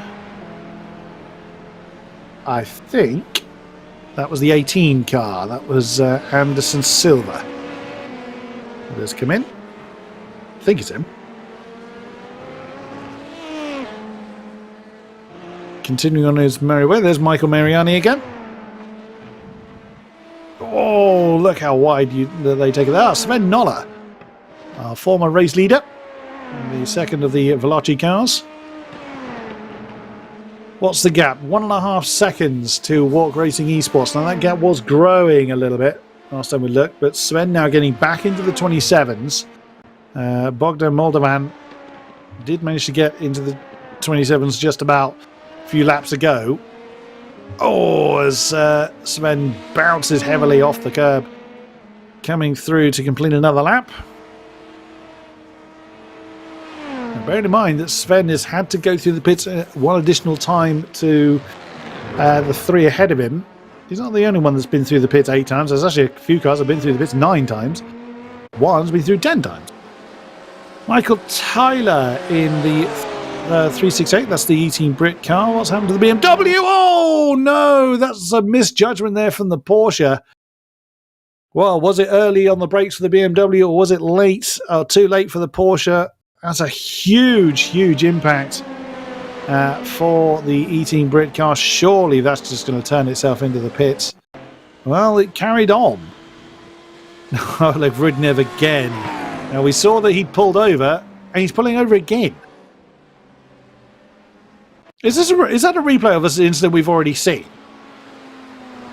Oh, okay, so he hasn't just done it twice. Oh, Rodrigo, big slide. Is that again? Is that a full speed version of the Rodrigo spin? Because that either that or he's managed to replicate it twice. Oh, Fernando Martinez bouncing off the wall. That's not ideal, but carries on. Shouldn't that would possibly cause a little bit of damage, but nothing too major. On the bin the car. Well, he tried to bin the car. He'll have to try harder than that to actually get rid of it. He's been through the pits though since that particular incident happened, and we'll get back to live shortly. Who else is in the pits? The only other one that's in the pits I can see, besides those that have been in there a long time, is Harry Stadler of the Rocket Sim Sport squad, the 747 car. Christopher Turner, we haven't looked at you for a while, car number 35 in 16th position in New World Sim Racing.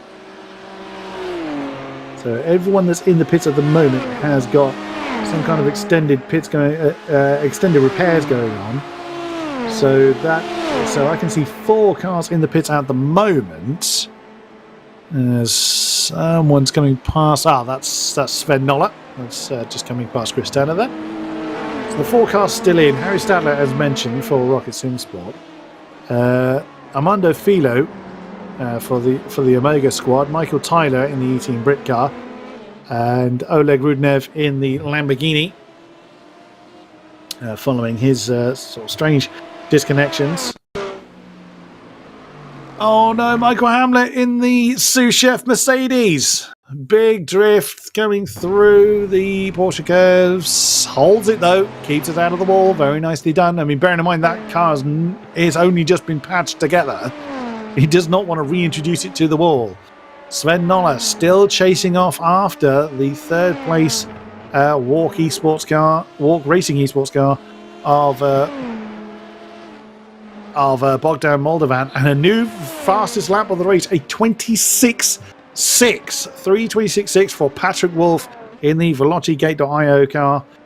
Goodness me, that is inhumane pace from the Leave Veloci car. And only himself can slow him down. I mean, such a shame that we didn't get to see the Carbon Esports and VelociGate cars cross swords. That would have been a brilliant battle, I think. That's assuming, of course, that the Carbon car didn't get progressively quicker as the racing went on. 1.2 seconds separating them. There is the Walk Racing Esports car now. Moldovan versus Noller. There they are. Within sight of one another.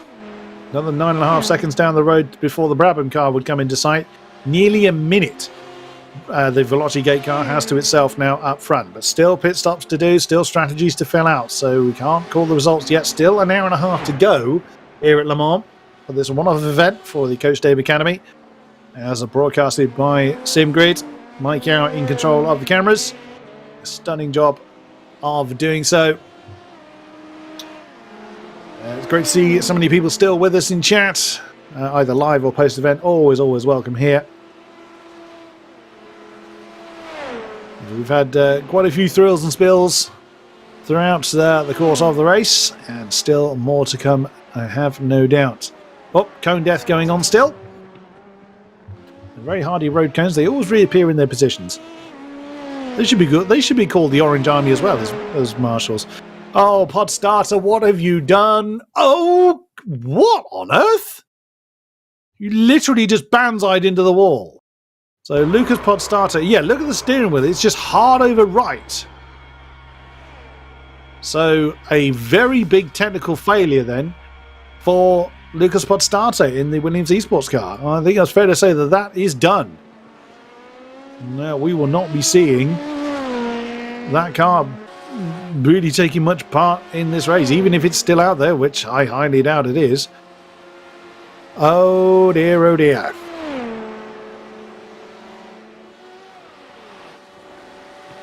You never want to see it. Look at that, 4.5 hours into a race just for a technical problem like that for one driver to spell the end of the race for everybody concerned. It's a great shame. But that is sim racing. It happens to the best of them. All right, bit of the gap has increased ever so slightly between Walk and Veloci Fanatec. So that's the team best for Moldovan, 27.73, which Noller was 300, to beg your pardon, quicker than that last time around. Into the pits comes the 67 car, one of the PLR community cars, for another pit stop. That's Callum Wells-Fry that's come in. Oh no, report the number 93 has died again. Michael Hamlet has had to bring that in. Yeah, that's in for an extended stop. We saw a big slide from Michael Hamlet before. Leighton Austin for Quantum, or one of the Quantum cars, is in the pits as well. He's just arrived in the pit lane. That's the 22 car. Yeah, quite a few cars in the pits at the moment. Quite a few of the GT3s. So this is what happened to Michael Hamlet. Oh, wow, that went horribly wrong on the way down to Indianapolis and then just vanishes out of existence. Was that the end of the incident limit for Michael Hamlet? Now, Nola, with a backmarker Porsche getting in the way, has really closed up the gap. Now, I would fully imagine that the Walk Racing eSports car, again, right words, wrong order, will really fight to hang on to that third spot with only, well, less than an hour and a half to go, an hour and 22 minutes. That is certainly... Oh, wow! Before he finished the sentence, Thenok Rodrigo sent off into the dust by the ERT Racing LMP2 car. Oh, that's the Wild Racing Porsche that's going to get real popular in a minute. Thankfully, they realised that they were being closed down on pretty quickly by a pair of LMP2s.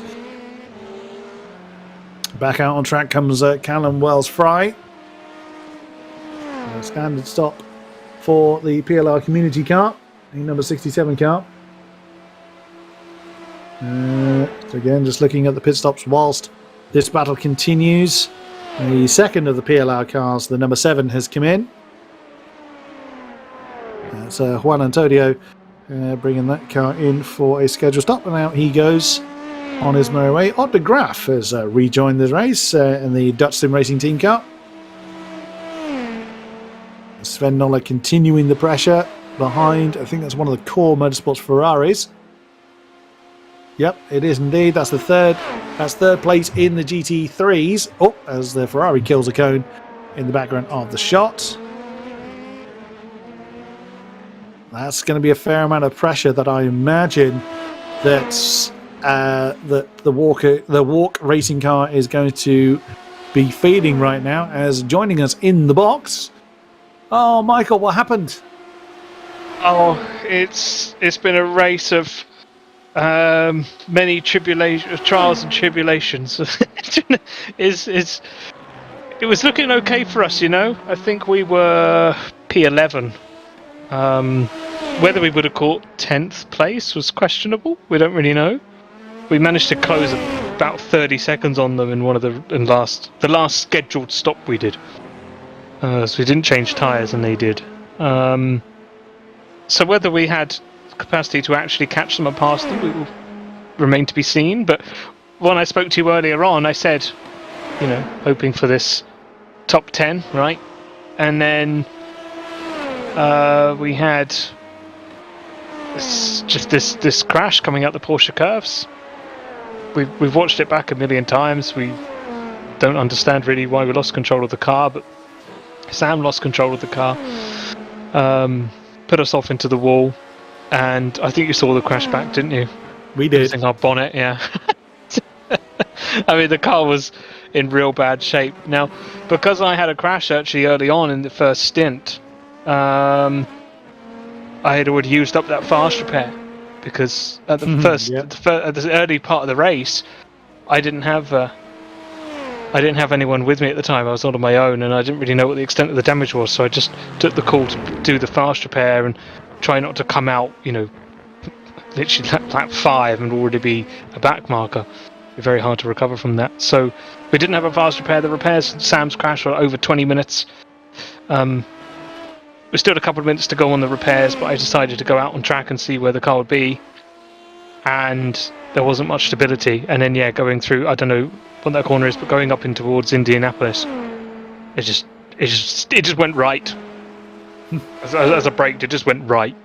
Put me off into the wall, and then we ended up going, there's like a gap in the wall, and we went through that gap, and then it just ghosted us into the ground and towed us back into the pits. So we're in the pit lane now with a repair of still just under 8 minutes. So we're calling it. I don't think any number of safety cars that I could call is going to get us out of this. So we're done for the evening. That's a great shame. Well, thank you very much for spending the time to come and chat to us, Michael. A great shame that the sous chef Mercedes has had to be parked, but it was a great effort nonetheless. Well done to the boys, and hopefully see you again for another event. Thank you very much, Michael Hamlet. Thanks, guys. Thank you. Another LMP battle. It's ProSim versus Filaire Stars that are having their argument for 8th position. We did see what was at the moment the conclusion for 4th, with a bit of an odd incident there for the 41 car. So it will make the overtake and then backed off again. He's already caught back up with Bogdan Molovan, as a new race fastest lap has been set by Patrick Wolf, 26.4 now on the board. So absolutely unbelievable pace, still getting better as well. So we've got 2 fights going on. The third place fight is reignited, and this battle for 8th is also getting very, very spicy indeed.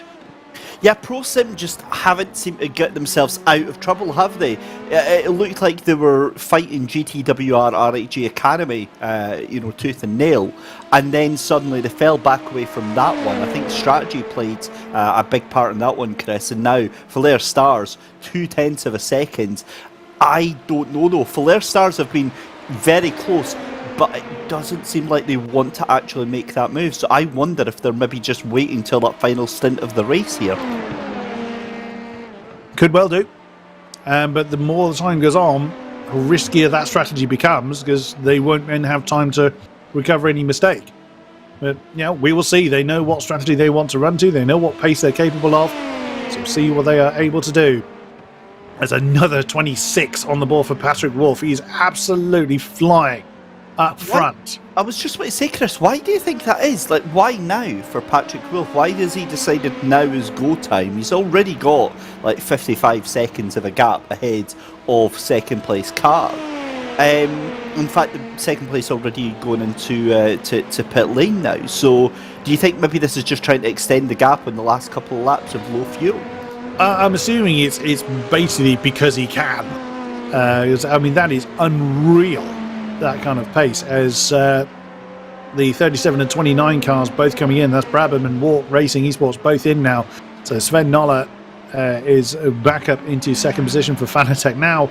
The gap reading over a minute between Patrick Wolf. Sven Noller setting that team's best, 27.05 for the number 41 car, which is still better than anybody else other than the number 28 car. So still incredible pace going on as we continue to watch. We actually switched to Sven Noller in the number 41 car. I always think they're going to go too wide coming through onto the back straight. Jacob Osterman in the middle of a bit of a gaggle of cars. Oh, that Ferrari got it all wrong. Struth, that's the Gardi Porsche that is chasing the Asper Team Racing Ferrari. Now it's nearly the Asper car that joined. That's the Wild Racing Porsche, I think, that they nearly hit the back of. Yeah, that was very late onto the brakes into that final chicane there. The problem with it is obviously Gardi trying to undo that damage that was done earlier on. They were up in third place and obviously had those problems, pulled themselves back up to fifth. And as for Team Esports, they've done really, really well. They just haven't. God, as an LMP2 car just appears out of absolutely nowhere there. But as for Team Esports, they've been a brilliant endurance team. We've almost not seen them because they've just kept their head down, Chris. They've just knuckled away. What a run though from Gardi Racing. Here we go down the Mulsanne straight, and surely this is going to be a move for Gardi Racing here. Well, I mean, that door did get closed briefly by the Ferrari. It's now side by side between the fourth and fifth place cars, with the Wild Racing Porsche just dancing around behind them, trying to figure out who to pick up a slipstream off of. But it's now Porsche in this little gaggle of cars. And yeah, Gardi Racing getting the slipstream, getting the momentum, and going very deep. I thought that was going to go to the wall there from that camera angle. But can Asper counter-attack? That's going to be the big question, as the race leader is in the pits along with the GTWR RHE Academy car.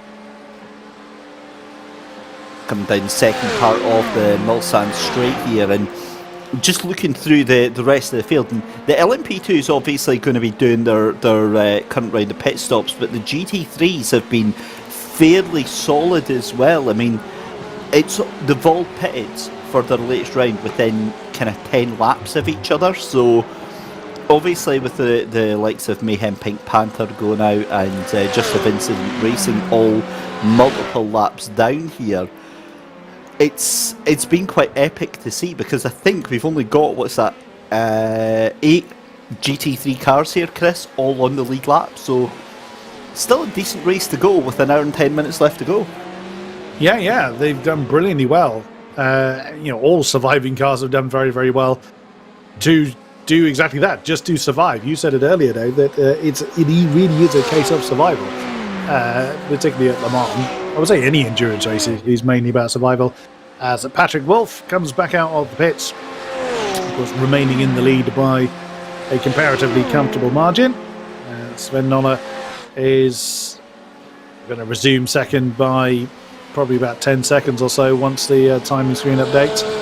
As Jack Osterman, having just relieved the Asper team Ferrari of that fourth position, is now going to try and set off after the Core Motorsports Ferrari. 16.7 seconds to gain. The time is running out to start closing in gaps like that. A few more cars in the pits. The Asper Esports Cube Controls car, Jonathan Alvarez in the number 12, is in, along with Dominic Koroshavin for the Team Balance Ukraine number 11 car.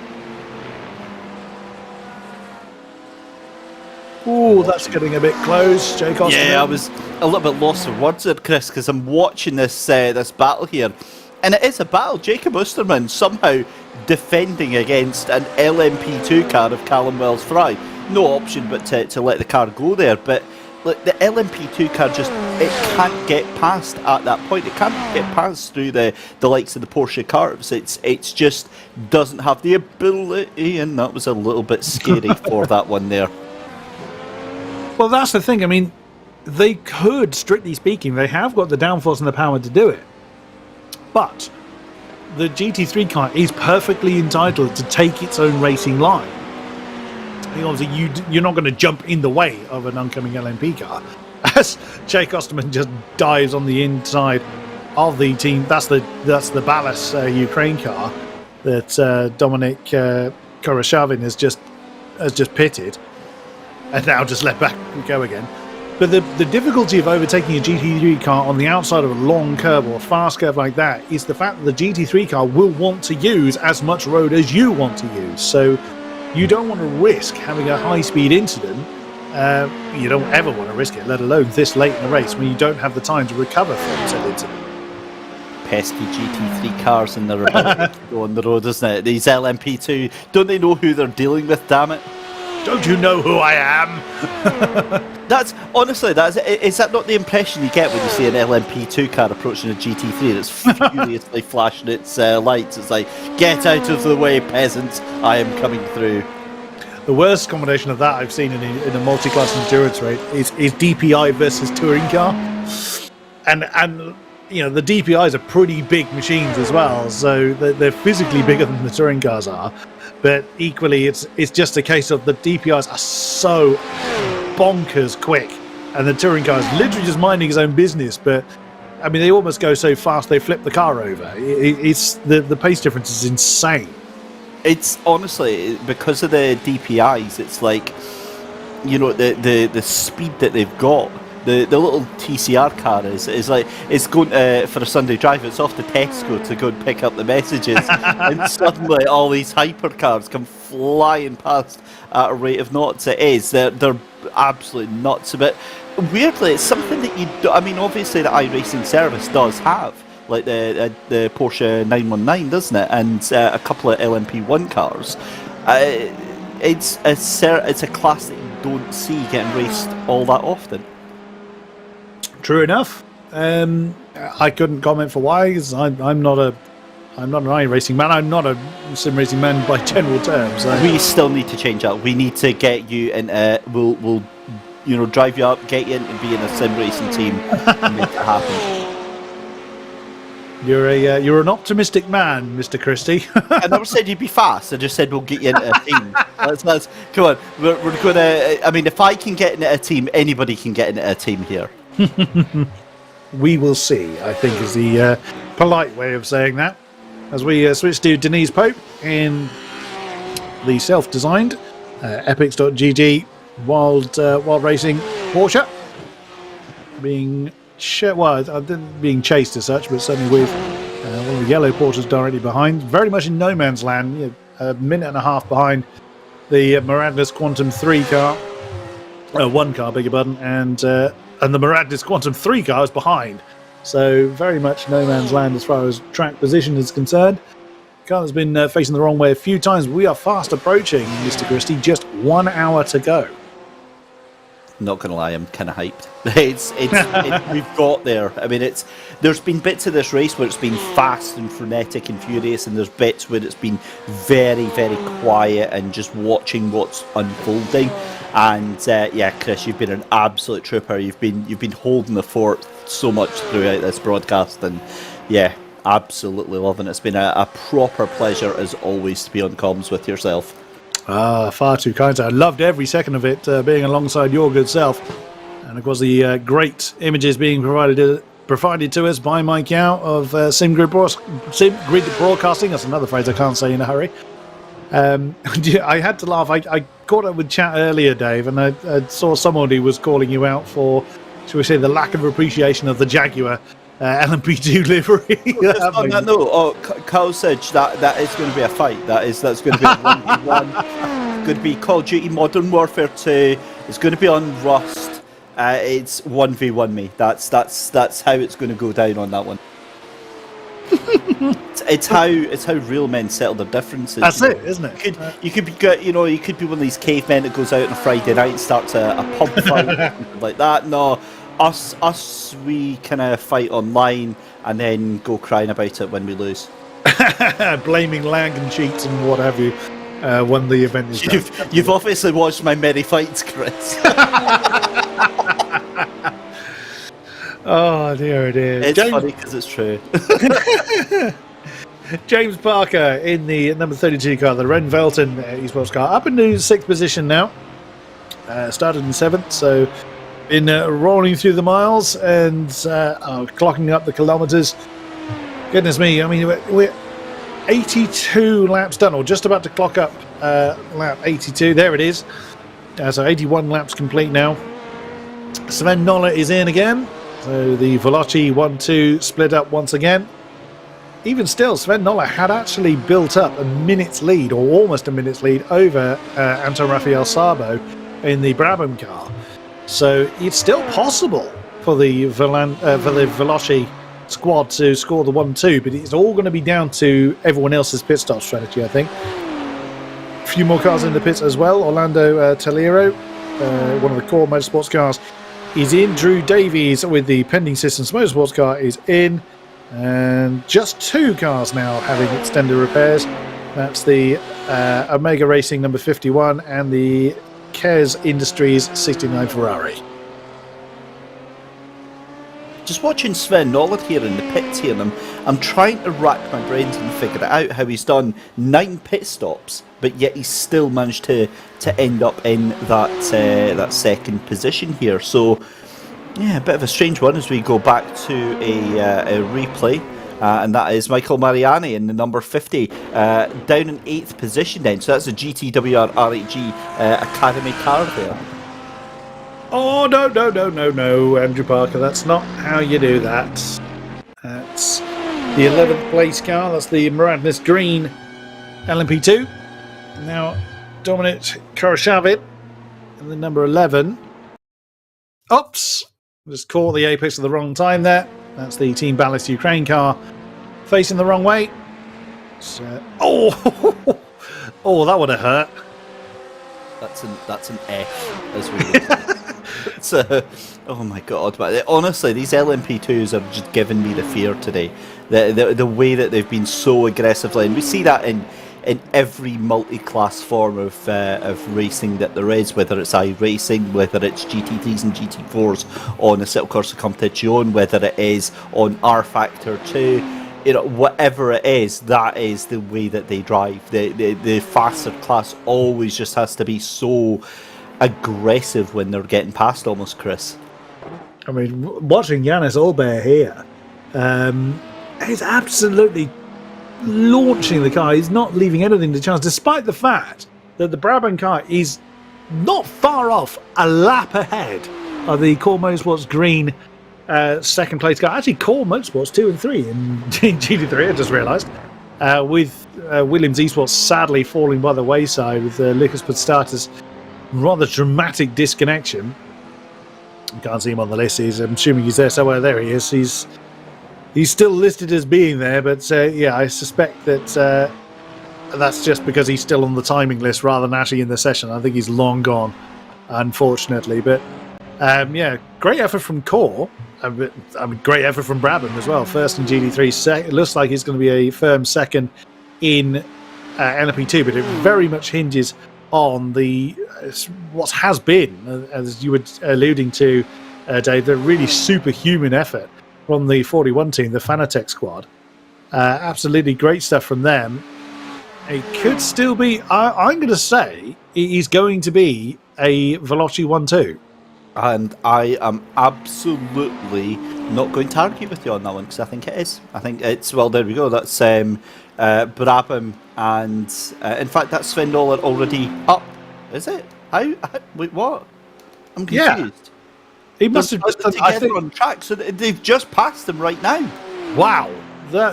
I wonder whether that's got to be an accident. Yeah, it's got to be. It is Brabham off track again. Is there a rear wing on that car? Yeah, there is. Yes, there is. But yeah. That must be an incident, because there was time between the two. Whoa, there's still pace though in the car. Look at that. Great boxing in there from Sven Noller, trying to keep Sabo behind him. Here we go. Oh no, they were together. So unless the incident, whatever had happened to Sabo, I'm going to look at their lap times this time around, because steady! Oh, nearly flew off the road, did Sven Noller there. Yeah, what was their lap times then? They just crossed the line. So Sven Noller was his out lap. It was only a 3:30, so he didn't lose that much time. My God, Sven Noller is just absolutely on it. But then, both Veloci cars have been, that's not ideal for aforementioned Veloci car. He's just lost third again. He's made a mistake on the exit of the Dunlop curve. Is that slowdown? I'm guessing so. That could be, because he's got off the racing line and then just immediately fired on the brakes there. That's what it looked like anyway. But I don't understand how he's been able to just fly past until Rafael Sopo here. The thing is that the dangerous thing is that gap to the lead is a minute. It's about 33 seconds into pit lane. I mean, that still gives him the sniff of a possibility for the win here. What a story that would be. I just don't want to see the two Veloci cars side by side again. I'm too triggered. I've got PTSD just thinking about that actually happening. You got the Christian Horner leg twitch going on, have you? Yeah, we're just not even considering it. It's not happening. Oh, but I mean, look at this. Now, 1 hour left, just under an hour to go now. So, any kind of thoughts of, this didn't go well but for Veloci last time? They both drafting. They are, it looks like it. You're not going to make up a minute against a driver like Patrick Wolff in the remaining hour. I think they're trying. I think they're maybe working together to try and get this lead down here. There's two. Well, I mean, it depends on. That's going to come down to strategy, isn't it? That's the only way that gap is going to be overcome in the time they've got left. But think about it as well for Brabham Esports as well. That's a 3,000 IQ move, because they're like, well, it's either third or we give the guy in front a push and see where we can go. I wouldn't want to be Sven Noller, because I was trying to think which one of the drivers. Oh, it was Dominic, wasn't it? It was Dominic Hoffman. There was actually the one in the pilot seat who got sent off into oblivion. I think it was Hoffman. No, you're absolutely right. I'm looking there. Yeah, it was. Yeah, it was only two drivers in that car. So yeah, it was Dominic Hoffman last time. So it could be that. Yeah, again, I don't know who made the mistake either. Was it? Did Dominic do something wrong? I don't know. As the Brabham car gets a bit squiggly coming out of Arnage. Now the car directly behind, he's not challenging for position. He's just picking up a slipstream himself. 96 was it? I couldn't quite see who it was. If it was 96, that's is that the elite car? Yeah, I think it is. Yes, it is. So that's Josh Fletcher that's directly behind. So he's just picking up a decent amount of slipstream at the moment to try and close in on Santiago Iglesias for Monk Racing, the number 9 car. I think that gap's very big as well, so that may be insurmountable. And look at that. The Fanatec car has now just flexed his muscles and got on with it. Now 1.2 seconds between the two, as unfortunately Sven now has a face full of GT3s. Well, one of them pulled out of the way. So just as I said that, the block has moved. Yeah, it really has, is it? And that BMW looking a little bit twitchy. Let's see what they do across the line here as Brandon Lovier trying to go around the outs. Oh, in fact, sorry, Brandon. Oh my God! That is... Oh no, not like this. Brandon, are you okay? Speak to us. Oh no! Wow. Sebastian Shoes had a horrible moment there for Asper. In fact, sorry, for the P8 Pro Sim car. Let's have a look at what happened to Denise Pope in the Epics.gg machine. Oh, that's fine. Nothing to worry about there. No one noticed. No one saw. It's fine. It's absolutely fine. It's absolutely fine. But ouch! Yeah, that was. Here lies the Porsche. I think that poor driver. Oh no! Oh, that's what Hansen did. Straight into the barrier. I think that Porsche driver's going to need some spinal realignment surgery because that is that's a bone chatterer. That. So the bonnet of that was the Miranda's Quantum, or one of the Miranda's Quantum cars. So the bonnet of that Porsche is now joining the Kes Industries Ferrari bonnet up in orbit somewhere. With Fennec Rodrigo back on track, incidentally. Marco Mendez in the Treble 6 car. The third place Core Motorsports car, about a minute behind the Core Motorsports green Ferrari up the road. Again, a decent effort for the Core squad. Where is, I'm looking at my time sheet, where is Treble 6? Where are you? There you are. So so it's the 56 car that Mendez is trying to chase down. Daniel Vieira is the current pilot of the second place car. Is coming into the pits, as we can see on the tower, is the fifth place car, is Victor Romain and the number 30 for Asper.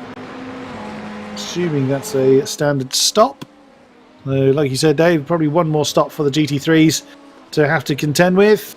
As for the LMPs, not a clue. They're all on different strategies. Yeah, it's a bit of a bizarre one. The GT3s, again, I mean, you have to have a look at Janus Olber in the Brabham Esports GT3 machine. They've only done 5 pit stops, same as Jika Busterman in the 71, but my goodness me, have they made it work for them. 2 minutes 42 of a gap over second place, and it's been absolutely amazing to see that all pan out the way that it is. This is the battle for third and fourth place though. Core Motorsports against Gaddy Racing. You've got to be, I mean, to be honest, that Porsche Gaddy Racing, they're doing a good job of trying to hold on to this battle, but I don't know what else they can do to actually make this work. No, indeed.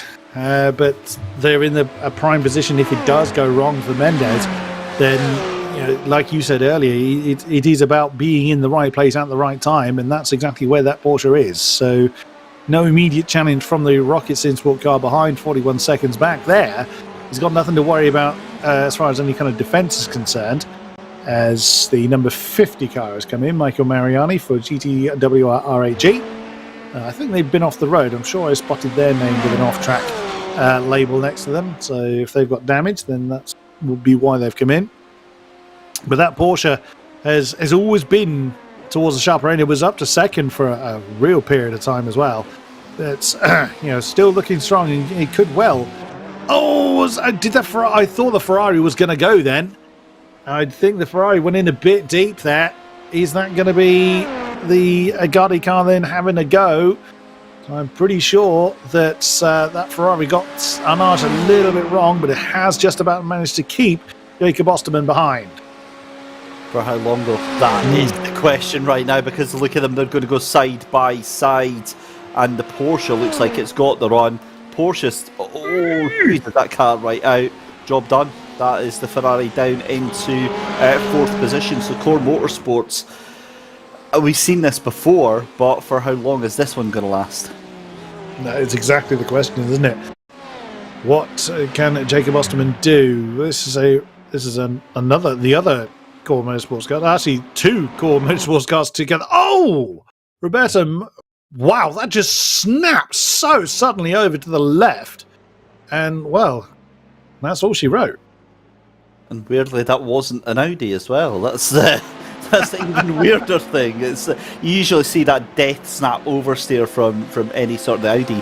I mean, granted, not the new Audi Evo 2, but still, I mean, damn, that's some horrendous damage as Ronnie Smith. Is this going to be the same accident? It's almost. I'm quite impressed with that. That was some really good car control. Yeah, he caught that really, really quickly. And again, the BMW is not... It's a bit more forgiving. It's a longer wheelbase, but it will bite you if it gets the chance to. Yeah, he got hold of that by the scruff of the neck. He was not letting that car go on him. As we see Marco Mundes now in fourth in the GT3s. The Gatti Porsche, in fairness, has already got himself 1.2 seconds. I mean, it's not much, as you can see, visibly. It isn't a great deal. What has Fernando Martinez done? Oh dear, you got that all wrong. Just decides to ignore the fact that the second chicane is there and skips over it as... And it's a new lap records. Yeah.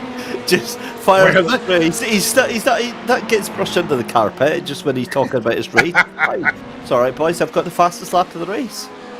Yeah, well, hey, how did you suddenly find 5 seconds a lap? Okay, you wouldn't get that much, but even still. Practice, just determination, not giving up. I found another gear in the gearbox, so this is amazing. Can't believe we took us 5 hours. Fly gear. Yeah, absolutely. Thiago Alves in the 35 car. So, how far are you behind? So about 40 seconds behind the Core Motorsports LMP2 car. Now, I haven't looked at Thiago too much in this race, or the 35 car an awful lot. That's the Sandbags car. Pressing on, seeing what they can do. But not much time to, 50 minutes now, just under. There's not a great deal left to make up that kind of gap. Still pressing on. You never give up. As I can see, some of the GT3s are in. Eric Albright in the SD Racing, number 33 is in. Brandon Lovier, is he coming again? We saw him in not that long ago after having an incident. I think he's coming again. Marino Binotto in the Bin the Car Racing number 95 that was involved in that controversial moment in the first half of the race, hitting the lead car. They're still going, but some distance behind the rest of their class. Decent effort, though. That's what you've got to say. And this is what it all now comes down to. 5 hours, 11 minutes gone in the 6-hour race here. You're not going to have any more heroes, I would think, anyway. The races, the battles would tend to be done. You're going to have some outliers and some people in. Now, it's just about clocking off the laps, getting ready for the beers after the race, and just thinking about what a brilliant day it's been. Absolutely, it's been a very, very entertaining race. Certainly for us here in the commentary box and looking at the chats, those watching live have enjoyed it as much as we have, and those catching up with this post-event, we hope you enjoy it too. Do hit the subscribe button to keep up with any races that are happening. Keep an eye on the socials here for SimGrid and for the Coach Dave Academy. And, sign up, get involved. You may have lunatics like me and Dave shouting about your on-track antics. And this race, there have been plenty of antics for us to shout about. But, Dave, just over 45 minutes remaining. Veloce still keeping their stranglehold on the LMP2 category in first and second, with Walk Racing Esports rounding up that podium. And Brabham, Core and Gardy now with the top 3 in the GT3s. Oh no, right. I'm I had a whole speech lined up for you, Chris, but I got distracted by Michael Hamlet in our chat again, in our production chat. So Michael Hamlet, in the sous chef's racing machine, decided to go back out after what's been a very difficult day, and they just got absolutely punted by the Brabham LMP that was in third position. That is... that's unfortunate to say, the very, very least. But the thing is that Brabham Esports machine is not in third anymore. So that's the way down into fourth position. So I wonder if that is why that happened. Could well be. It was 4 seconds slower than the Walk Racing Esports car last time around, and this is the incident. Of course, Mike would have it, and there it is. Oh, that's no need for that. That's what on earth did Antel Rafael Salih? Where did he think Merc was going to go? That was bizarre. It was a big misjudgment there from the Brabham NLP car there, because there was nowhere. All I'm going to say, Chris, is that I am massively proud of Michael Hamlet, knowing that he has admin access to this race and that Brabham LMP2 car. Yeah, that was bizarre. It really was. It's where on earth did Sabo think that the Micah was going to go? There was genuinely no room anywhere. Oh well, that is the nature of the beast. But still, plenty of cars to go. Still, plenty of battles still to conclude. Now, it's also going to be a question: can Sven Noller go to the? How long does the fuel tank last in these things? It won't last an hour, will it? In the LMP2s? No, can't do, because absolutely not. No, because they've all pitted well over 6 times. So, we've got some LMP2s that have been through 10 times. So everyone's going to have to come in again. Yeah, that's still a really, really fascinating battle up front to see how the Fanatec pair are going to, how everyone's going to fare. But I'm really curious on if Veloci can pull off the 1-2. I think the 1-2 is, for me, on my basic calculation, this is like my 12 IQ smooth brain talking here. The 1-2 is in the bag. Barring any daft mistakes from them, then the 1-2 is in the bag. And I say that because both of them pitted on lap 80 and 82. So they're going to have, I would imagine, probably about another another 5 laps to go, say, before they have to pit in again. So it's roughly probably about every 15 laps that they have to come in and pit. So they have to do that. The thing is Sven Noller has had to come in for an extra pit stop, but that was likely to repair if that was the car that got put into the barrier on the opening stint. Then that's why that extra pit stop is there. But realistically, we're on 8 pit stops for the entire field. So Sven Noller in strategy with Patrick Wolff, and realistically looking at the 29, 37 and 3rd and 4th place, they all have to pit before the Veloci cars. Well, we will see. We will see how that transpires as we look at Tiago Alves. 15th position in the New World Sim Racing by Sandbags Incorporated. We did briefly, and there's Max Lecroux back in the race esport team. And it's a shame for them because they were looking so strong in the GT3 class very early on. Didn't qualify particularly well. I think they were only 10th, I think it was, but they were right up there, in the top 5 before disaster struck for them. But still going, still out there, still seeing how they can finish for the final 3/4 of an hour of the race, and that is into the pits for Jacob Osterman. Actually for him and Marco Mendez. So the 2nd and 3rd in the GD3s are in, along with Brendan Lovier in for Miraculous Quantum again. But then the GT3s are looking at anywhere between 6 and 12 pit stops.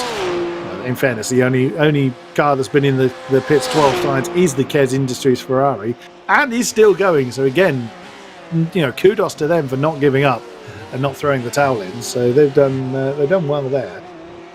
But several cars in the pits. I think a few of them are still having extended repairs. Osterman is back out. Mendes is out. Actually, the Gardi Racing the Gardi Racing Porsche is now in second.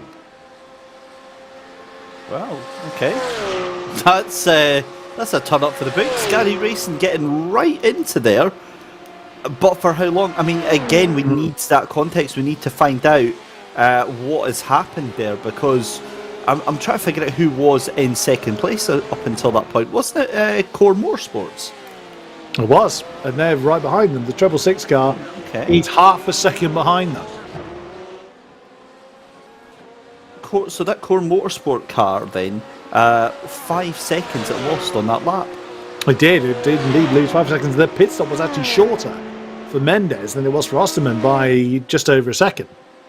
But it was the in lap or whatever. It could be that he overshot his pit box. You do lose quite a few seconds by just going that little bit too deep and then having to reverse, then get on your marks. There's a battle for 7th forming in the LMPs as well. I just saw on the tower there. And there's a battle for 3rd, potentially. Oh no, bigger button. No, that's the timing. Timing bug just completely caught me out there. It's not like you've explained the timing bug about 6 times and I've completely missed it. Dear. I don't know how many times in all the iRacing commentaries I've done, I don't know how many times I've been caught out by that damn issue. One day I will learn. It's a thing. It's just a bug within iRacing, unfortunately. But I mean, the thing is that it's still a lot to play for, even further down the order, because of the gap here. I mean, you look outside the top 10 here, Chris, and you're then talking like 1 lap, 2 lap, 3 laps, 4 lap, 5 laps, all the way down. In fact, a lot of cars that are no longer running. But what a battle of attrition this race has been as Core Motorsport green into the pit lane for their final pit stop of the day. And Marino Benetti in the 95 goes off track a little bit. So does Michael Pedersen in the number 14. Yeah, a few off-track incidents still happening. Joao Filao has been in for a while. That's one of the Core Motorsports cars. The 56 has been in for about 3 minutes. Who's just coming? Yeah, Ott de Graaf for the Dutch sim racing team is just coming back out after a pit stop there. Just seen, Benetti's off track again. So the number 95 car, not the bin the car again. He's that car has struggled. I think it's fair to say. That's very polite there, Chris. That's very polite. I think struggle is just We were possibly a tad harsh on them earlier, and it looked bizarre from the incident that we saw. But it's been a bit of a rough day for them. Also, the DSRT, the Dutch sim racing team car, has swapped hands for one final time. Boris Schmidt taking that one over. Struth. There's still so much to happen in the final 39 minutes. Absolutely. As we're watching Santiago Guillermarte Iglesias here in that beautiful looking Jaguar LMP racing, and that was a car off in the background there. As we see Joseph Meliti here, this is going into the first chicane onto the curbs, and what do you know? It's an Audi coming back oversteer, facing the wrong way. Well, colour me surprised. To be fair, the Audis have been really well behaved today. What? And then, literally, just as those words leave your mouth, it's absolutely fine. The damage is already done anyway. Everything else is just, an extra. This is Marino Benetti going off track, and well, yeah. There was an attempt to make that corner there.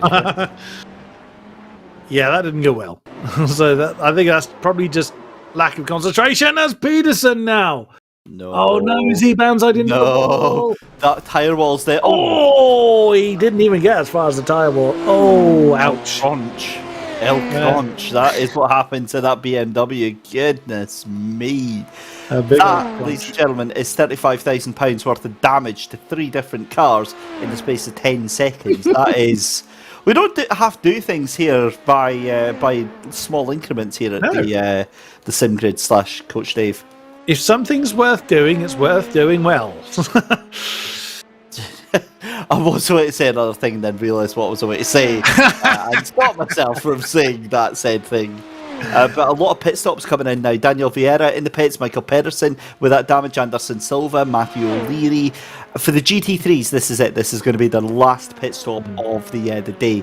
We're now reaching the point here where I think give it another 5-6 minutes and then we'll see Patrick Wolf into the pits now. I'm telling you right now, that is too... It's not too early, but he's not going to make it to the end. He's been pitting every 10 laps. Absolutely bang on the money. Every single 10 laps that number 28 car has been in. So that, again, that's by their own schedule. But like you say, how does that schedule fit in with the actual race? Could it actually be that schedule denies them the win? We don't know. I mean, they've been so comfortably in the lead that it seems impossible that it's going to be lost. But if I'm wrong, I'll happily eat my own words. We will see. So Sven Noller is, and that's again another 33.2 seconds. So it's fairly standard. That's just fuel that's gone on there. So straight back out and still in the lead. So the Fanatec car wasn't able to overhaul that. Again, you won't make up a minute that quickly. It'll take more than just a pit stop to make up a gap like that. Is that right, Chris? 11.2 seconds after the pit stop. Not likely. That needs to update properly again. I would have thought. That's a lot of time that's been caught up if that is the case there. And the thing is that that's going to be coming down because Sven Noller will be on faster tyres. Bearing in mind the last lap when they were coming in, 3:32. And in fact, we're looking at Patrick Wills, so that timing board, I believe, that's right. is updated. Yeah. So no, that is right. You were spot on there.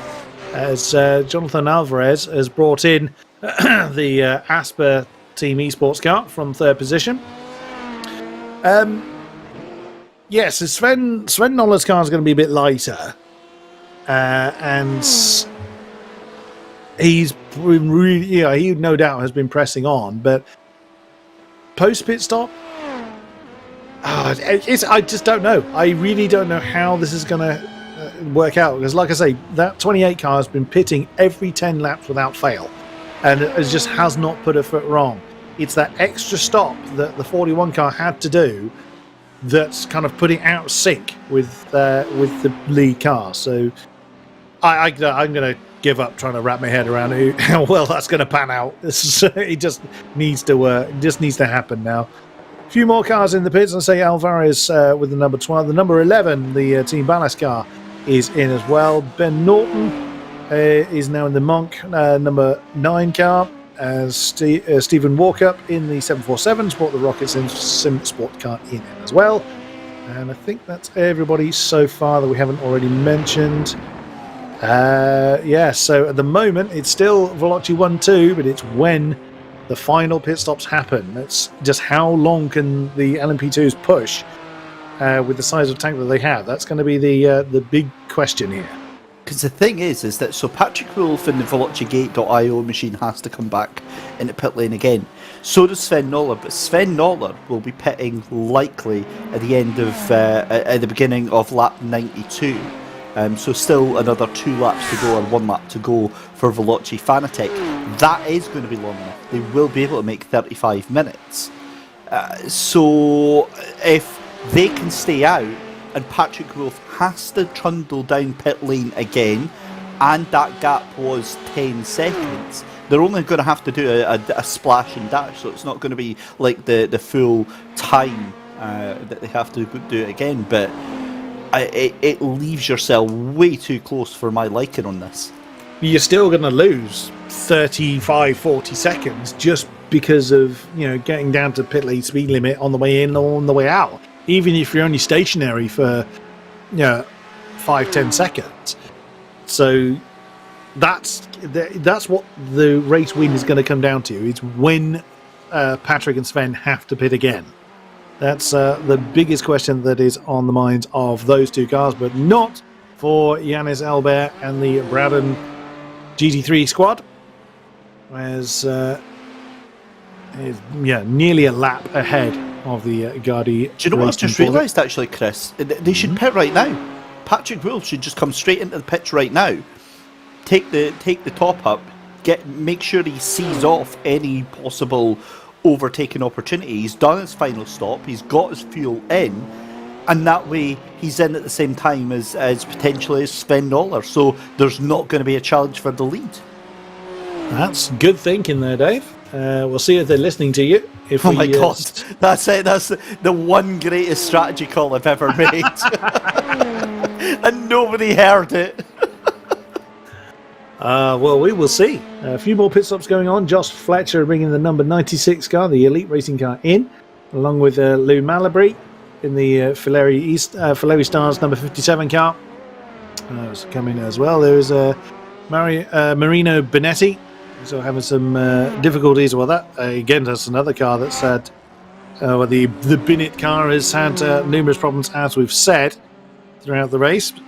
Benetti's had some exploratory lines, and has that gap up front just dropped near Canada? They can't have just plummeted 4 seconds, has it? I think it's a timing glitch again. It's got to be. Yeah, because seconds. There we go. Yeah, because I'm watching the time. At the timing screen you just looked at as well. There you go. That's more like it. At least I remembered it this time. Only 5 cars, only 5 LMP2s on the same lead lap. That is bonkers. But I mean, the GT3s are even more impressive. It's only the Gardi Racing Porsche, I think, on the same lap as the Brabham GT3. It's quite impressive, actually. I'm just seeing that here because James Parker, going a lap down.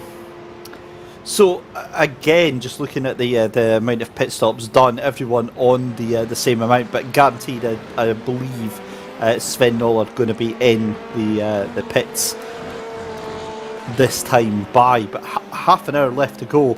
And look at the amount of off tracks for Brabham Esports, 44x. Nice. Oh my lord, that is that is Liveries. Wow. So what corner have they cut all race long then? Yes. Wow, that's impressive. That's the iRating. Not the iRating. That's the license, isn't it? I forgot. I'm not an iRacer. I can't remember what that value is.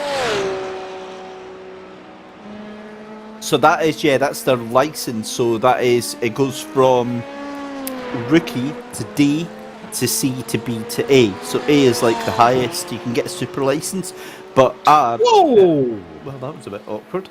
Oh no, who's that? That's is that Ben Norton in Monk? No, it's not. It's 15th place in class. Yeah, I'll work out who that is. Yeah, I'm trying to figure out who that is. Oh, Joseph Militi in the Audi. Oh, yeah, that's a date with Wall. Oh, crunch. It's a big oof there for the New World Sim Racing Audi, and that's in the pits as well, so he's brought that one straight back in. Yeah, I'm not sure. No, it wasn't the Core Motorsports Treble 5, was it? It might have been. Oh, look at the rear wing on that Audi. That's a mess. I wonder if that was the Treble 5 Ferrari we saw parked up then. Yeah, I think it was. I think it was. Yeah, the one that's in the pits now. Oh no! Was it? It wasn't this one, was it? No, it wasn't, because it was a green one, I think. Well, that is Marco Mendes just coming out of the corner there. So, yeah, I think we're right. As there you go, Veloci Fanatec into the pit lane then for the final time. So, Sven Noller in, done, dusted. 31.13 seconds, so that's a good stop. 2 seconds he'll potentially save if that is the case of VelociGate.io. Patrick Wolf is going to have to pit again. I wonder when that car is going to actually jump into the pits here. But crucially for them, they've remained ahead of Bogdan Moldovan in the Walk Racing Esports car. So unless Sven bins it somewhere, that is going to be, or is likely to be, a Veloci 1-2. Yeah, I think that's in the bag now, 100%. I can't see anything else happening. That's the issue with it. But Bogdan Moldovan has also got to worry about Antal Rafael Zabo, just behind him for fourth place for that Brabham Esports. The gap fairly even there, 13 seconds apiece between second and third and fourth there.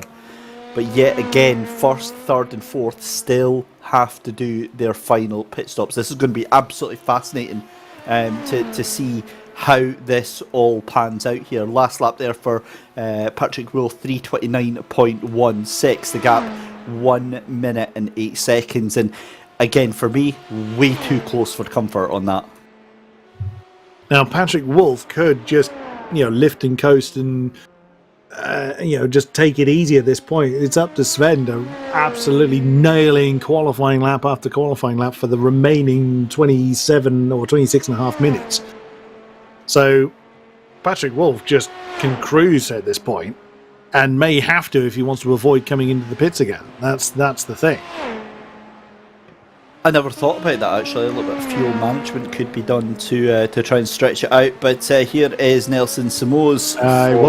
It was the treble 5. Yeah, so that car. That's a bit of a mess.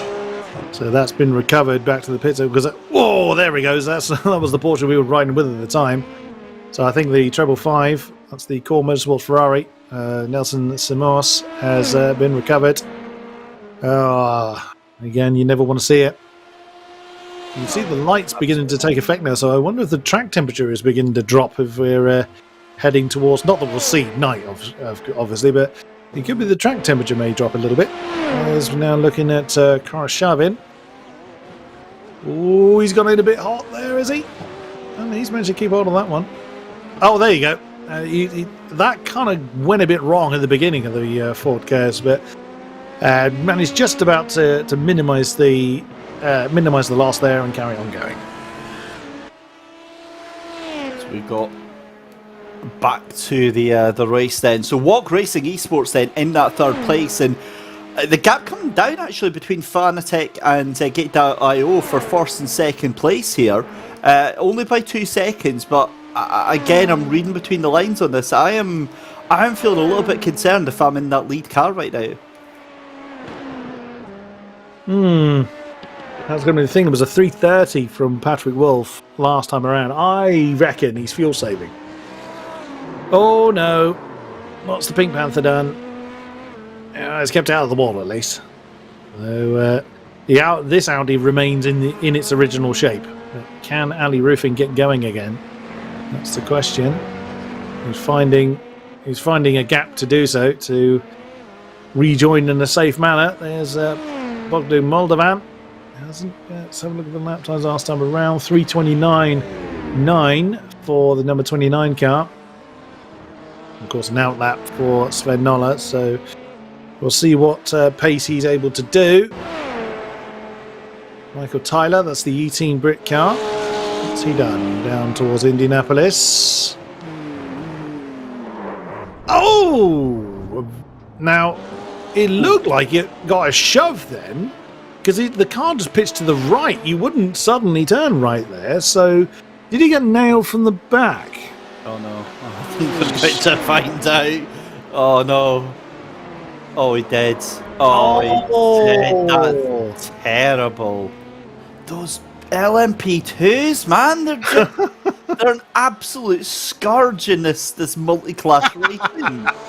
What is wrong with them? It's like these GT3s are like happily fighting away, having a good, clean battle, and LMP2s are like these big cruising bullies that just beat them out the way at every opportunity. Oh, no. James Parker. Well, I think he saw someone. He got lent on into that corner, to be fair. Yeah. Well, either that or he saw there was somebody there and just thought, no, don't fancy this, and just bailed, which, yeah, you don't want to cause an incident so late in the race, as Moldovan now has a face full of someone. Hey, Mendes, no, that's in the wall. No, another Core Motorsports car in trouble. That's a big hit as well. I love the fact that Michael Yao slows them down in slow motion when they get hit, because as soon as that slow motion kicks in, the word of a lie, Chris, the only thing that I hear in my head is "Hello, darkness, my old friend." Every time you see that slow motion coming in, and it's like going into the wall, it's like, oh god, no. That's from third in the GT3s as well, and that was a really big impact. So that could definitely help his chasers. But what is the gap behind? Well, that's Asper. So there we go. That position's already changed hands. So Victor Roman Gayen for Asper team in the number 30 has gone through. What's Eric Albright done? Oh no, not another one. Nope, you lost that on your own. Oh, here we go.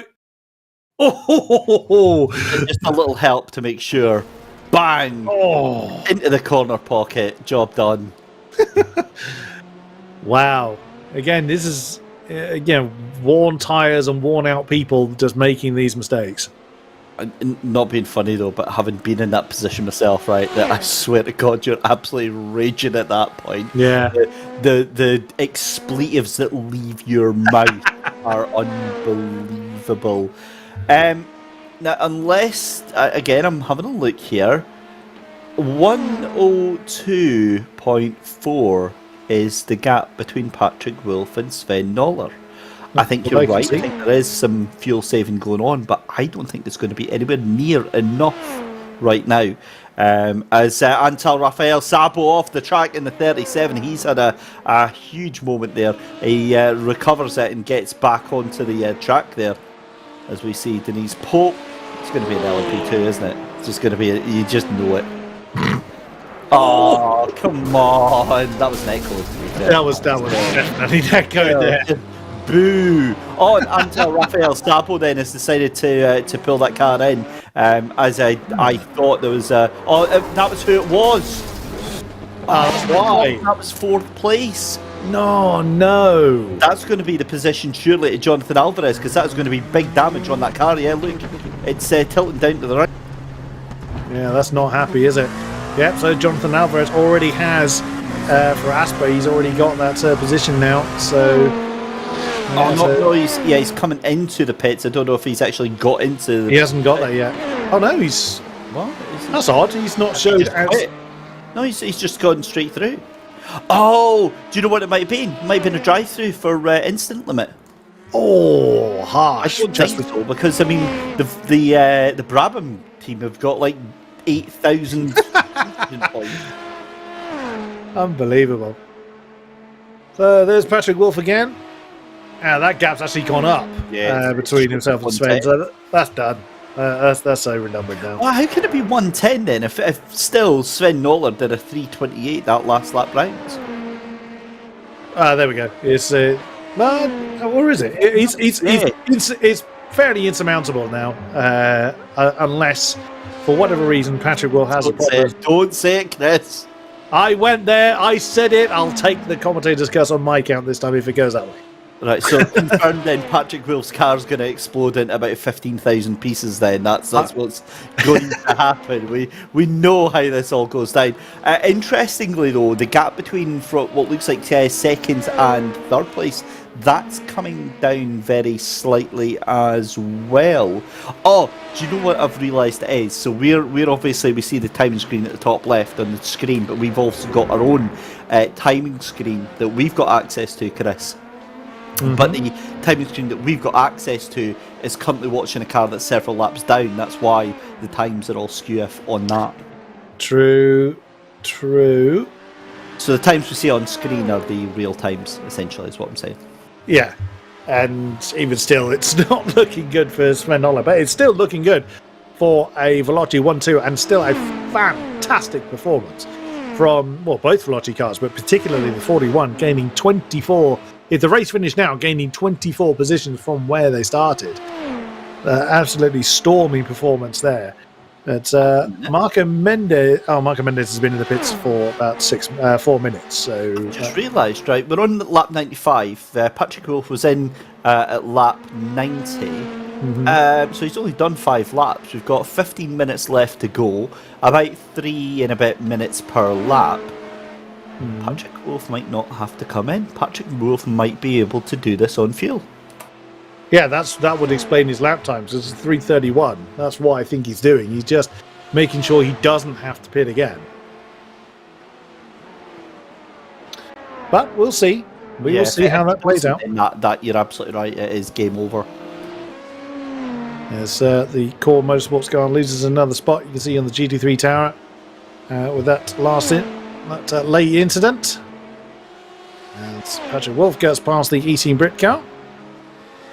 Still maintaining a pretty Oh, what has happened to the Walk Racing Esports car? Big off-track moment there. Or they had the off-track banner on their name for a while. Yeah, they have. They've just lost about 8 seconds, 9 seconds. That gap, remember, was 14 seconds. It's now 26 and going up. I wonder if they've had a collision, because that gap is going up and up and up, and that car does not sound happy at all here. Oh dear, what has happened to Bogdan Moldovan?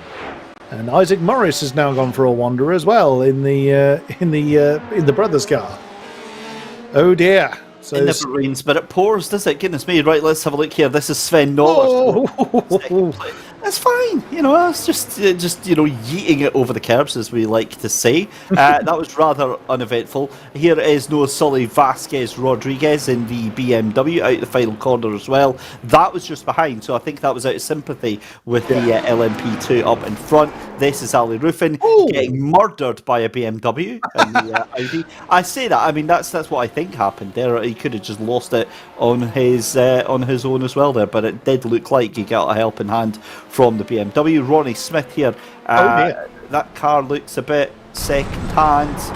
Yeah, that car looks a bit third-hand, actually, to be fair. Now the car pitching to the right, and I think it needs the garage on this one. Right, let's see what happened to Juan Antonio Mena Jimenez in the number 7 machine. How many incidents have we got? Oops. A lot. That is decidedly tame compared to what we've seen today. Oh, but I'm going to park it in the apex. From Denise Pope in that number 79 right now. It's the pink. It's trouble. I'm telling you. Marino Benetti. What has Mike Yao been saving these up for the last? Marino Benetti is he going to avoid? I think he does. Oh, what a legend! Kept away from the barrier, my man. But we still didn't find out what happened to Walk Racing Esports. No, we didn't see. Oh my God! Look at their time. They're going to lose third. Asper Esports are just 3 seconds ahead. I need to plead with our producer, switch to P3 and LMP2 right now if we can. There we go. Oh my God, they're done. They are done, toasted. It's all over. That is them out of the podium, and Walk Racing, after getting so close. Oh, Chris, your heart has to go out to them. What on earth? I mean, you can just tell by the body. Look at that. Look how he's having to steer to keep the thing straight. And he'll want to just live with it. It's 15, less than 15 minutes left of the race. Oh no, that is a criminal set of circumstances for Bogdan Moldovan. We don't know what's happened. He can't go anywhere near full speed, just limping the car around. The Brabham car's going to have him. It's only 13 seconds down the road, just struggling to get the thing to turn to the right. He's not going to finish in the top 10. 100%. If they've used the fast repair on that car is done. It's out of the top 10. And I mean, that is devastating to lose that in the final 15 minutes of the race. Look, this is what endurance racing is all about. We've seen tragedy, heartbreak, strike. I mean, God's sake, think of Le Mans, Toyota on the very last lap of the race. It happens in real life. It can happen in here. Indeed. There goes Brabham. So that's fourth. Let's now change hands. And he's not coming in. He's getting that car home. Hell or high water. Ah, dear. That's not the right decision. That's for me. That's oh man, that is gutting to see that car struggling the way that it is. But that's exactly what they're doing.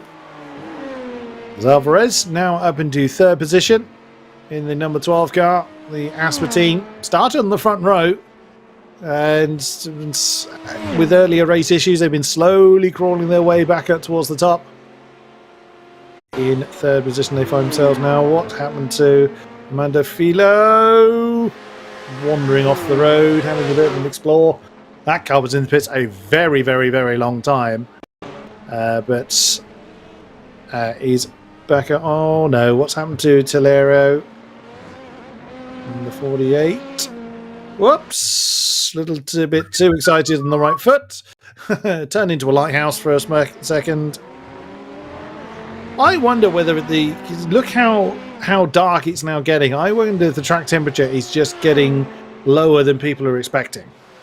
Possibly. It is possible, but I just can't see that being the issue. That's the only thing for me, is the fact that, you know, I'm watching the way that the cars are going. It's 19 degrees Celsius. The track is still 21.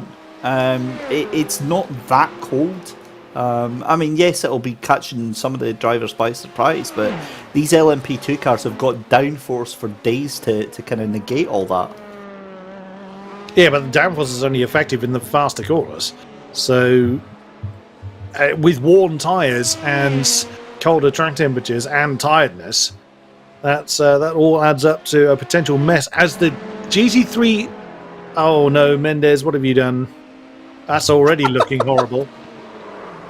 Yep, there he goes. That Ferrari was looking very uncomfortable before it got anywhere near the Porsche. Goes there? No, that's in the wall. But I just noticed that second place GT3 is in. Gardy Racing has brought the Porsche in. Yeah, that's right. And PLR Community 2 in the number 7, they're in as well. So we'll keep our eye on that one. Gardy Racing, though, as you said, we're into the pits. They're out again. They're still in second, so they're going to be fine. They're a minute ahead from the looks of it here with Jacob Osterman. And, well, I mean, we're coming down to crunch time now. Last 10 minutes of the race. Again, it's now about getting the best possible finish that you can as an LMP2 car. Almost gets sent spinning off into the undergrowth there. Am I right in seeing that we've, as you say, we've only got 5 cars on the lead lap? Yep, you are indeed correct. There's very few cars matching matching the lead lap. No one's matched the pace of the Velocity pair. They've just been absolutely untouchable all race long. Absolutely fair play to them. As Jacob Osterman detonates another cone. Working the way through the first chicane, nearly hits the wall on his way through. But I mean, in fairness, we still have about 50 odd cars still running. So again, great effort. 6 hours of what's been at times very intense racing here at Le Mans. It's been an absolute joy to see, and there's only just under 10 minutes of it to go. Yeah, 100%. And what a race we've had. I mean, it's equally kind of gone on and kind of gone fast at the same time, if that makes sense. We've enjoyed it, and I think the drivers have enjoyed it as well. And obviously our first iRacing endurance event, I think you'll get many drivers, Chris, wanting to come back for more here. Wow, 100%. And we very much hope that is the case, and I would certainly love to be back in the box with your good self on that one if it does come about. So we'll see what is going to take place then. 8.5 minutes to go, and Walk is back in the pits from 5th position. That's Bogdan Moldovan. He has thrown in the towel, and it was the only safest option, really. It was the only thing he could do. That car was going to cause another incident if he didn't. So like I say, it's a huge shame. You don't want to see someone's race end like that, but he doesn't want to. Surely he doesn't want to end anyone else's race. Whoa, Michael Tyler! Hit the wall? Yeah, you did. Not heavily, but you did hit it. So the E-Team Brit car then getting back underway. Denise Pope, in trouble again. By your own hand, or did you get help this time? Oh, that one's on you, I'm afraid. The last few times it most certainly was not. Around the corner. Yeah. So yeah, last few incidents we've seen Denise Pope involved in were not her fault at all. Oh my goodness me! Ilya Earhart in the 57 car getting that all kinds of wrong. I mean, well played for not taking anybody with you. The Ferrari Stars car could well have caused quite a lot of heartbreak there. What on earth has the DSRT car done? Well, you've dropped that one on your own and get scooped up into the air whilst you're at it by the 57 car. Did you catch the other one? No, you didn't. So the 57 car, that's the Ferrari E-Stars car. Probably why that they've struggled a little bit as the race has gone on. And back to Jacob Osterman, second in. Still second by quite some distance over Asper in the GT3 class, with less than 7 minutes to go. And if we're honest, from the looks of it then, Patrick Wolf should be safe as Jacob Osterman in second place. I'm not even going to say a word anymore. I was saying Patrick Wolf should be safe, but Jacob Osterman probably might want to rethink that one. Again, look, when you're 47 seconds ahead, you don't really need to worry, do you? Well, true to a point, you still don't want to be doing silly things like that, because you end up, you don't want to repeat what Bogdan Moldovan has had to endure and end up hitting the wall at a stupid amount of kilometres an hour and binning the entire race. But you know, these mistakes will they happen to the best drivers. I mean no disrespect whatsoever, because as we said before, I certainly could not do this. No, I could not be in the car for hours on end. Certainly not. Being in the commentary box for hours on end is great fun. Doing the shouty bit is easy. These guys that are the gladiators, and Dave Christie for tolerating me all night long. I mean, special mention goes out to that, and of course Mike Yao for providing us the camera images.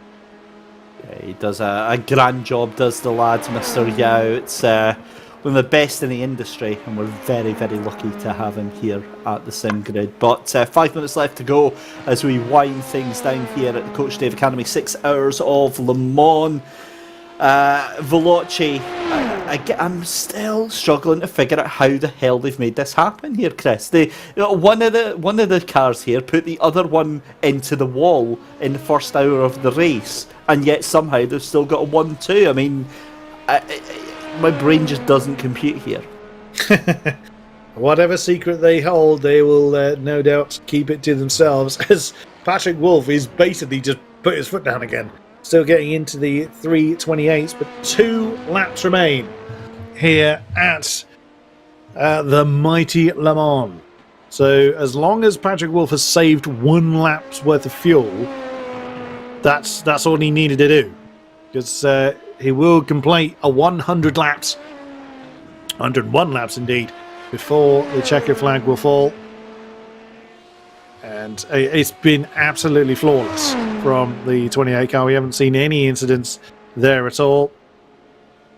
And Sven Noller, who's going to be bringing home the 41 car, the Veloci Fanatec car, as David said, has had an extra pit stop to serve and remains on the lead lap as well. Just 4 cars now on the lead lap as win the LMPs, and I think in the GT3s it is only the leader that is on the lead lap. Just going to double check that.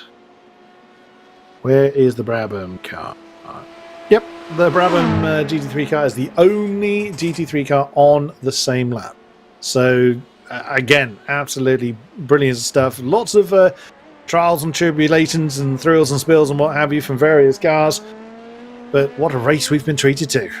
We really, really have, and just 3 minutes left to go here at Le Mans. VelociGate.io in the lead, out front, in charge, and it's been Brabham Esports GT3 in the leads of the GT3 contingent.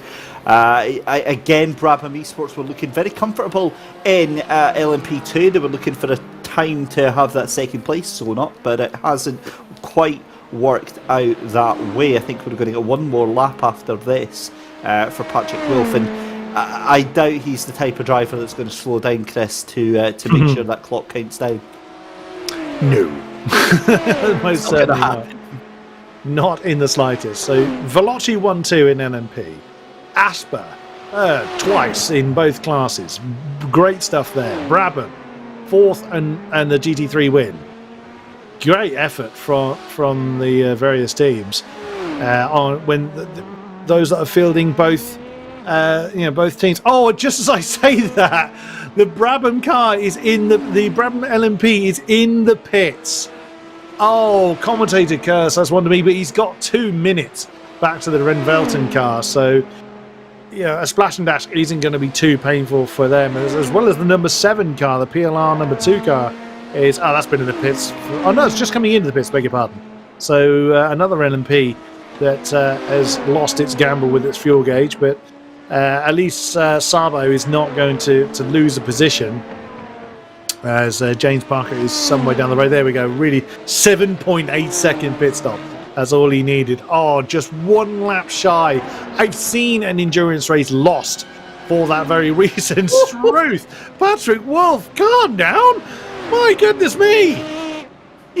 Absolutely sent it to that final chicane. Here we go then. Final lap of the race. Race lap number 101 for Patrick Wolf and Veloci Esports in the number 28 car, and he is absolutely pushing it right now. That last lap, Chris, 3:26.94. Your boy here wants fastest lap, and he is going to be hard pushed not to get it right now.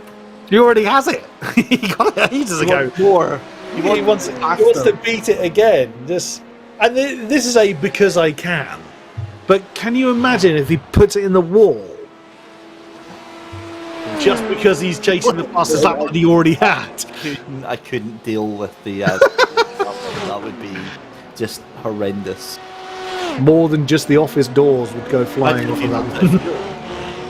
Oh no. He's pitted on 10 laps every set. You said it yourself. Yeah, he has. Time that he's going out over that 10 laps.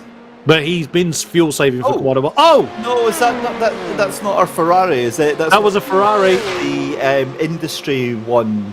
Oh, not the Kez, not the Kez Industries. Yeah, I think it was. No, it was. No, it was the Kez Industries car. Nick Rodrigo. Oh no. Oh. Oh no, he decided to. Where on earth are you going? Okay, yeah, no idea what happened there. Oh no, it was. Oh, 1 lap shy. He's on the fuel saving. That's what it is. But I mean, the Carbon SimSport car that is listed is long since gone. For a start, the 173 car, he's like 7 laps behind. He might be okay with 47th place there. Yeah. 11 laps. He's 11 laps ahead as Yannis Albert comes to start his final lap of the race. But it's all been about Patrick Wolf and Veloci Esports right now, Chris. It's been an exemplary drive for them, and already making his way down through Mulsanne and on the run down to Arnage. The Asper car is in as well from 3rd. Oh no! And Isaac Morris has actually brought the brothers' car in, so there's still last-minute pit stops to do. Fine. Oh, they've got a big enough gap anyway to contend with those pit stops. Oh no! Did you see that? There was a car stopped. There was another one at the side of the roads. It was an LMP2 car, and it ran out of fuel. Oh no! ID on that. 2 seconds. See if we can find it. So already someone flashed in the lights I saw in the picture-in-picture there in the GT3 screen. It's out into 3rd position comes Alvarez for the Asper squad. So managing to retain the 3rd place, but continuing the run. Engine still running. Enough fuel at least to get the flash of the lights. Get out of the way, for God's sake. Oh, and there's someone facing the wrong way. That was a bit scary for Patrick Wolf there. BMW facing him. But he can almost coast. I mean, he's slightly uphill, so you can't actually coast from here. There's a Ferrari then that just needs to get out of the way. There's so many cars in the way, you don't want loads of traffic to go over the line. Oh, goodness me. But your winner here with the 6 hours of Le Mans is car number 28, being brought home by Patrick Wolf Veloci Esports in the Veloci Gator IO car has taken the LMP2 win. Second is going to be, well, I'm not gonna curse it, because if he runs out of fuel, it won't be second for the Fanatec car. But at the moment, it is looking like Sven Noller by about 1.5 minutes. My goodness me! Oh no, it was Zach Sweeney. Yeah, it was proclaiming to run out of fuel. We did see the Kez car just come grinding to a halt. You can see which cars have already crossed the line. Brabham looks set to take the GT3 win, with the Fanatec car just sweeping through the last few corners for the final time. Oh my goodness me. No, stay there. Don't try and overtake people, Sven. You might be eager to get this race over and done with, but don't do anything silly. And there it is. Second goes to car number 41 of the Veloci Fanatec squad. And then Asper. Wow. I mean, 2 P3s for them. And it was 2 and GT3. They did indeed take third in GT3. There's, look at that, Chris. I mean, even the bots have come out to celebrate on YouTube. Excellent stuff. Oh my goodness me! By almost a full lap, Alvarez is basically going to do an extra lap at this point. He's still going. He's coming through Indianapolis, so he's actually still got traffic to deal with. Flash of the lights. They're out of the way. Fuel tank is dry. There's Yannis Albert for Brabham to take the GT3 class win. We really do hope we get a chance to have a chat with some of our drivers. It's not mandatory that we chat to them post-race, but it really would be good to get a chat with particularly our class winners, Veloci and for Brabham. It would be absolutely awesome to see. But through the final corners, the final time, as darkness really does set in, flash of the lights, the Brabham GT3 takes the top spot in GT3. There is the second place Gardi GT3, the Porsche, being as Asper actually just comes sweeping past them. They take third spot, and that's, I think, the last 2 cars to come over the line to finish to complete the race. And a wiggle there to celebrate. Why the devil not? Oh, Struth. Absolutely knackered now. Right, well, see you later, guys. Yeah, we're done. Yeah. What a race. That was absolutely amazing. Huge congratulations to the Veloci Esports cars for that brilliant P1 and 2. But, I mean, come on, you've got to say, taking 2 P3s, that is a brilliant achievement for Asper Sim Racing. So, as we said, if you are taking part in the race and you do want to come and have a chat, please pop into the Discord waiting room. I get the feeling after today, a lot of drivers are going to be cracking open a couple of beers. I'm certainly not on the beers because goodness knows I needed to wake up after about 2 hours of that. A can of energy drink, so I may be chattering my teeth for the next 45 minutes.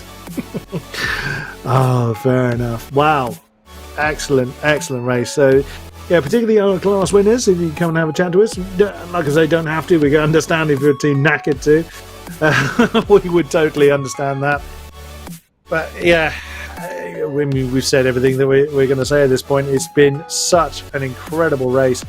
It really was very few times when there was nothing to talk about. There were a few moments when things got a little quieter, but it didn't last that long, did it? It was absolutely incredible stuff. We do have Yannis Albert. That's our GT3 winner. The Brabham Esports BMW. We've got Yannis. Can you hear us? Yes. Hello. Wow, what a great race! It looked like it was a bit more difficult in the GT3s to take the win, but what a performance! You must be pretty pleased with that. Yeah, for sure. I mean, overall the race was good. Some small moments that need to be slowly fixed, but overall, very good job from James and I think for myself as well. So how much time goes into into the preparation for an event like this? I mean, IMSA was this week at Le Mans as well, in the official iRacing 45-minute race. And I've done 15, 16 of those. Gained some iRating, and in the end, that was really good race prep. So yeah, that's main prep, 20 hours or something. Oh, truth. So that must have, you must have been pretty confident to take the win, or were you always keeping an eye on those behind you? When Williams was alive, then yes, but in the end, I think we lapped P2 once as well. Yeah, I think I heard from James that Williams died through hardware failure, so that's really sad. Wish we could have fought for the win, but yeah, they were pretty close on pace, especially David. That was pretty insane. So yeah. We thoroughly enjoyed the progress. A great win. Well done there, Yanis. Any questions there, Dave? No, Yanis. Just obviously with Brabham being such a new team to the esports scene, what's it like being part of a brand new outfit? Yeah, it was really fun. I really liked the liveries. I think they are really good. Yeah, it was just nice. It was very professional, everything, and it feels like you're actually in something big happening, which is pretty cool. Yeah. One final question, actually, that I've just thought of. Do you agree with me in this multi-class race that the LMP2s are an absolute scourge? Absolute what? Sorry, I don't An know absolute scourge, they're an absolute nuisance of themselves. I think they're pretty fine. It's obviously the skill gap is very, very big, so you'll have a little slower, a little more experienced people, especially the velocity guys, obviously being actual pros. They knew where to send it and where to wait. But I think overall the LMP2s did a very good job. Sometimes a little too over ambitious, sometimes quite cautious. So I think overall really good for such a big skill gap. Well, a disappointingly polite answer there, Yanis. But listen, congratulations to you and the team. Thanks for coming in and having a chat with us. Well done on the win, and enjoy the rest of your evening. Yep, thank you. Yeah, indeed. Tolles Rennen, Dankeschön. Yep. Bitte. Good race and thank you was what I just said there. For anybody that wondered. My 3 years of German in high school, that's about it, and I can ask where the directions to the bus station. Oh, goodness me. Actually, no, I can't now. So that's Yeah. it. The only reason I remember that is because I looked it up recently. So no one else is coming forward, which is absolutely fine. I would imagine everyone's pretty tired after that. So we will call it a night here. And there we go. That's how the results currently look for the GT3 side. Brabham with that very commanding win. Gardy, great effort for them because they just slowly made their way through the field. And yeah, secure that second spot. And Asper claiming third twice in both categories. Absolutely superb stuff there for our GT3s. Not everybody so fortunate, of course. Those that suffered. I mean, particularly Kez with all the pits that they had to do. Williams having that hardware failure, sadly not seeing the flag. And what about our LMP2s? Veloci ruling the roost. Only 3 cars in the end finishing on the lead lap. Asper having to do what must have felt like an agonizingly long final lap right at the end there. But Brabham, again, represented in the top 5, again on the LMPs as well. Storming stuff there. Again, not everybody is so fortunate here. We lost also with, Carbon. That's probably the biggest name we lost from the top of the LMP tree. So that leads me to close out festivities. Thank you very much to those that have been with us live and post-event. We always enjoy your company with us. Thank you very much, David Christie, for keeping me on the straight and narrow. A difficult job, but you weather it well, sir. Thank you kindly for joining me in the box. Thank you very, very much. All I'm going to say, just to round things off, GT3s, Brabham might have won the race, but Kez Industries, they stole my heart. That's who I was going for today. Fair play. Thank you very much, Mike Yao, at SimGrid Broadcasting for bringing us the stream. Always an excellent effort. And on behalf of Coach Dave, thank you very much to everybody who's been with us. We will see you next time here at SimGrid. Until next time, thank you very much and good night.